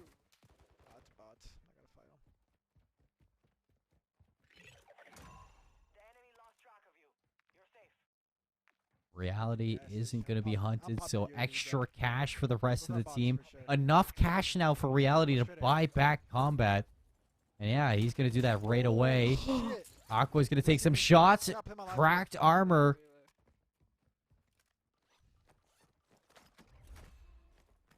Definitely stressed out a little bit. Needs to replenish. The armor does have a plethora of resources available. UAV still up, giving him the information. Advanced UAV will at least tell you the directions of where the players are moving, looking, all the information you could possibly need to mount a sneak attack as Aqua trying to take them by surprise. I spot somebody just over the horizon. Shot's going to ring out. Is it enough for the down? Yes, it is. Precision airstrike now. See if he can secure that last kill. Shots returned. Aqua's going to back up. All 4 players looking to hunt him down. And he gets the thirst on the Panda. Kill number 6 for Aqua now. This is the hard part. Drill charge going to force him on the outside. Takes the gunfight head on. And he is going to be okay at finding another successful kill. Moving through the map right now. Aqua taking names, spotted. Dude, the teamwork. The teamwork. I'm being rushed. Asked for comms. He's like, I've got your back. Reality going to be falling. Full dead. Now Combat not having the money to buy him. Nightmares overlooking Aqua. Still waiting for the push to happen. And now Westcliff, you can just imagine the taste of a grand final with all of these kills just getting raked in from these two. Aqua's going to take cover on the inside of this building, see if he can secure a line of sight onto the rest of them. Nightmares, another down for the team, so gonna calm that one, see if Aqua now can find a line of sight, get some eyes on these players. I can't check it yet, give me a second. Roof's clear. Ooh. Wait, I'm in the stairs. Oh, I hear him picking up. Oh, that was such a good time push right there. Not able to get the res, but able to clean it all up. 8 eliminations for Aqua. I'm sure Nightmare has a few as well. Cluster Strike incoming, trying to loot quick while making sure that they're fending off any thwarted attack. Someone's pushing up the staircase, but can they thwart this? Yes, they can. Oh, another down! Clean up on the staircase right now. Aqua is the janitor of this building. And there's nobody that can stop him. 9 kills now for Aqua. Can you drop me money away? Yeah. What you need? You can only imagine how many Nightmare has. Take it off. Ooh. He's going to drop all of his cash over to Nightmare. And now what is he going to cook up? A UAV possibly? How many self-reses he's got? 3 in total. If this race was how many self-revives you can stow away in your backpack, I think Aqua would be leading by a large majority. Sometimes you're doing just what you gotta do, and that'll be it. I have your left. You got him? Ooh. Yeah, someone is flying down in there. They are able to get another advanced UAV back into the lobby. Brief look at the eliminations. 9 alone for Aqua. Let's get out of here. Let's go left. This guy's landing. Combat's going to find a kill off screen, so St. Edward's going to be finding some action. Couple players falling in. Aqua looking for the right angle to take that shot, but it doesn't seem like he wants to give away his position.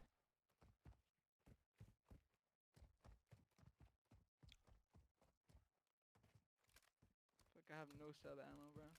Wait, there's a team here. Oh no, that's AIs. Take a look over at St. Edward's University as Reality and Combat may not have been finding the same amount of success as the Westcliff Warriors, but now both players back to a stable position, and Combat gets a team wipe, so may not be as far behind as I think. Trying to keep pace with Aqua is an interesting task. The ability that Aqua and Nightmares work together to find so many eliminations in such a short time is pretty interesting, and they're staying in these highly populated POIs by hunting down teams that are doing strongholds, looking for buybacks, just trying to play off the map that you can get public information from. But Reality, on your right, 6 eliminations thus far. 5. 14, we have 17. Little blind there with the little squiggles. Getting a little late. Can't have coffee, but I can drink some water. 10 kills for Aqua, 7 kills for Reality. May be behind a little bit, but not too far behind, so.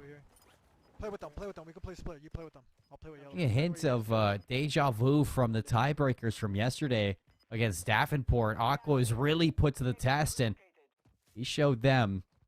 You see him on the hunt again. He calls out a couple of these players, returning with the SCU folks. As he spots Combat. Might be looking to steal their kills now. Yeah, they kind of made an interesting call. It was play split, go play on top of them, try to take some of their eliminations. If you can't out-elim them or you're not getting a lead that you feel incredibly uncomfortable with, then that's a good way to try and shake things up a bit. So he's sending Nightmares over to play on top of Reality and Combat to make sure that he's kind of putting a thorn in their sign, per se. Where, I see someone? Getting close.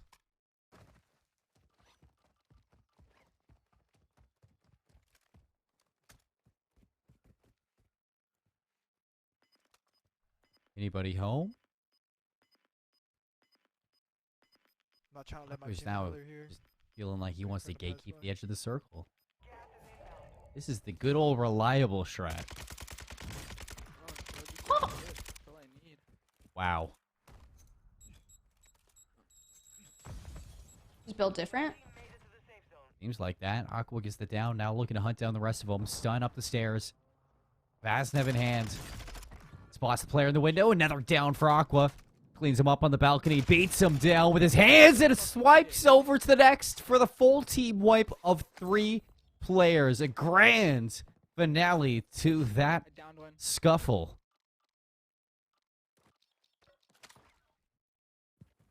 Finding so much cash, making this look like plunder almost between this team. Keep playing the edge.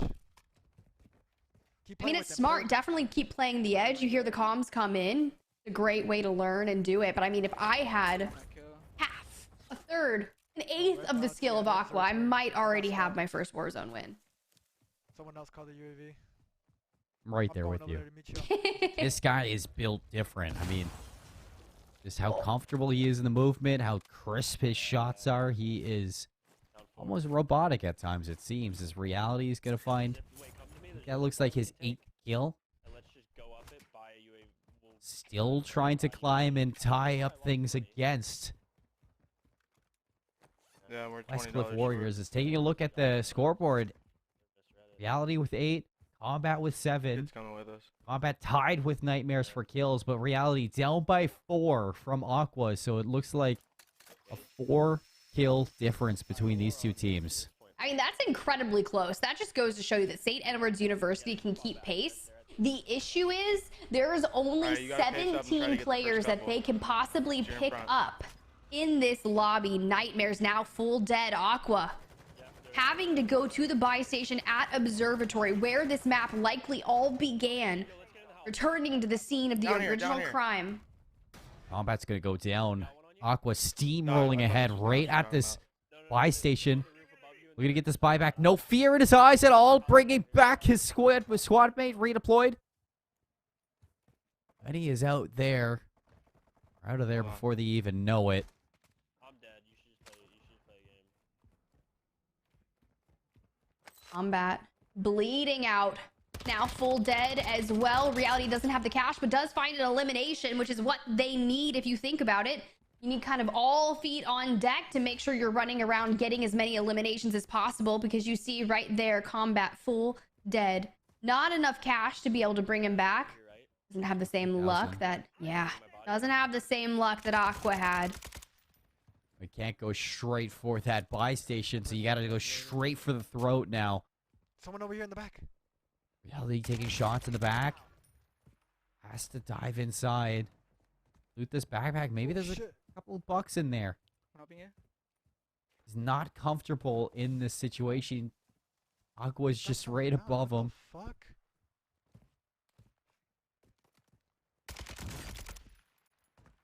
As we take a look at Aqua's screen, as it seems like he's a little bit ahead.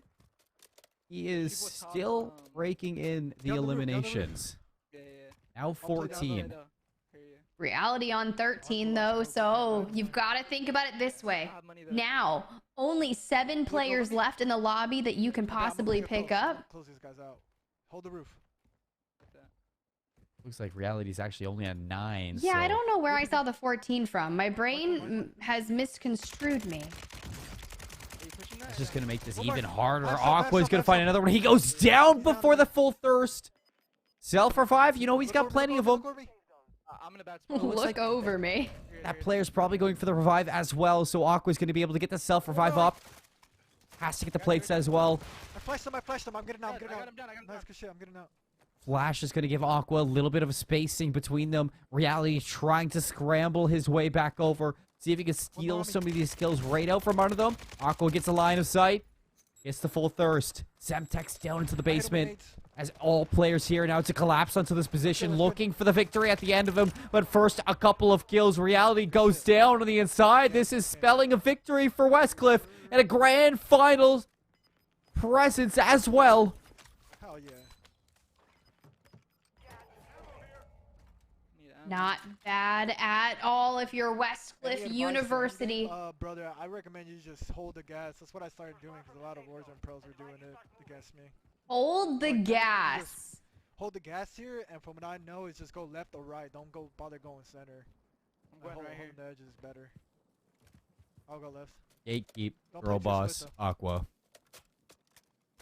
He's dropping down some advice for those in chat and those of us on broadcast.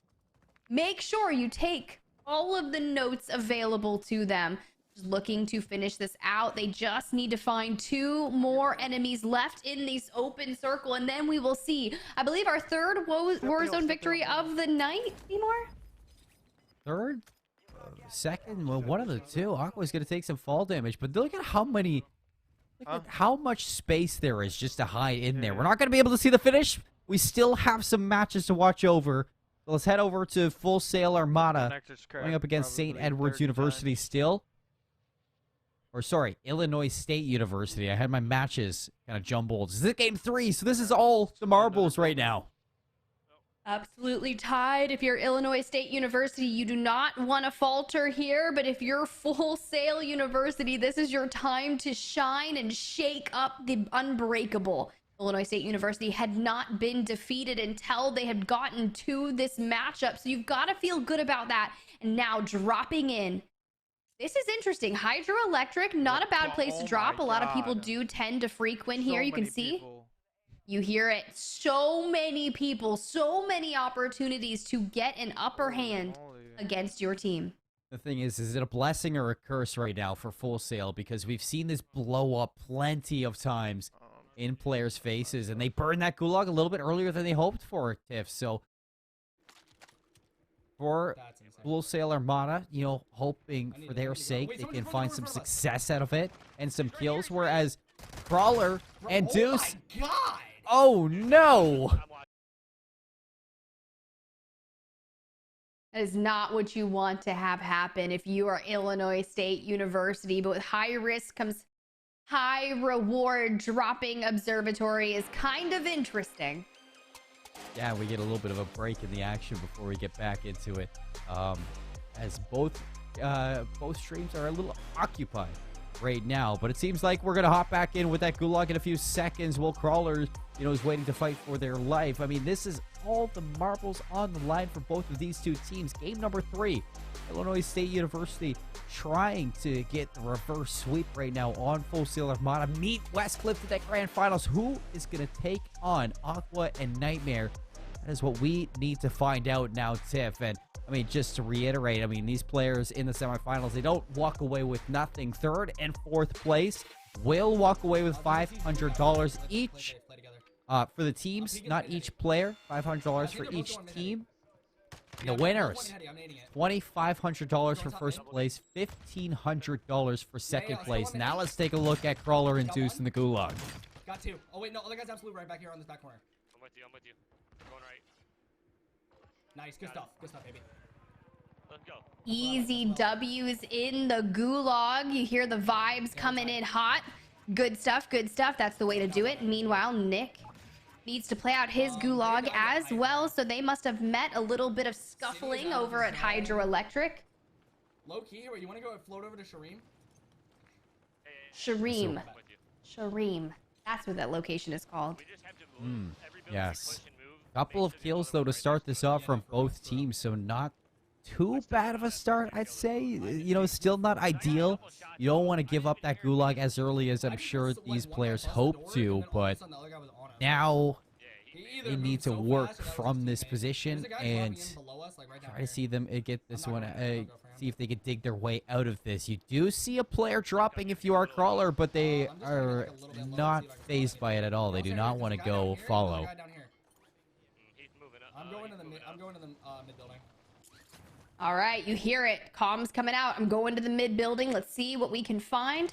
Weapons on the ground, so not too bad. An M4 and a cast-off 7.62, and you know you're feeling confident if you land on a ground loot M4.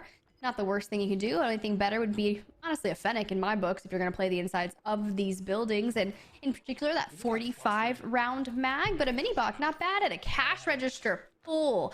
So a good regain from that gulag. Perfect regain, if you'd ask me, for Crawler and Co. Now they need to get some kills. Catch up to Full Sail Armada, and for position airstrike will keep them indoors for now, isolated into the building. Not sure if the enemy team coexisting in here with them, but it does seem like Crawler wants to take to the skies. Get onto the roof. You see if you can jump rooftop to rooftop. A little bit of Assassin's Creed action. See if you can I think they are too. follow up with some of these kills as well. As you hear the comms coming through, here comes the enemy team. First kill going to be decked down by Crawler. Clothesline action. Now looking to hunt down the rest of it, see if he can finish this one off. Somebody's chasing him, but it doesn't matter. Crawler's still going to be okay to take that kill. And another one as well with the help of Deuce. So Illinois State, they are making slight work right now of their enemies. They're doing everything that they needed to do. They've already went to the gulag. They needed to drop down, start the regain, make sure that they're understanding and picking up as many eliminations as possible. Crawler on 3 thus far. The question is, will anyone else decide to challenge them here in this stronghold?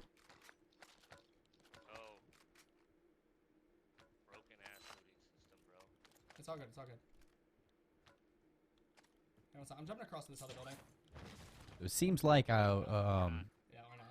we're going to be seeing here if Illinois State can force that game 3. Right now. We're up one. We're up one. Wait, you heard one or you have one? Up by 1 Okay. I'm getting in the up here on kill roof. column right now, Tiff.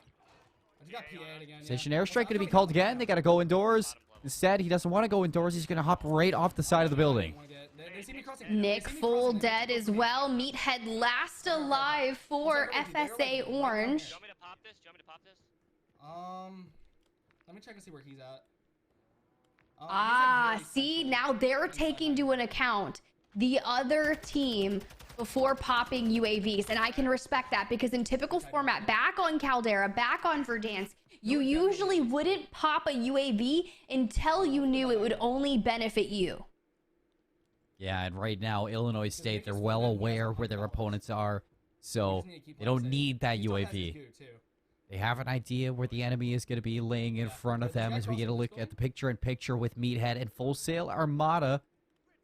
Trying to scavenge as much cash as they can. Meathead only $100 to his name. That is not enough to bring back Nick, so time will tell if Full Sail can turn this one around and bring Nick back into the action. You do understand Meathead does have his gulag still available to him. Heard that through the comms on Crawler's side, so scratching his head, but now has an opportunity to try to pick up some eliminations. We need to go. I pulled short. Okay, yeah, no, dude. I gotta. Should I pop it now while they're in Ghoulie? Yeah, probably. Now a lot really laying on this gulag for Meathead because he only has 2 kills. I'm pretty sure Illinois State still with that 1 kill lead. If Meathead loses out here, that's going to be game number 2 done and dusted. I'm just really excited. They're like, can we pop the UAV now that they're in the gulag? It's like, yes, the moment you feel that you have the most benefit from that UAV and you're not going to help an enemy, it's perfect. Because you got to remember, they don't want Full Sail University to have any information. They're already down, hanging onto the final straws of this map. And it's all riding right here in this 2v2. Seymour, can Meathead survive? Big question on our minds. Now we get to see it firsthand. Equipment available off the start. He's going to toss that Semtex. Early shot's going to connect. Second one as well. A lot of damage dealt there. Smoke on his backside. So unaware where the enemy team is going to be. And Meathead goes down. 2 versus 1. It's a gulag defeat. You can see the pain and suffering in the eyes of Meathead. As it looks like game number 2 is going to Illinois State University. Guaranteed 750. Guaranteed 750 each, baby. Guaranteed 750 each. Sure. I don't know the math. I'm not doing any math. We're past midnight, Seymour. Math is long gone. We are no longer doing math here, but we do know that Illinois State University is starting to find their footing once again. Full sail. That gulag, everything was coming down to the line there, and unfortunately, I didn't see exactly what took out Meathead, and neither did he, because it happened so quickly.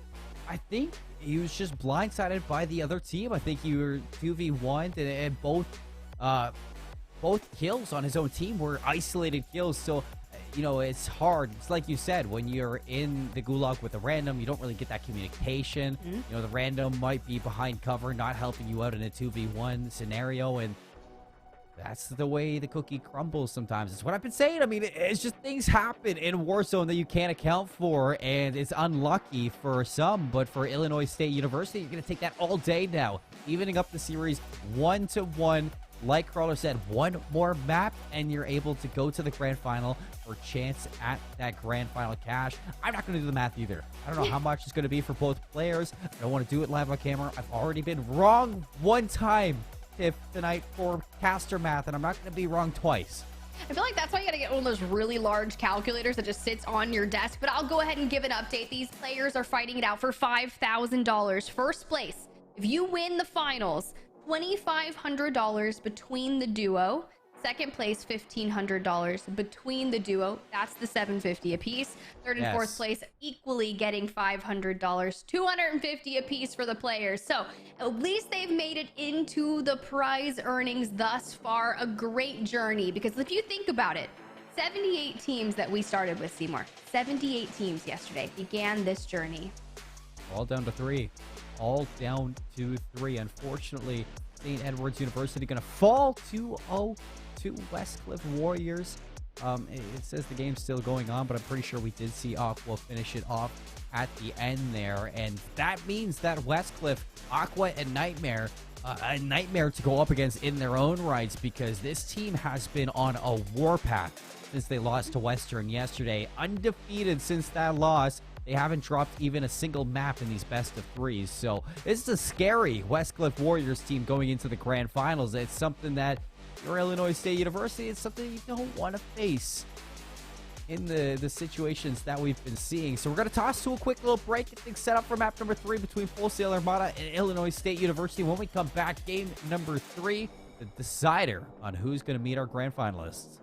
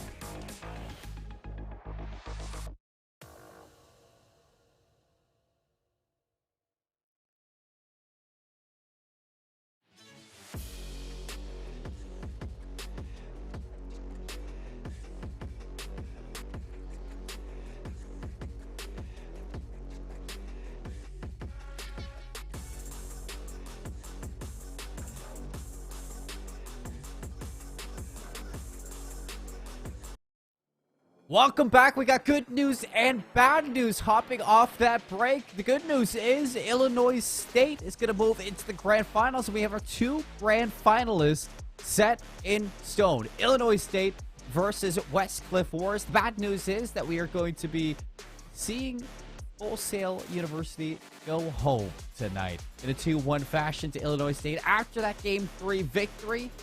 But Tiff, let's take a look at this bracket. Let's look at what we have right now. Westcliff versus Illinois. Let's set the mood right now for this grand final. I mean, it's been a journey, a 2-day culmination. 78 teams we started with throughout 16 different groupings have come down to this finale, these finals matches where these players are going to be playing for either taking home $2,500 or $1,500 and the bragging rights of winning the College CoD Warzone 2.0 launch open. And if you look at the journey that Westcliff University has been on, completely undefeated in day 2. They have only been bested by Western, and that was on day 1. And since then have been on a vengeance arc, just absolutely plowing through the lobbies. Aqua and Nightmares playing so incredibly well together. You'd think they'd been playing since, I don't know, they were both like 4 years old, gaming early. I don't know. Do kids game at 4? I'm sure they do. Regardless, these days, they've got it, right? I mean, getting on different titles and throwing down. I'm sure I get bested in Modern Warfare 2 by kids every day. For sure. I'm talking about myself, not you. For that one, I am in agreement with you. But, you know, for the 2 of them, totally right there with you. I mean, this team, even losing to Western, they went back and they beat them again in a better fashion than the first time. So, you know, they got the revenge. And since then, they've never looked back. On the other hand, Illinois State University, ever since Crawler hopped into my DMs yesterday, he said, hey, watch out. We are the team to beat tomorrow. Well, here we are. Now they're in the grand finals for a chance at $2,500, just beating out Full Sail Armada. Yes, wasn't as smooth sailing as they thought it would be through that Full Sail team. They lose out on one map, but then they go into it and they win nonetheless. But look at this. Aqua puts on the Elevate jersey from back in the day. This guy is feeling it right now. You know Aqua's feeling it right now. All I saw were the comments that said flex real quick so I can take a screenshot. He also put on a beanie as well. Just, you know, top tier fashionable choices. We gotta love to see it. Who knows? Will he have the ice in his veins for this finale matchup? Only time will tell. But there is a passionate individual, and you're right, that name is Crawler. The hype, the passion, the vibes, always top tier. We saw just how dominating he was throughout round 1, round 2, and you heard every time he'd go up in a 2-0 fashion, bye-bye, see you in the next tournament, GG's guys. And now they want to do the same to Westcliff. The only thing is, Tiff, I'm a little bit worried for the playstyle of Illinois State going up against a team as consistent as Westcliff. The thing is that we've seen that kind of come back to bite Illinois. That passion, that energy, you know, the want to just continuously slay out sometimes hasn't always favored them. In the past series, in the semifinals, I think back to back, we saw Illinois State burn their gulags so early on. And that's a punishable offense when you're going up against a team like the Westcliff Warriors. I mean, how many times do we really see Nightmares and Aqua go to the gulag? Not very often. In fact, I think Aqua had about 15 kills before he went to the gulag last time we saw him go there. So this is somewhere where you need to reassess the situation if you are Illinois State going into this grand final.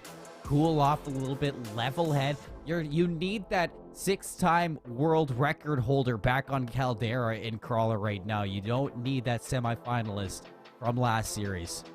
Well, you just have to lock it in, play the game you know how to play, and you can hear the different strats. Obviously, Aqua's been doing the studying. You heard him talk about how Warzone pros approach these 2v2 kill race style tournaments. You hug the edge, don't go to the center, play from left, play from right, and just keep on. But honestly, throughout the open ending, when you get into the game, it's always observatory. It's taking height, it's getting high ground, shooting through the windows, trying to catch your enemies off guard, making sure that you put down as much damage as possible without being seen, because you are taking on public lobbies where you're facing 4 enemies, and chances are you're only 1 or 2 of you. You got to play it smart. You do. You have to play smart. A lot on the line right now going into this grand final. It has been a long road to get here. Only 2 teams left from 16 groups yesterday, and I could not be more excited to get into this grand final between these 2 teams. I mean, Tiff, right now, I don't like putting you on the spot, but between the 2 of them, who do you think's going to take it at the end of the day? Yeah, okay, well, I think it's kind of one of those things that you see on TikTok where it's like you want to talk about the character that you're looking at. Well, I think that Westcliff will win. I think Illinois has a really good fighting chance to do it. I just think like the things that you've mentioned, the passion, the mental, the heat of the moment might get to them. And if they burn their gulags too early, they don't stand a fighting chance. I totally agree with you on that. That's what I'm saying. It's like if they somehow don't lose their gulags right off the rip and can keep the mental like fortitude focused, I think they'll give Westcliff a run for their money. Exactly. I'm right there with you. I mean, I definitely going to be Team Westcliff going into this grand final. I know I should be going for Crawler because I was hyping him up yesterday in the DMs while he was, you know, trying to gas up his playstyle for today. But I'm just looking at this Westcliff Warriors team, and they have just been on a warpath since hopping into day number 2. So consistent. The highest kill lobbies that we've seen today have come from Westcliff University, and you have to think that this team is not stopping, especially when you look at Aqua and he's got his Elevate jersey on. I mean, this guy is ready to take the grand finals by storm, and he's ready to win that cheddar cheese at the end of it. So let's hop on board with these 2 schools as they are gearing up for the grand final. I mean, if we keep at it, if we're all changing here, I mean, I might go put a beanie on too, Seymour. I might go run, grab a beanie, and get locked and loaded only if Westcliff wins. But regardless, I'm excited to see how they are going to approach this. We got Crawler and Deuce, Nightmares and Aqua. And it's kind of interesting because I look at it, I'm like, Aqua Nightmares, Nightmares Aqua. It's a good duo name, right? Night Aqua, Aqua Night. Ooh, that's a good one right there. Aqua Knight. I like it. Hear that right there. Lock it in right now from both players. 3 seconds left on deployment. And you know where we're going, Tiff. You know where we're going. We're headed to Zaya Observatory for that first drop. Already hovering over that is Aqua. He's going to get a big sip of that water. Hydrate before the grand finals. Lock it in, everybody, because this is going to be a roller coaster of emotions. I mean, I'm excited, Seymour. So a roller coaster of emotions. I am ecstatic to see where this 2-day journey will end. We have Crawler on the right, Aqua on the left. I feel like these are the 2 IGLs of the duos, and we get to witness just where they're going. 2 very different players right here. Aqua, cool, calm, collected, a killing machine bred for this very moment. Crawler, 6-time world record holder in Caldera, energy, vibe machine, and electric in the comms. And now we get to see them duke it out. Crawler's going to be the first one to drop into Observatory. Couple of shots on the players flying by. Nothing really threatening to those players parachuting, but it dropped down. MX9 recovered. Into the warehouse as we go. Did anybody drop here with him? It seems like he has an idea. Yes, he does. First kill. Locked in. Crawler is in the zone. You saw them drop early. So far, 1 for 1 in the elimination feed. This is going to be an interesting matchup. Aqua stalking his prey, finding another. And there we get to see it. That was the 1 kill to trade it out from Aqua. Just as soon as Crawler got it, Nightmare's gonna get one too. So suddenly Westcliff starting to pull ahead. As you can see, another one falls for Aqua on the inside of this observatory. How many more are gonna step up to the king because he is ready, sitting on his throne.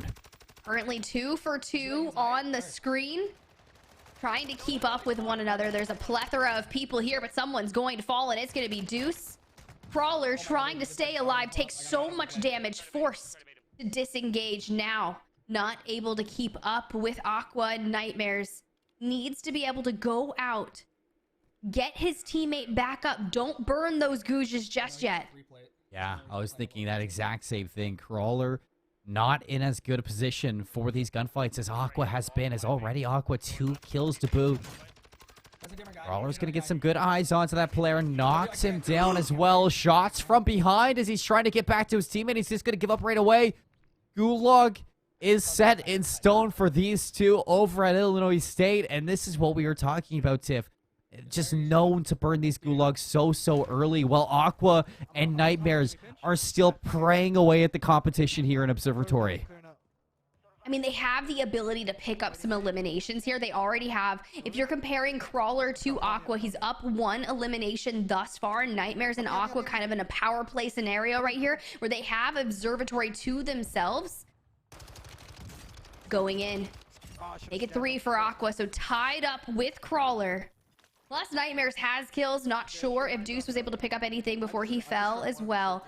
In a 2v2 scenario, and you have your teammate in the gulag, so a maximum of 2 eliminations for this team here. They found one.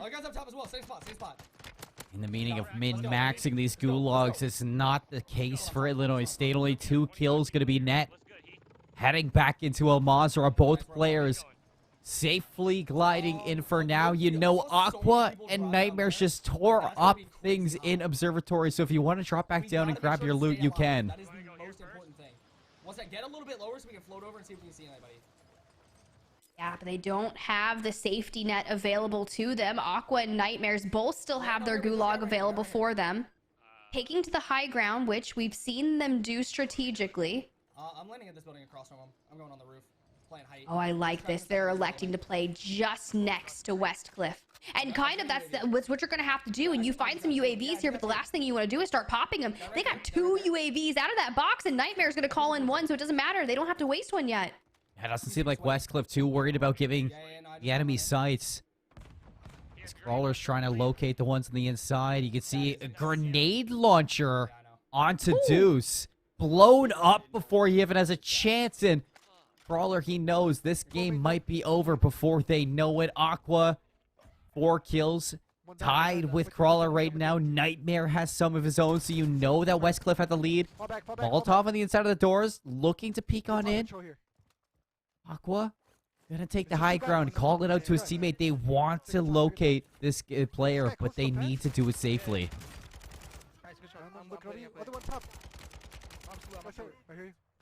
Played so incredibly well. Takes a lot of damage, but not enough. Able to grab another down on a 5-kill streak. The issue with this is Crawler's not going to be able to focus on being aggressive. He's going to have to focus on getting the cash back to get Deuce. Exactly. Right now for Aqua and Nightmares, they're schmoving through the grand final. Taking names like it means nothing to them. Cool, calm, and collected. That passion, it speaks how focused he is right now. Yo, Nightmares just scared me. I'm not gonna lie. He just Kool-Aid man through that door, and I was like, you know, at this point in time, I would have shot him. I would have too. Jump scare galore right now is red dot chasing on that mini map with the UAV up. Not too far behind. You can see Aqua's going to give the comms that he's close right over the hill. Spots out that head. Not going to hit any shots. Looking for Nightmares to get an angle. Crawler gets a double kill with a Semtech. So still going to continue gaining some kills for Illinois State University. But Aqua's going to blast through the door. And Nasi didn't even see it coming. Oh no, Crawler's down. That's a full dead for Illinois State University. How many kills did they have? Because Crawler, he got 3 before falling there. Actually, wait, nah, I'm getting this fucking cast off. It's just godlike. I did just make a cast off 7 for you loadout today. It was like kind of like the cast off as an SMG. I saw it on Teep's Twitter account.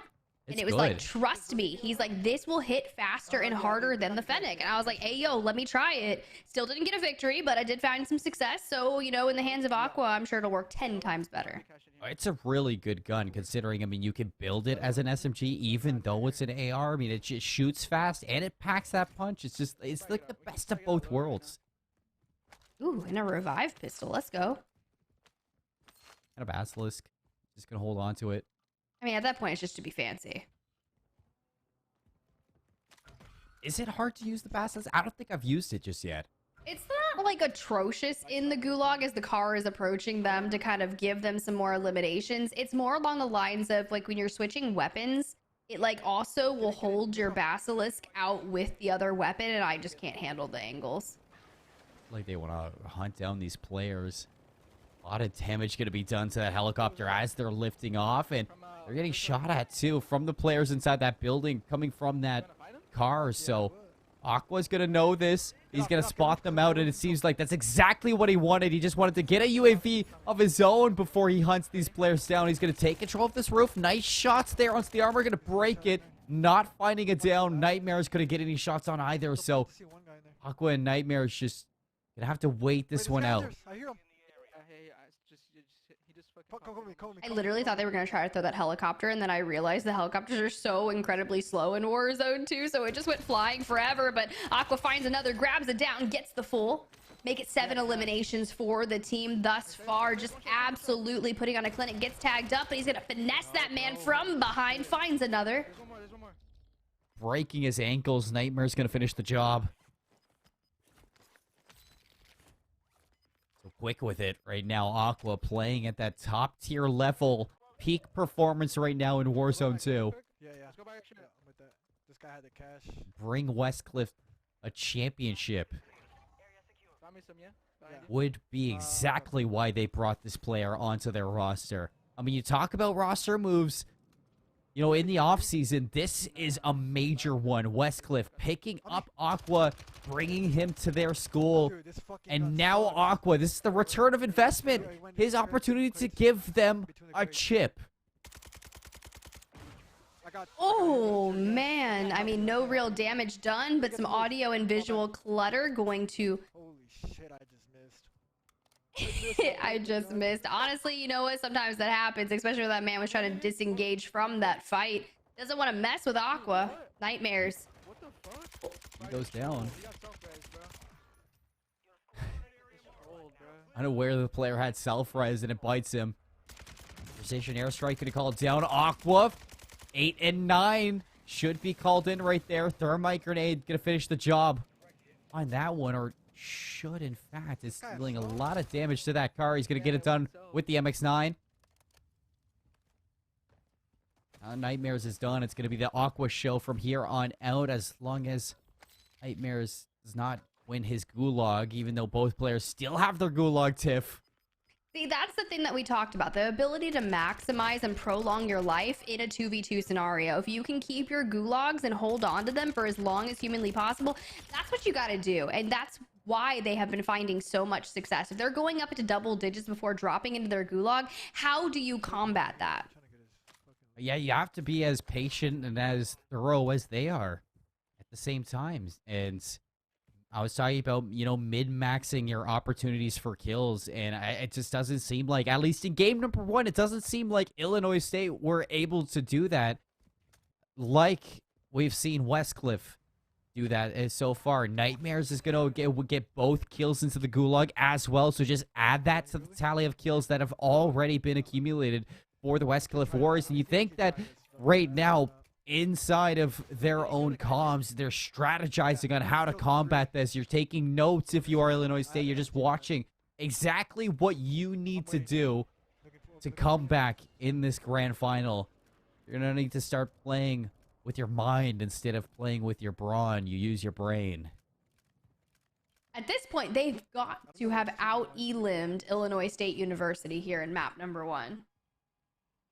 Oh, we got a little inkling of the information, but I couldn't really tell. Yeah. About your sub? I didn't get. I saw 10 and a 7, and I'm pretty sure that was both Nightmare and Aqua. I mean, if they're up at 17 eliminations, that's got to be a map 1. You can see all of the circles about to kind of collapse upon or separate.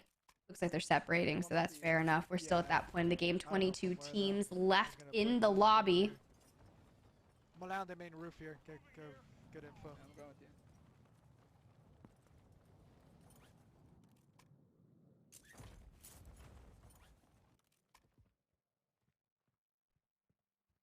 Still wants to hunt down some more. see anyone. We're going top ammo box. We're not scared of a gunfight. He's gonna hop from roof to roof. Giant leap.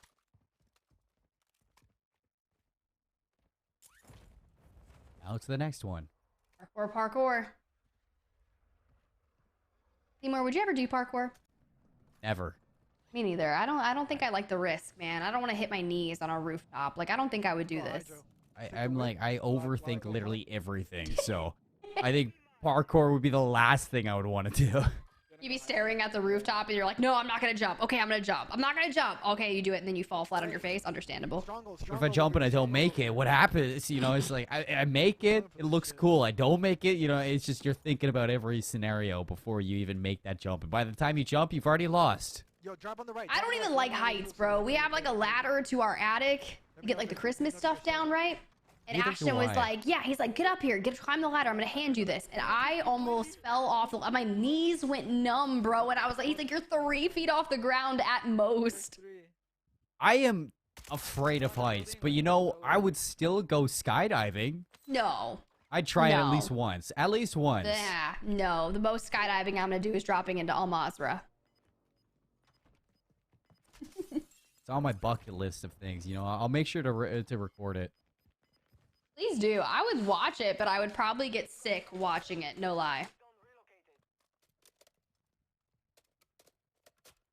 Nightmares goes down, so really it's all going to be on Aqua here. He knows when to back down from the fight and respect the shots there. Expecting some enemies to be trampling in through that front door. Still looking for them, though. They're still chilling on that rooftop. They don't want to leave just yet. I mean, you were right in saying that rooftop Randys, they never want to leave. Nah, they're chilling. That's their favorite place to be. Rooftop brandies, rooftop brandying. Doing rooftop Randy things. Oh, man. Okay. Okay, demon. We see you. I want his RPK. Mine doesn't do that. Well, if you'll notice, he mounts a lot to minimize the recoil. I don't do that. I just try to send it. But every chance that he can, if he's like picking, he will just mount up. Look at the player just climbing the clear. ladder. Is he going to see him? Yeah, he is.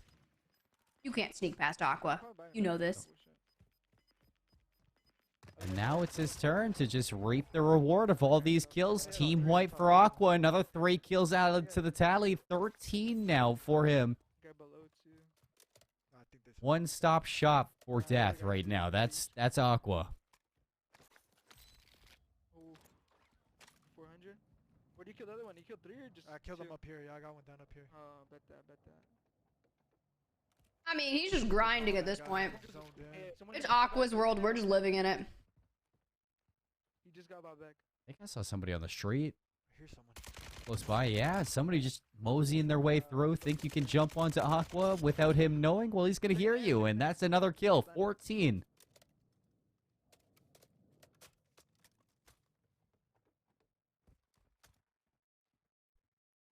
Should be solid. He said he was locked and loaded, and I can confirm that it is accurate. Oh, shit. Look The at the thing way is- he's able to escape. He only took half an armor satchel from that. That's what I'm saying. Like, that's what I was about to say. I'm like, bro, the ability that he can just maneuver off a building, gamble with a little bit of fall damage, the minimal amount that he's going to take just to reposition himself, find another heady glitch in which he's barely visible to go back and take down the person. This, I mean, it's just textbook. It really is. It just shows how humble he is of these gunfights. You know, he knows when he's beat, so he doesn't want to even try. You know, sometimes you'll see him send it like he is right now, but he knows he's going to win the gunfight. So he takes it, 15 kills now, and then he respects in case he gets overwhelmed by the rest. So he lurks onto the staircase, waits for the rest. Just, it's smart. It's 200 IQ plays with Aqua.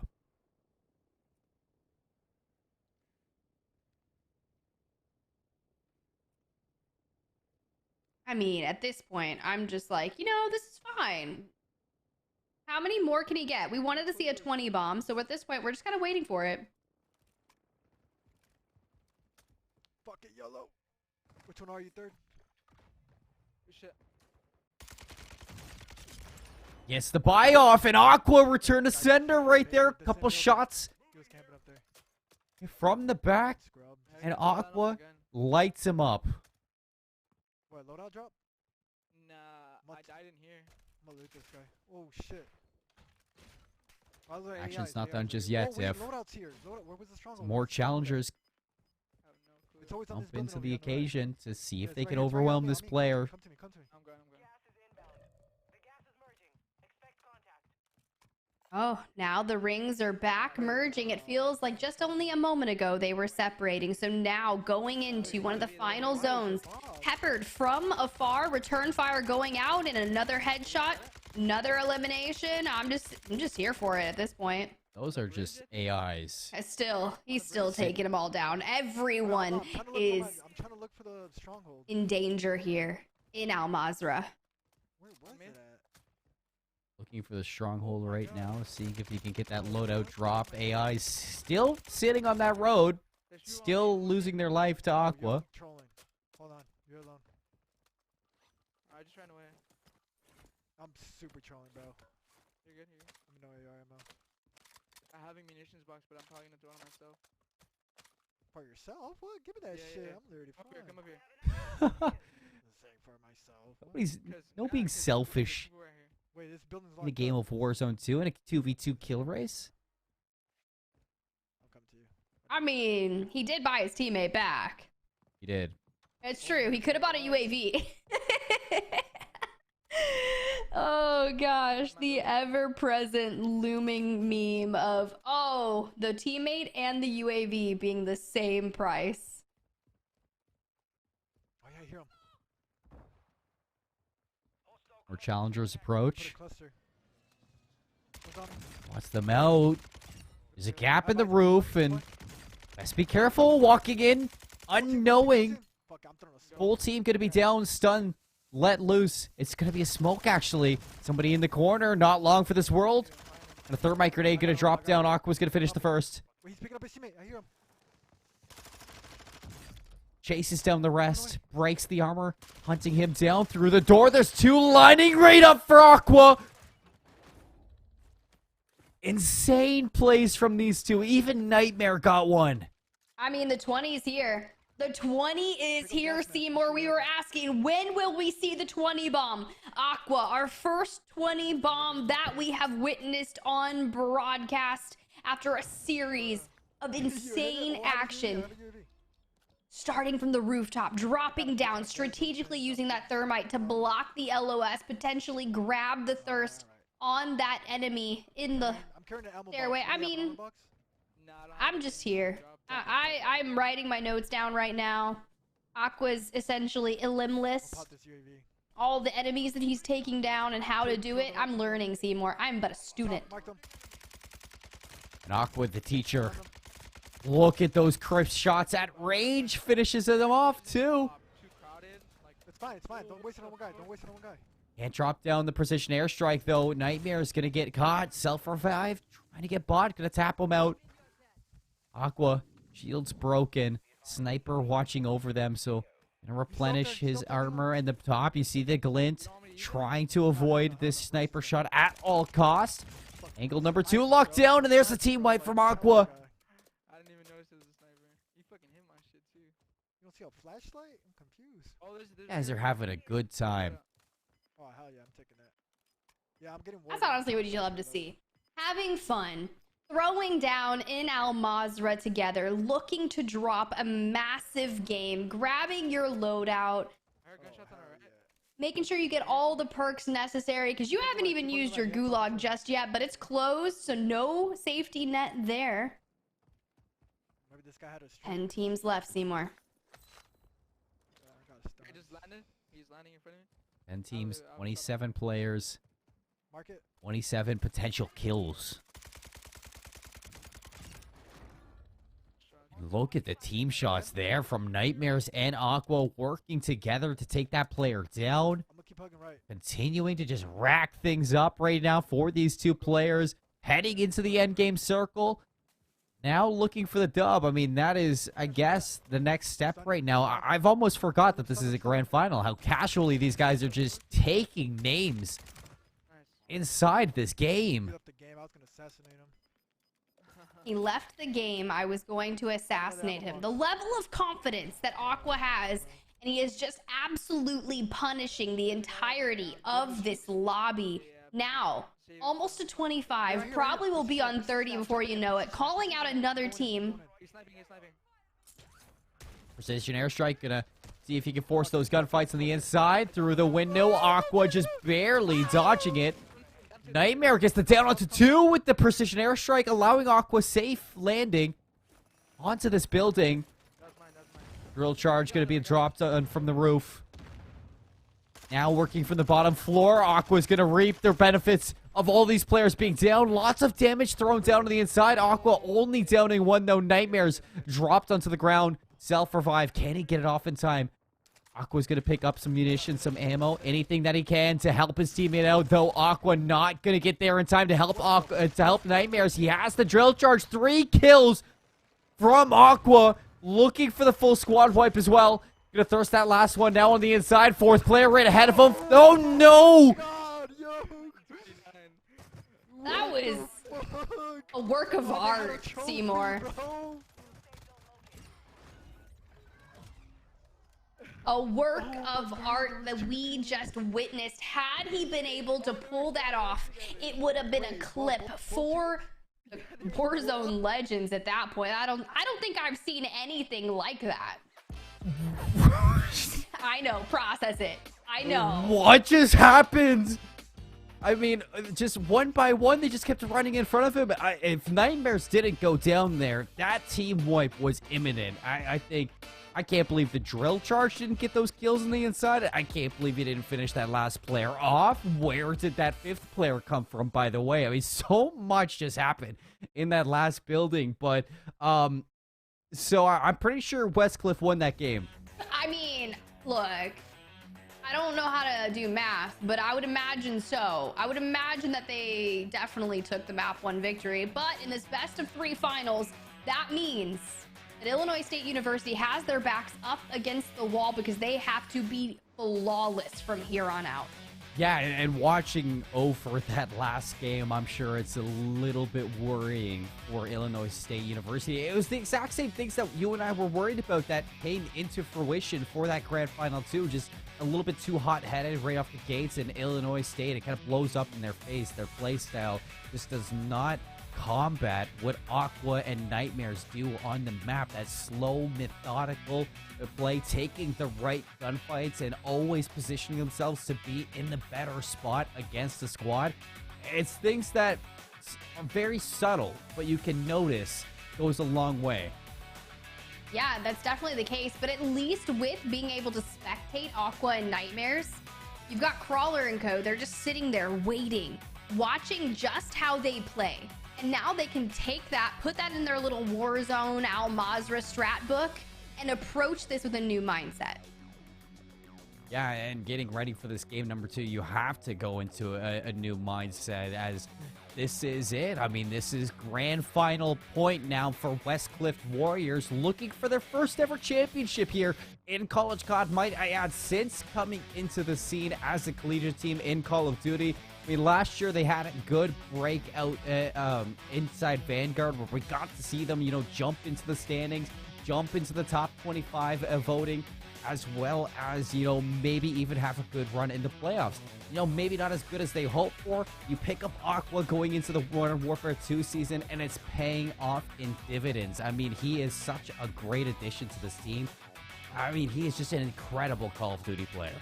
I mean, look, but so is Crawler, because if you think about it, dropping into map number 1, those 2 teams, both Westcliff and Illinois State University, drop Observatory. Crawlers going 1 for 1 with Aqua. Imagine that he's not burning his gulag right off the rip. It would have been a dynamic map. These 2 going head-to-head once again. It was intense off the bat. I will not disagree with that. I mean, both teams just going blow for blow. Like, it's basically like punch for punch. The haymakers being thrown by these 2. There's a reason why they're in the grand final, and no way is Illinois State done just yet. Definitely not. Let's see what happens. You know exactly where they're going to hover over Observatory. about to happen for these teams. Illinois State University has to double down and go up. Bet. Yeah, go Hydro. Oh, wait a second. Did I just hear a different word? Go Hydro. Yes, they knew that, you know, there's going to be a lot at Observatory already. Crawler going to down 2, looking for his first initial kill. He's going to get that. Picks up the armor plates from that dead body, but getting contested on the rooftop. Aqua in a tough situation, off drop. Has to stay alive now on the run, but it's not going to matter. He's going to go down and now giving up. Gulag right off the bat for Westcliff. This is just the way it goes in Warzone, Tiff. I mean, this is Illinois State's exact opportunity that they were probably hoping for. Aqua, in a 2v2 scenario, this is an item that he can maximize, get 2 eliminations alongside Monster Block. Still, both teams still in full. Grabbing some more utilities, throwing them down. There's a thermite to your left. Shots going out, not going to connect. I think that might have been his teammate. That's why they didn't connect, homie. Oh, those ones will, though. Rips the head off that player's shoulders, and now looking to finish off this Gulag in style. Aqua will return with both kills to net. And the jailer just unloaded at the end there. Wow. He definitely did. Nightmares also just fell as well. So Nightmares and Aqua. Gulag's gone. Crawler, Deuce still have Gulags available to them. The one time we don't see them go to Observatory, it does not pan out the way they were hoping.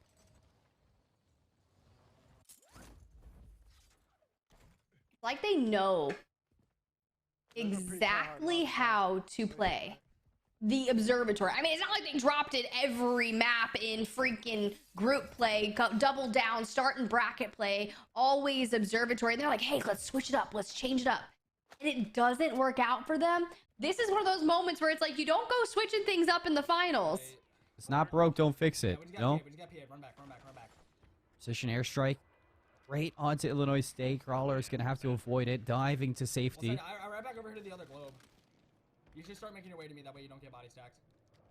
I just don't have a 3-play. I just don't want to fight Split right now from his duo. You can hear the comms group up together. Yeah, they're talking about exactly what we highlighted, not to waste their gulags too early. Okay, nice. Oh, wait, here, this guy right here in front of me.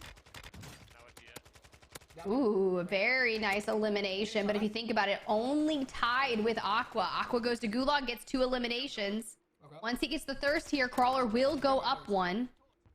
Okay, he went backside of that small building. 3 kills for Crawler, still with the Gulag too, just to think about. To our left as well. Bounty might be on low ground. This is almost mirrored opportunities from that first game. Yeah, up top. On the roof, he's going to spot somebody just across the dome. Nice shots with the 74U, but not good enough to get the down. Instead, he's going to rip the head off that player. I'm just clustering you. I'm clustering you. Teammate goes down. Cluster strike going to get dropped from Crawler, and he's going to get out in dodge, but he's directly in the open.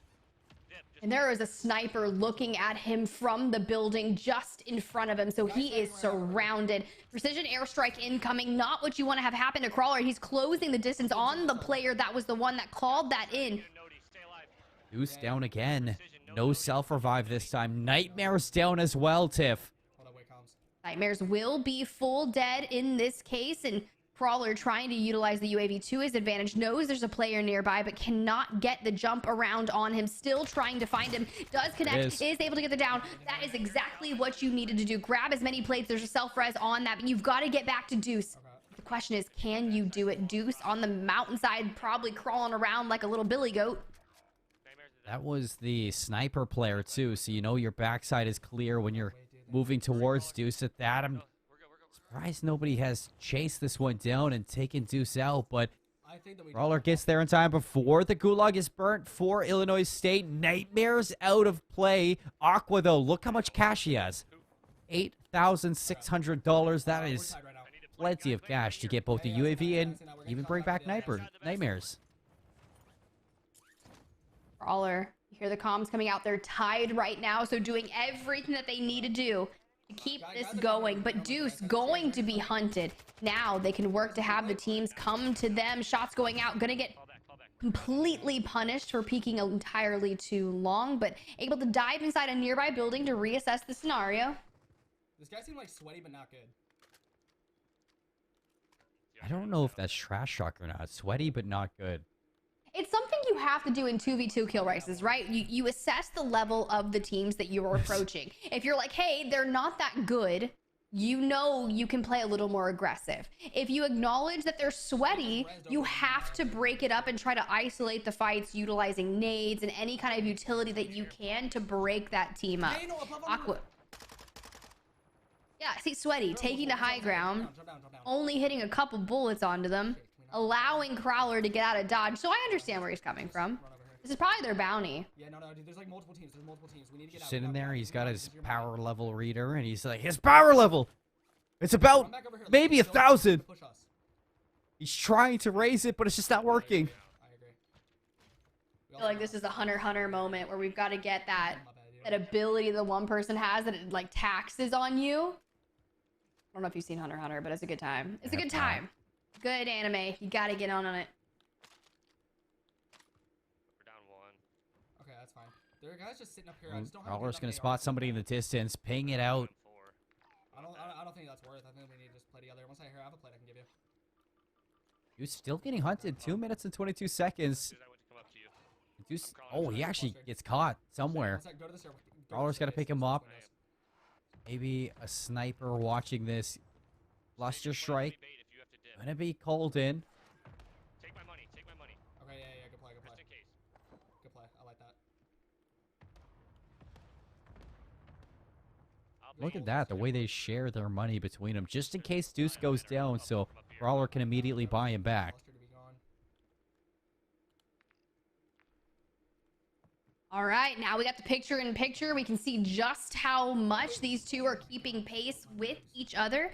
Still hasn't appeared to buy Nightmares back just yet, so it's almost as if Aqua hasn't been able to evolve into his final form like we witnessed in map number 1, but Crawler still on 5 eliminations, 1 level threat on to Deuce, so a little bit of safety for the time being. Aqua's gonna find some prey. Well, shot's gonna ring out, not gonna get that down. You just left this revive pistol. I already have one. Still chilling up onto this rooftop. You see there's a buy station on the other side, but with players being in the vicinity, I can imagine just not feeling confident enough to go pop that buyback and stay alive for the team, because not having these gulags, it really limits them, like you say, to what exactly they can and can't do. And it looks like Aqua, he's instead just going to forget about that buy station, go to a different one, climb up to the top roof of this building and parachute off. Sometimes it's just what you got to do. Parachute off, take off to a new venture, enjoy the beautiful city of Al Mazrah. Yeah, this one is directly out in the open, but it seems like it's untouched. Just pop the UAV. Probably. I think they're actually up by 1 now that I got a good look at it, because I think Nightmares also has 3, Aqua has 3, which would make it 6, but I didn't see any eliminations for Deuce, therefore on 5 for Crawler, so down by 1, Illinois State University. Deuce has been struggling a little bit to get these kills. You know, it's not like the duo of Westcliff, Illinois State. They have a different strategy in mind for a win. Crawler does a lot of the heavy lifting. Deuce, he's going to pick up a few kills here and there, you know, providing that support where he can best. Whether it's comms, whether it's kills, you never know with these two. The AIs are going to get cut down by Crawler. They're looking to find their way over to this buy station, I imagine. Yeah, there's plenty of time to get UAVs, primary weapons, utility. Aqua going to throw up that UAV that's going to benefit both of these teams. Maybe Deuce can grab some eliminations, or Crawler can find some success as well. Potentially. Still another UAV, too, for Aqua. For when this one is finished.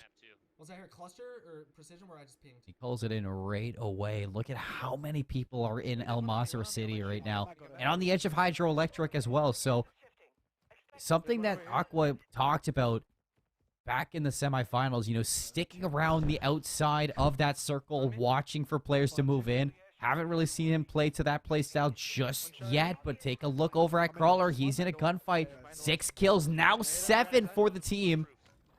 Gonna finish off Deuce's kill. Okay, I'm buying my RPK. I think that was a solid purchase, Crawler. Buy that RPK. Aqua, I think he's about to go down. Fully eliminated after buying back Nightmare. We might have a game 3 on our hands, Seymour. Might be going the distance here on the grand final. Things have not been working the way of Westcliff University. Nightmares does have the money to purchase Aqua back, should that be the case, but Deuce and Crawler both need to just play it safely. Yep, he's cracked. Got him. That was a Over wipe. the top, Crawler gets eyes on. Full team wipe. That's my semi. I didn't mean to do that. I couldn't cancel it for some reason. You're chilling. 7 kills for Crawler. I know Deuce has at least 1, so should be a grand total of 8 between these two. And Crawler's going to ping that stronghold that's being worked on by enemies. Nice, and we both still have goo. That's so clutch. Yes, we do know exactly what you mean, Crawler. We both still have Gulag. That's exactly the point. You did not get it burnt immediately after landing. This is the team that I knew if showed up, played like this, saved their Gulag, they would have the ability to give Westcliff the run for their money. You're a little further away from me. 26 people in this bitch. What's good, everybody? Still wants to move over to the stronghold, see if you can get these loadouts. Let's go. No. Got almost 1,000 damage with 1 kill. I'm telling you, dude, like they're forced to play different if we like maintain our gulags. Yeah, because he knows he's Exactly. You see, that's the thing. It's what you and I were talking about. I mean, you see 2 different playstyles when you don't have that gulag, and the pressure that's on your shoulders when you don't have that gulag compared to when you do, it's hard to play the exact same way. It's hard to be as confident in your abilities when you've already died once. Well, the thing is, you also don't need to have 30 eliminations. You just have to have more than the enemy team. That's all. Ah, stronghold. They're going to try to get it so they can get their loadout. The question is, what kind of strong AIs are about to show up here? those loadie. I needed my loadie guns. The ones that learn, the scary ones. Oh no, Nightmare's going to fall. Aqua doesn't have the cash to buy Nightmares back. They are in a blender here for map number 2. No matter what they do, it just seems like they can never find themselves out. Nightmares was able to net a kill, though, before going down, so making the best of a bad situation. Drill charges on us. Imagine that this team has come back from worse, but Crawler has still continued to pull ahead in this game number 2. We take a look at Aqua. He has found his way back, now looking to scavenge throughout Monster, see if you can buy as much, or find as much cash as you can to buy back your teammate again. They've been constantly fighting from that back foot. 65 players remaining. If they don't start coming together soon, they might be a little bit too late now. Gunfight's gonna ring out for Illinois State, and look at that. Crawler and Deuce ripped them apart. Lucky there was a kid behind the door. That kid had dual wheels and I shit on him. Doing everything that they need to do. Playing it so incredibly smart. Now, here's Deuce is going to be going to the Gulag, which is totally fine. Get your eliminations. Crawler still has theirs.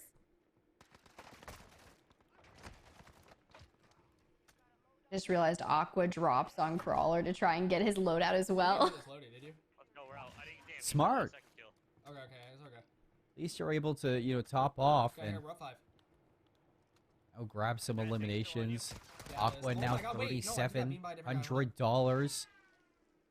So Jump in, close jump to in. having enough to buy back your teammate Nightmares back into this lobby. We take a look at the leaderboard for a moment. 9 kills for Crawler, 3 kills for Deuce, 12 in total. 4 kills for Nightmare, 3 kills for Aqua. Total of 7.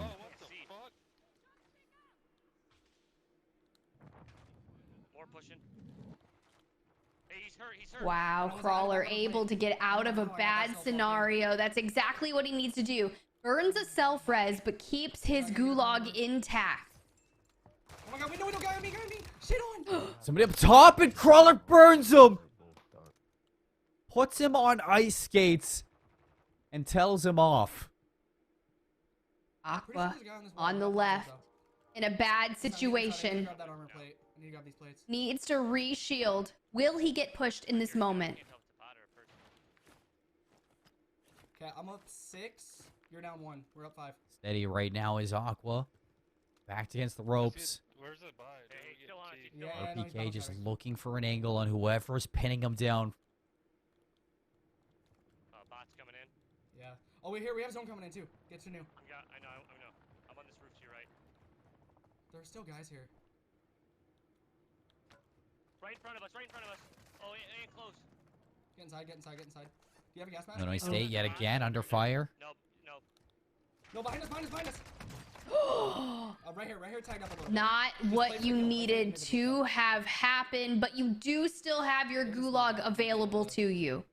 You're still up in eliminations. Aqua still trying to close the gap.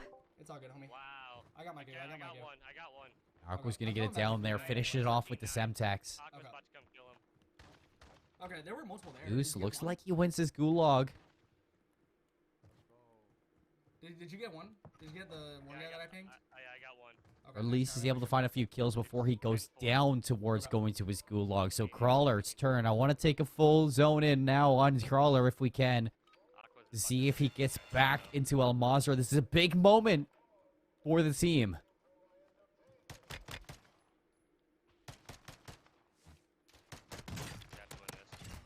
Oh my. Yes, he's getting ripped. No way he downs that kid.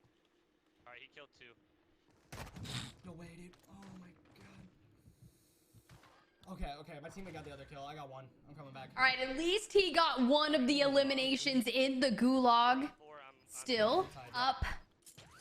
Needs to go back. Doesn't have too much cash needed to find to get his teammate. There's loot on him. He's looting though.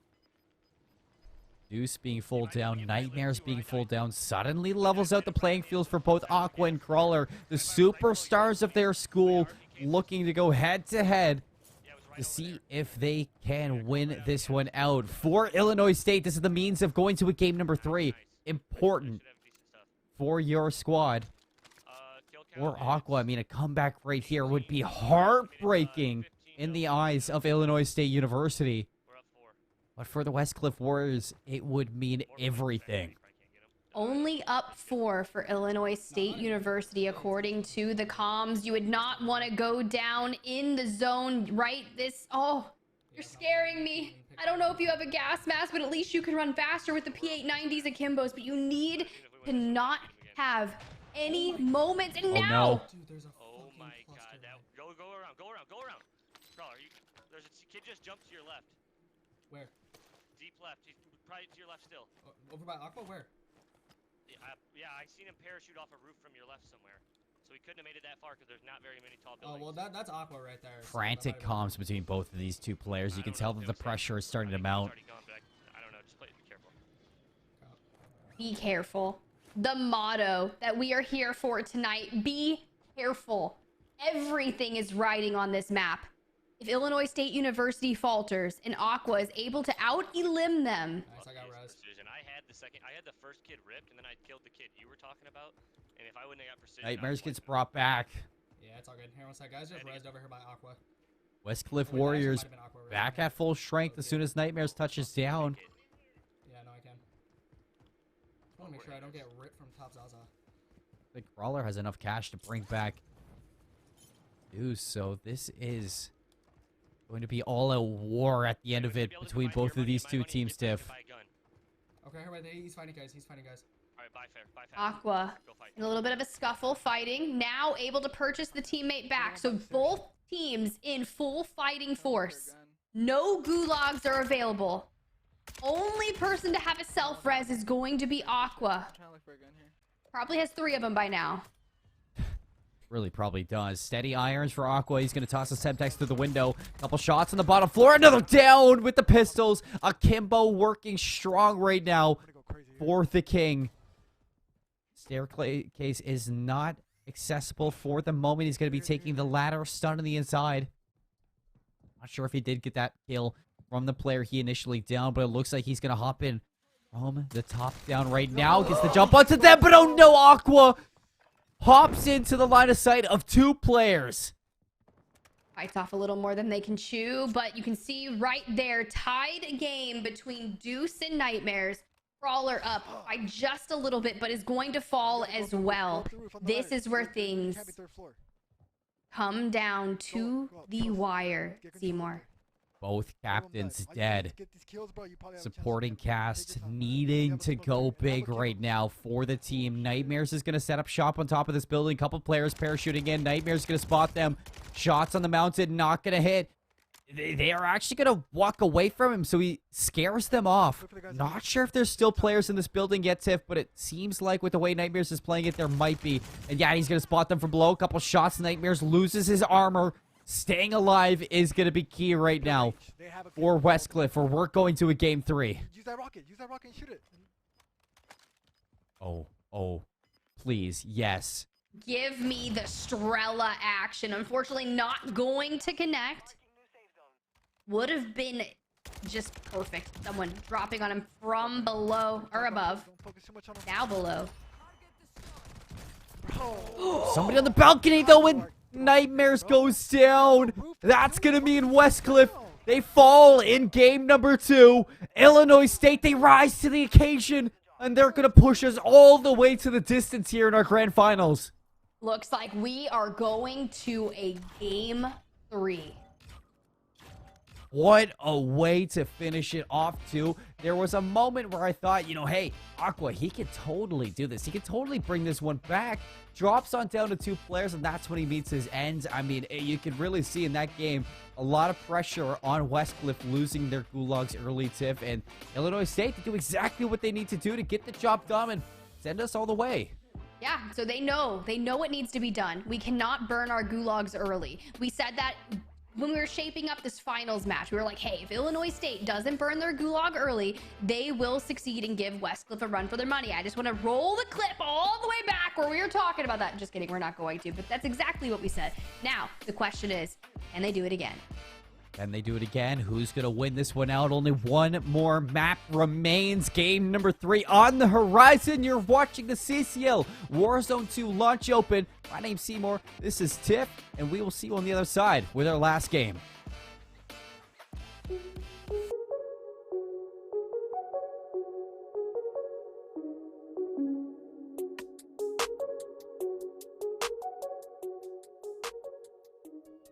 I am a flex, so I can run AR and sub too. I started playing like a sub, and then I was just changing because different teams, different play styles, and I was like adjusting myself to play all the roles. I think that all the roles are important, and all the roles have very important things to do in the game.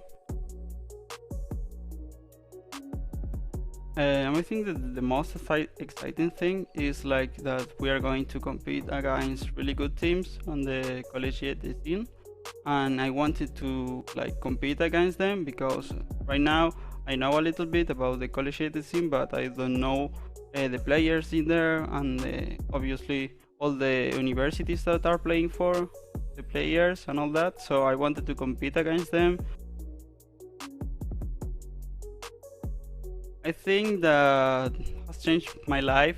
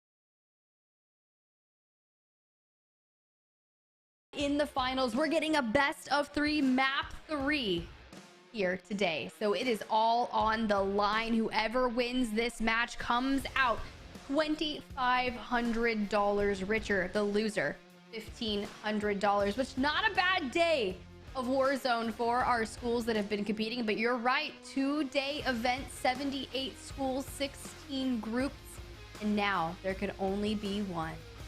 Only one victor at the end of it. And you and I broke down going into that second game exactly what you needed to win.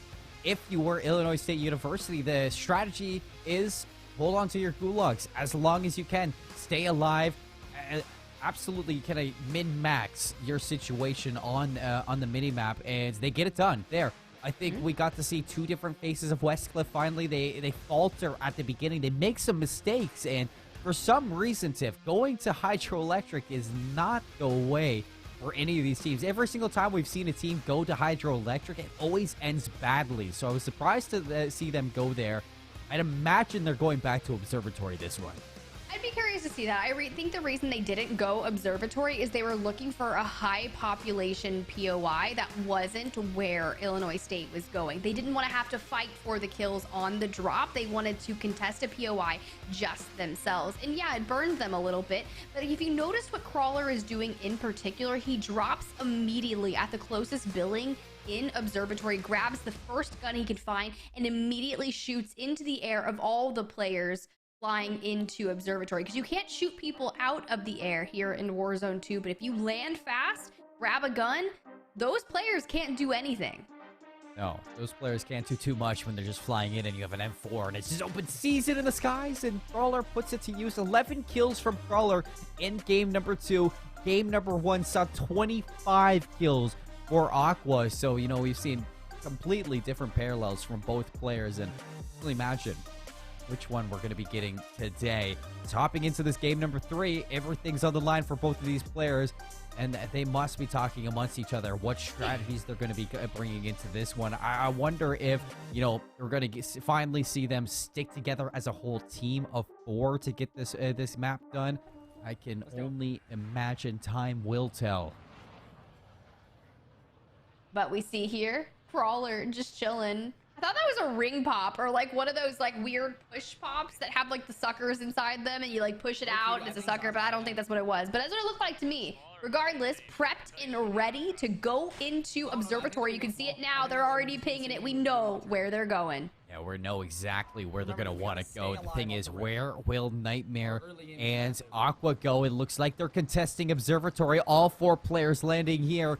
First building locked down for Crawler. He's going to reach the roof first. No guns. But a couple players that he wants to get kills of. Somebody's going to reach a gun first. Hunts him down. Takes him down.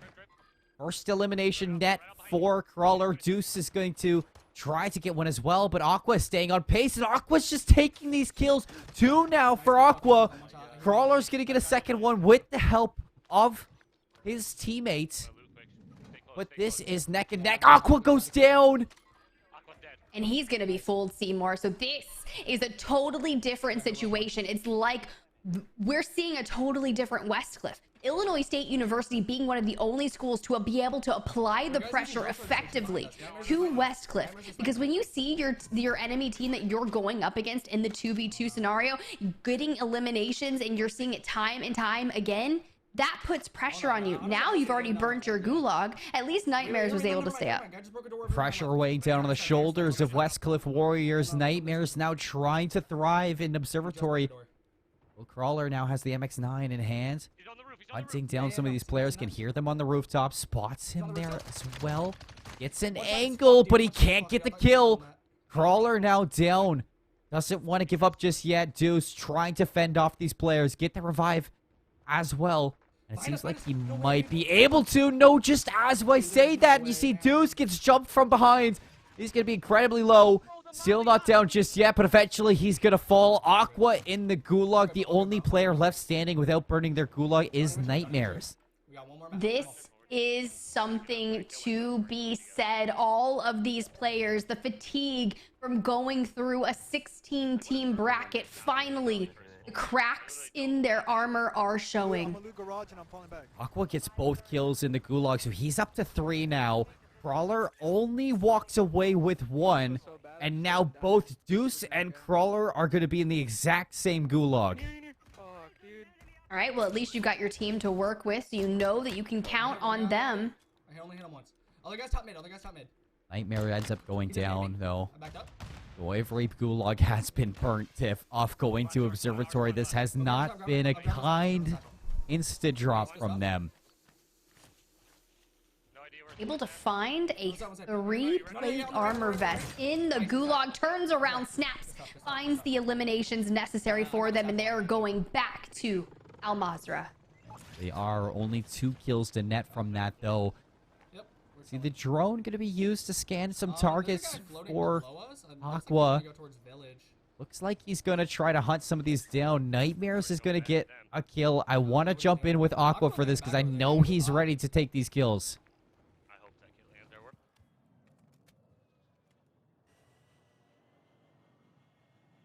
Ah, a drone. Little recon drone. Scanning for targets. Not sure they know they're being hunted right now.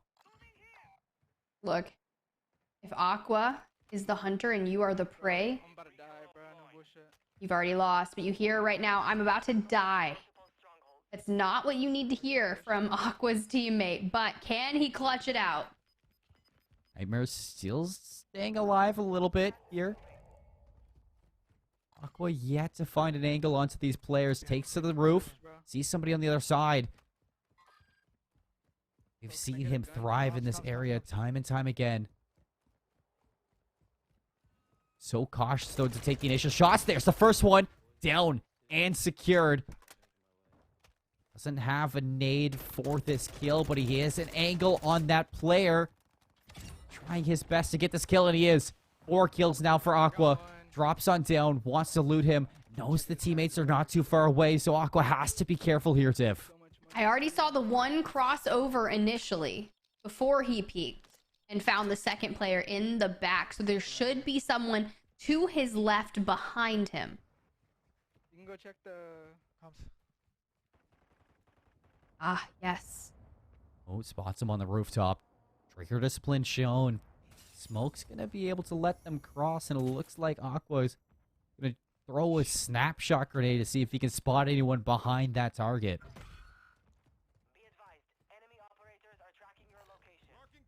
Ooh, a safe cracker as opposed to a bounty. Gotta get the cash up. Needs to get his teammate back.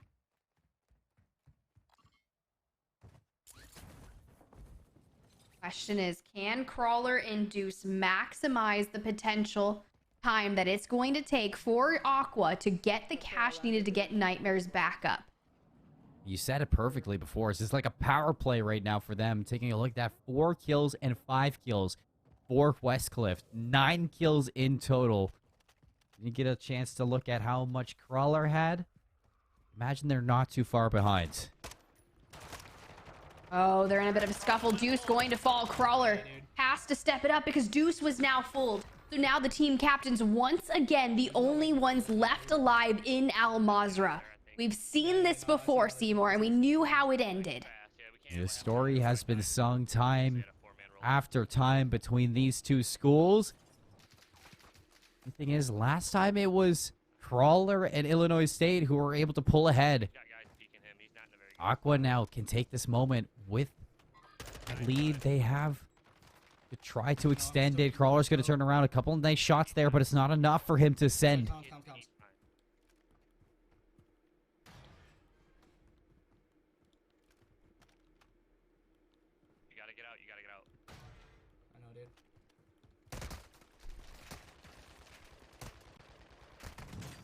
Crawler under fire from every single angle. Has to duck down. Trying to burn these plates as fast as possible, but he is on the run. This could be it for Illinois State University, and it looks like it will be. Crawler is down. Illinois is down. Westcliff now looking to win it all.